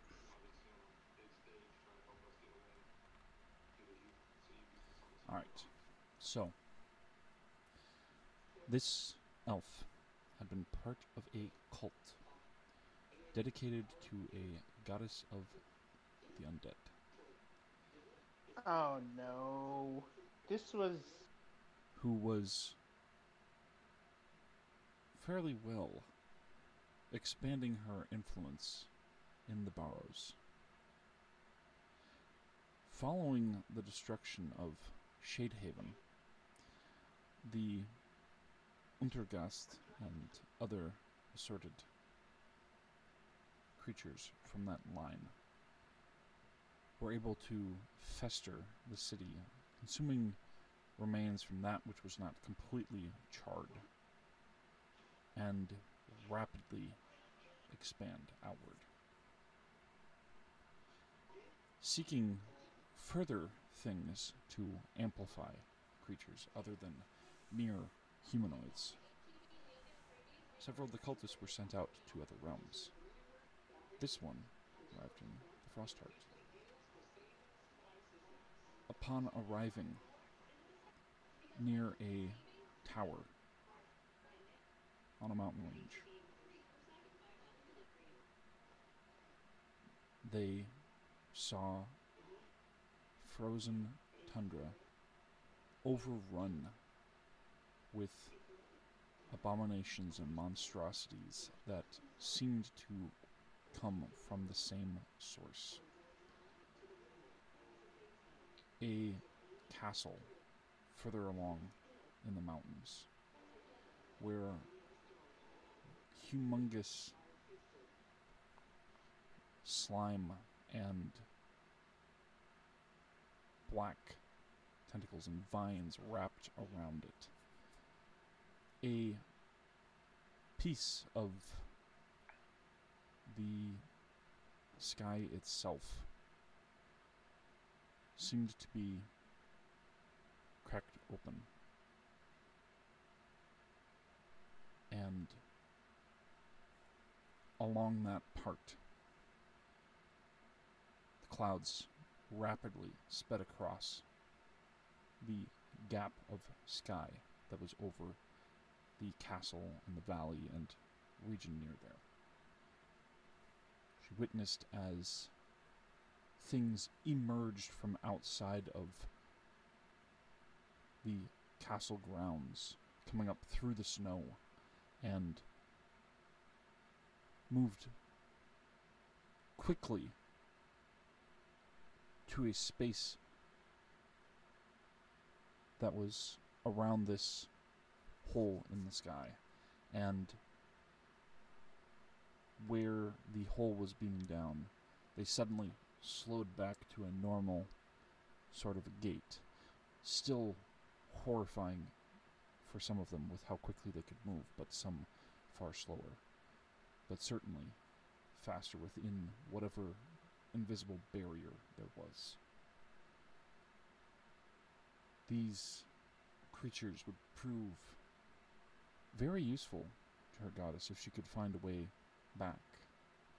So she sought out others to spread the news of these creatures, to keep them from getting too far spread out and drawing adventurers and the like, luring people to help deal with them and leaving them to die before seeking out others to keep them occupied. She eventually found a giant who she claimed would help them retake their lands from the monsters. But unlike the previous times, she was not able to escape in time. The giant did put up a valiant effort and defended their home, but their people still had to move onward. They gave them a cairn, but for the sake of the giant going into the territory of the monsters that they had largely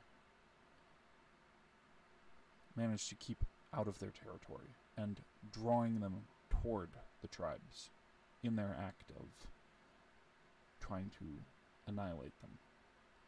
They were considered forsaken from honor and any semblance of a more proper burial.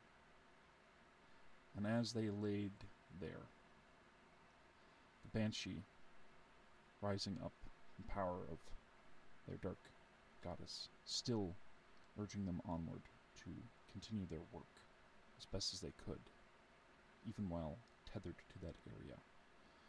They journaled while they still could before the material was damaged. And they saw as things festered and infested the giant's corpse. Yet it waited for something to awaken it. Knowing her will would work, she just hoped that there would be enough for what had festered to spread and possibly let her, being bound to her Mathe, be carried to other lands, since she could not carry it herself.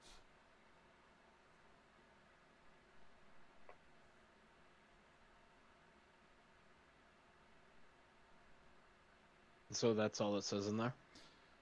That is all that is discernible. The majority that is lost is what has happened before, or observations of, you get fragments of days that have passed, weeks, months since her death.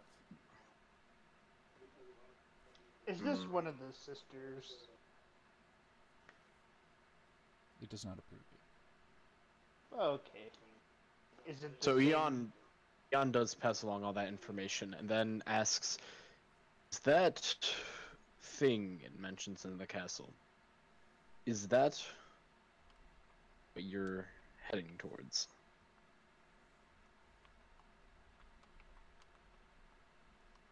No, that doesn't appear to be. At Insight. least when we left. When you left, yes. But we've already discussed how time here is not the same as when you first left. If this is the We did. threat, I do remember Shadehaven, and that was.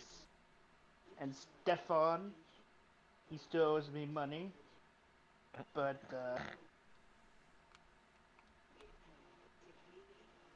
yeah, Shadehaven did get destroyed, and there were those undead that were, running rampant in the barrows. did not ask about the undead.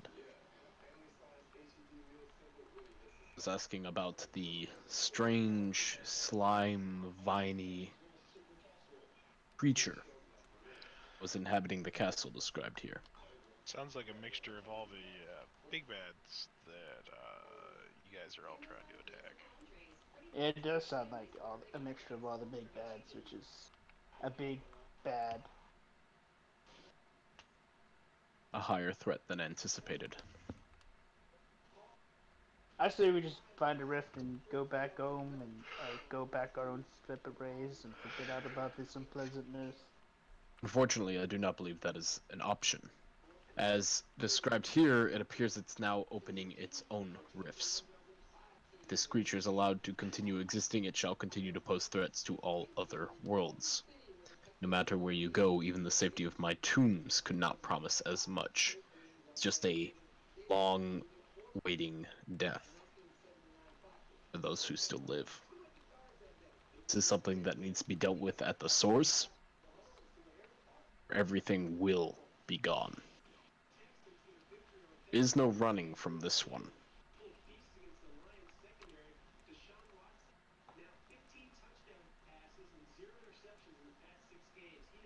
There's been 0 interceptions in the past 6 games. Yeah.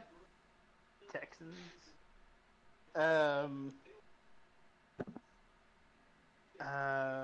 So we're not going to run away. We're gonna head straight for the castle. I would not suggest a direct on attack. We know some things about the enemy. Must have something available to us.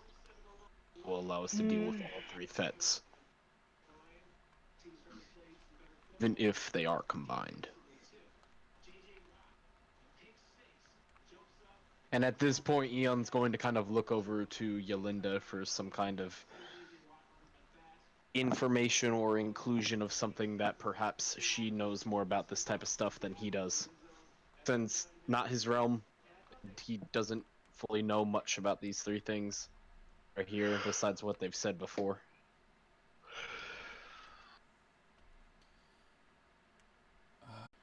Leo and I think one other at the time. You're Tosh? talking about that time orb? Yes. Darwin the- perks up because Darwin remembers very specifically. It's like, yes, the orb of borrowed time, or yeah, something along the those sphere lines. of That's borrowed time. Yes, that's it. Yeah. Leo It's exactly had, what we came looking for. Leo had been immune because he had been the one to touch it at the time before it accidentally went off. And many down in the sewers had used it to undo the damage that we had done. And Leo recognized that. And y'all attacked me because I attacked her. Yes, I remember that. And I was in the right, and I still hadn't got an apology from that. But that's okay. Could Let's it be stop something worrying like about the that? past here and If let's kind of it's- focus on the future with all this, guys. Let's. If it's been expanded significantly? We were trying to figure out some way of stopping the Heart of Darkness and that which the stars rejected from clashing and destroying everything and from potentially merging. It doesn't sound like a merger was stopped, but containment, perhaps? If Leo or Archmage Lewis managed to figure out some spell? It's assuming Archmage Lewis is still alive at this point. Well, My money is on Archmage Lewis. He was a cool guy. whether or not he or Leo was alive, whatever it was, at least is affected him somehow.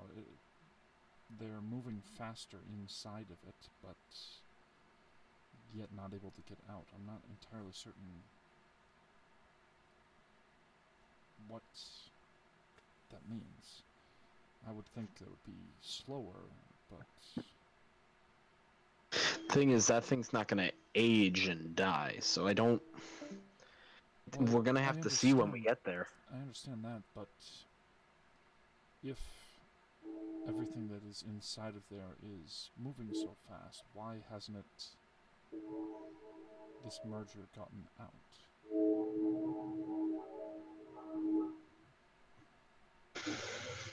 Perhaps it likes sitting there. It could be something's. It's either a 50-50 chance of something holding it in place, or it's just enjoyed. Because obviously there's got to be some semblance of intelligence with this thing. So perhaps it just enjoys sitting atop the castle. That's why its monstrosities run amok elsewhere, because it doesn't feel like leaving the castle.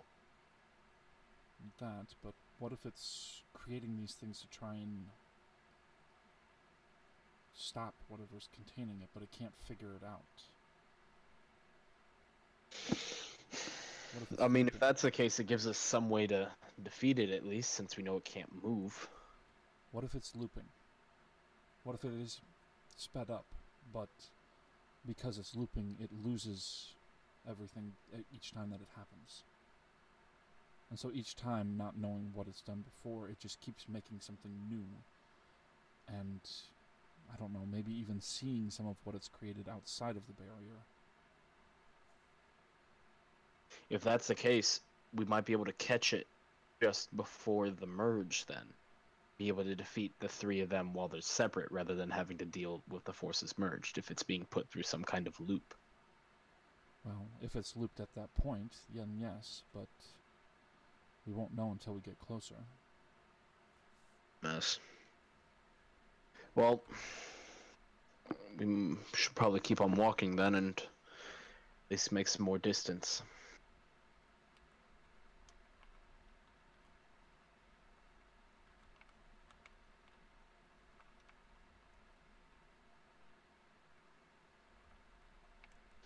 Yeah, let's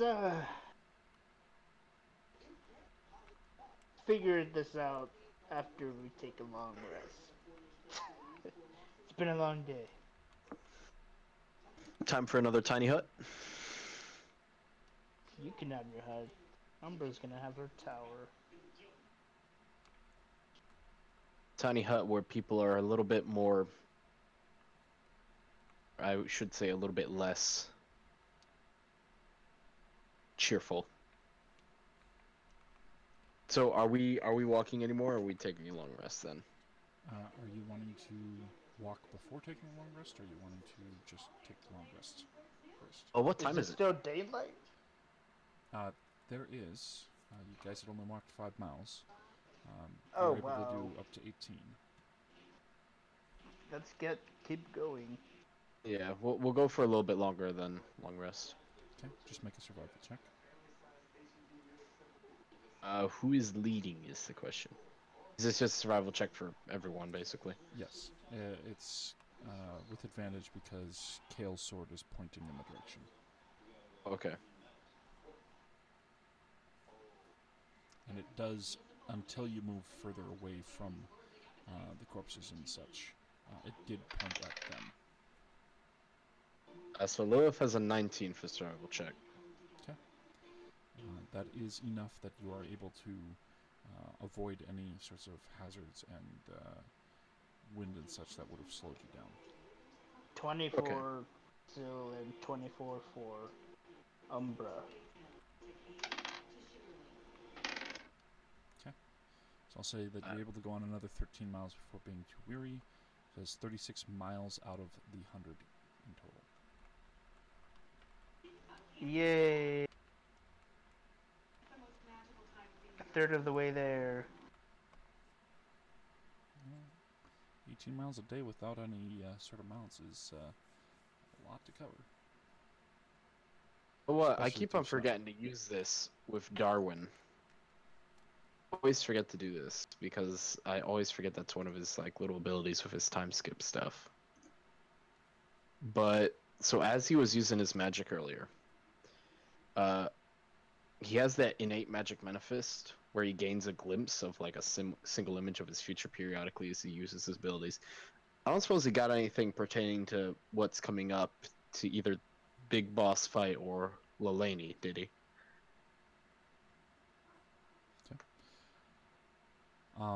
Well, two things. One, I was going to say with regard to Syl from the Soul Pans. Syl, you do see flashes of, before the text was read, some of the same story from what the Banshee had written down. You also do see Lelani being attacked by the slime from its perspective, and from hers, and her escaping, and a little bit from the giant from what happened with it. With regard to Darwin, as you are looking forward,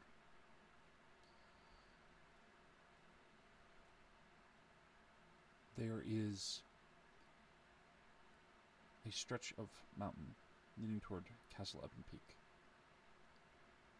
where a swarm of bats settles down into the form of Strahd, gazing out at the castle before starting to march toward it. The rest of you walking along the path, seeing him, giving chase, and something happening which causes an avalanche. And you snap out of it.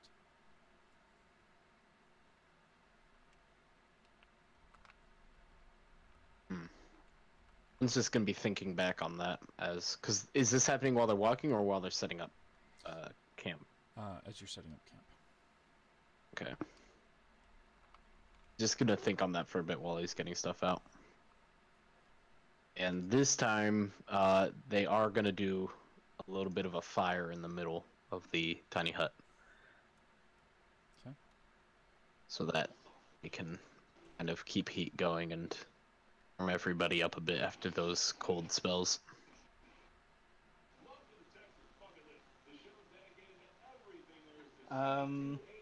So Zill's gonna talk to Darwin about what she saw. She's gonna talk to him in Dwarvish about what's her face making her escape, so she ain't dead.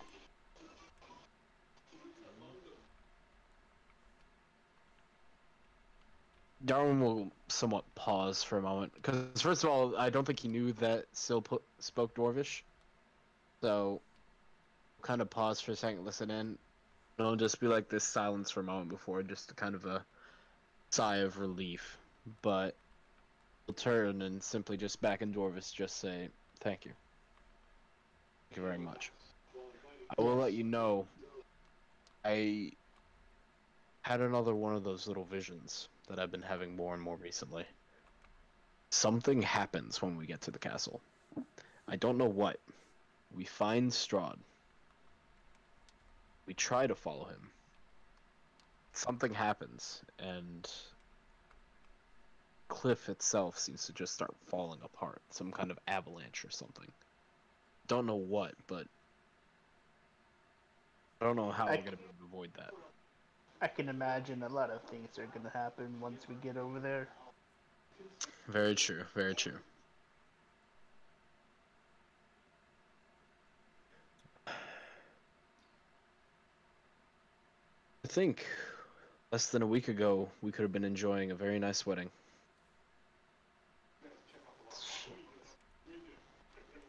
And here we are, routing through a frozen wasteland, wondering if...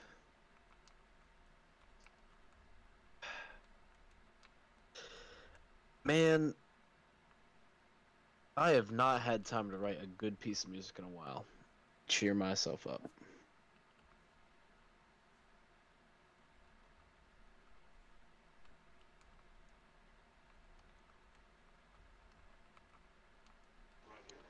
So I was gonna say, do you want a picture of the lady?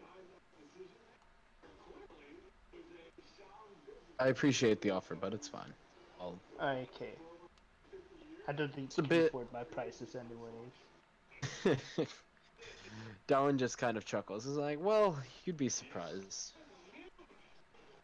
Your soul? Okay, maybe that's a bit much there. You might want to calm down with that one. I don't think you'll be finding many buyers with that type of price. Yeah. Unless you work along with that pact devil. I mean, if you work with him, I'd be able to find plenty of buyers. But that's a different story. That was the idea before this happened. Well, at some point we've got to run into him again. So I suppose at that point, If we find a chicken, hey, we can get him anytime we want. Yeah, good Go ahead point. and make a perception check. Ah, shit. You guys, we're sorry. One but- of you need a polymorph into a chicken, just so I can just get y'all's blood. All right, perception check. Okay, well, Darwin's sitting.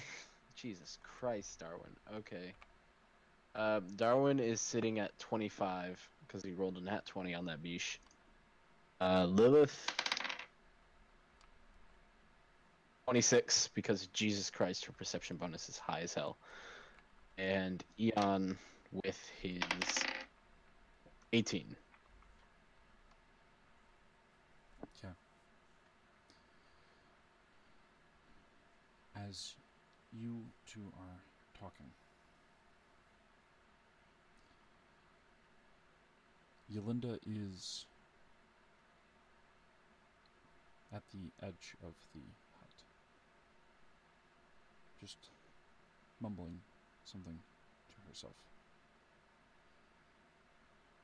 as she is holding Starfall out in front of her, just looking into it.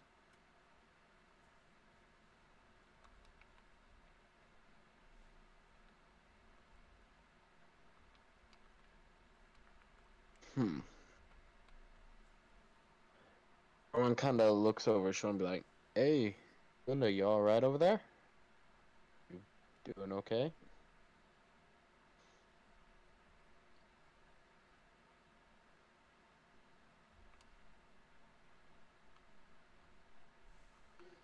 She does that all the time. I even do that too whenever I'm cleaning my swords. Oh, As you are talking and listening, what languages are you able to speak? Darwin's just Dwarvish, Elvish, and Common. You have Lilith with Deep Speech, Goblin, and Orc.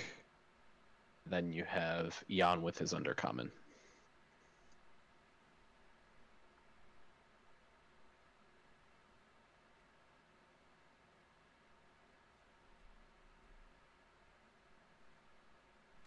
And I presume Sill's most likely going to have the language we need. She's probably speaking Infernal.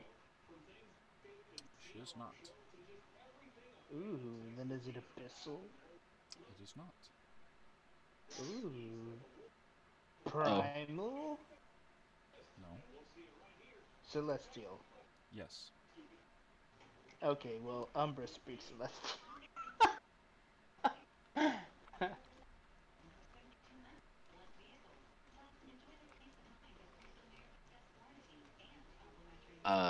Well, since the camp is just now getting set up, do you think Umbro would be close enough to hear what Linda's saying?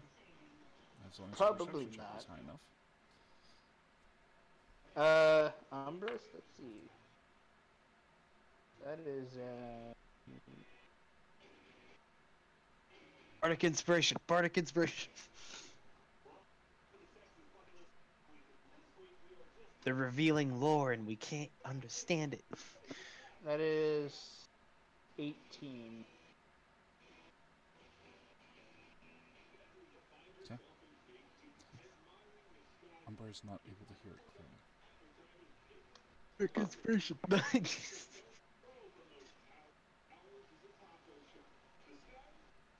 Others Oh, can well. hear it. They They just just don't don't understand it. Okay. Would one of us be able to identify that it's celestial based on accent or some other words? Perhaps memorize it to share back to Umbra? She can discern it?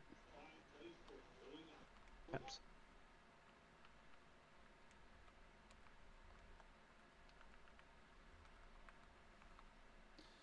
Go ahead and make a, I'll say intelligence check. Odds are we're going to have the living machine do that, so he can just pretend to be a record player. You said check? Yes. Might not be enough. 14. Hello? Yes. Hey, you're here. Is that from Aeon or that from Darwin? That is from Eon. Okay. Start. What was his perception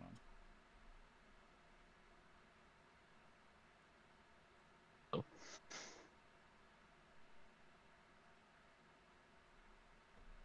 Oh. You good? Hello? Can I hear you? Yes, I can hear you. Okay.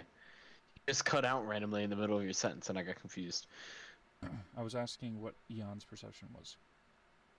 Perception? Yes. On whether or not he heard it enough to have done the check. Oh no, he got like a... Because I wanna say it was a Darwin 19. and Lilith. I didn't catch Eon's. Yeah, he had a 19 for Okay, his. yeah, he would have heard it then. I would say that he'd be able to remember it well enough that he could ask around. And that's exactly what Eon will do.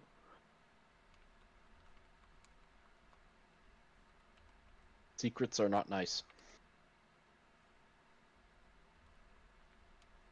He says, not mentioning the fact that he's kind is the reason why 2 races of gods are dead or enslaved. Okay. It's not an in-character thing he said about the gods being dead or enslaved, but he spreads around the language thing, seeing if anyone else knows it. Okay. Which would include Umbra. Alright. Lay it on, Holmes. Playing back. Message. That's cool. You really have that feature? Sure. It was my attempt at a joke.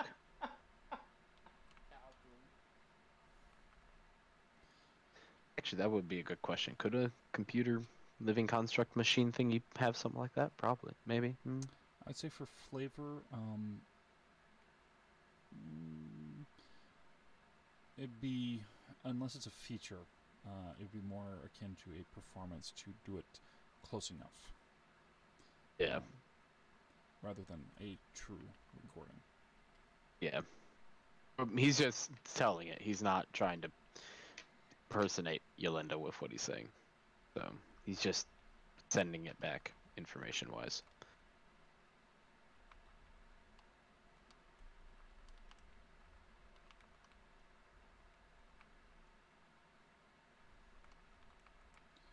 All right.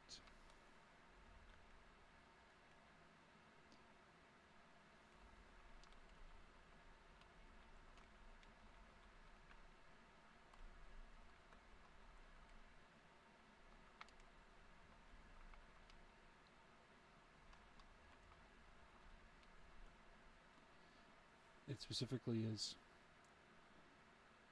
I don't know whether he's going to try to create a new form for himself there or in the Barrows, but feel like it's like all this is leading toward something monumental and dangerous. I agree, we can't let him undo everything or cause another one.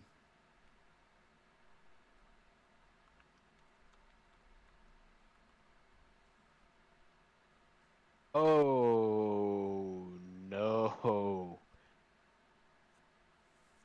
I think, well, obviously not in character know what's happening, but out of character I know what's happening. You know what's happening, Wolf? Umbra knows what's happening. The fallout is from all of that, which will be interesting, and we'll see where things go.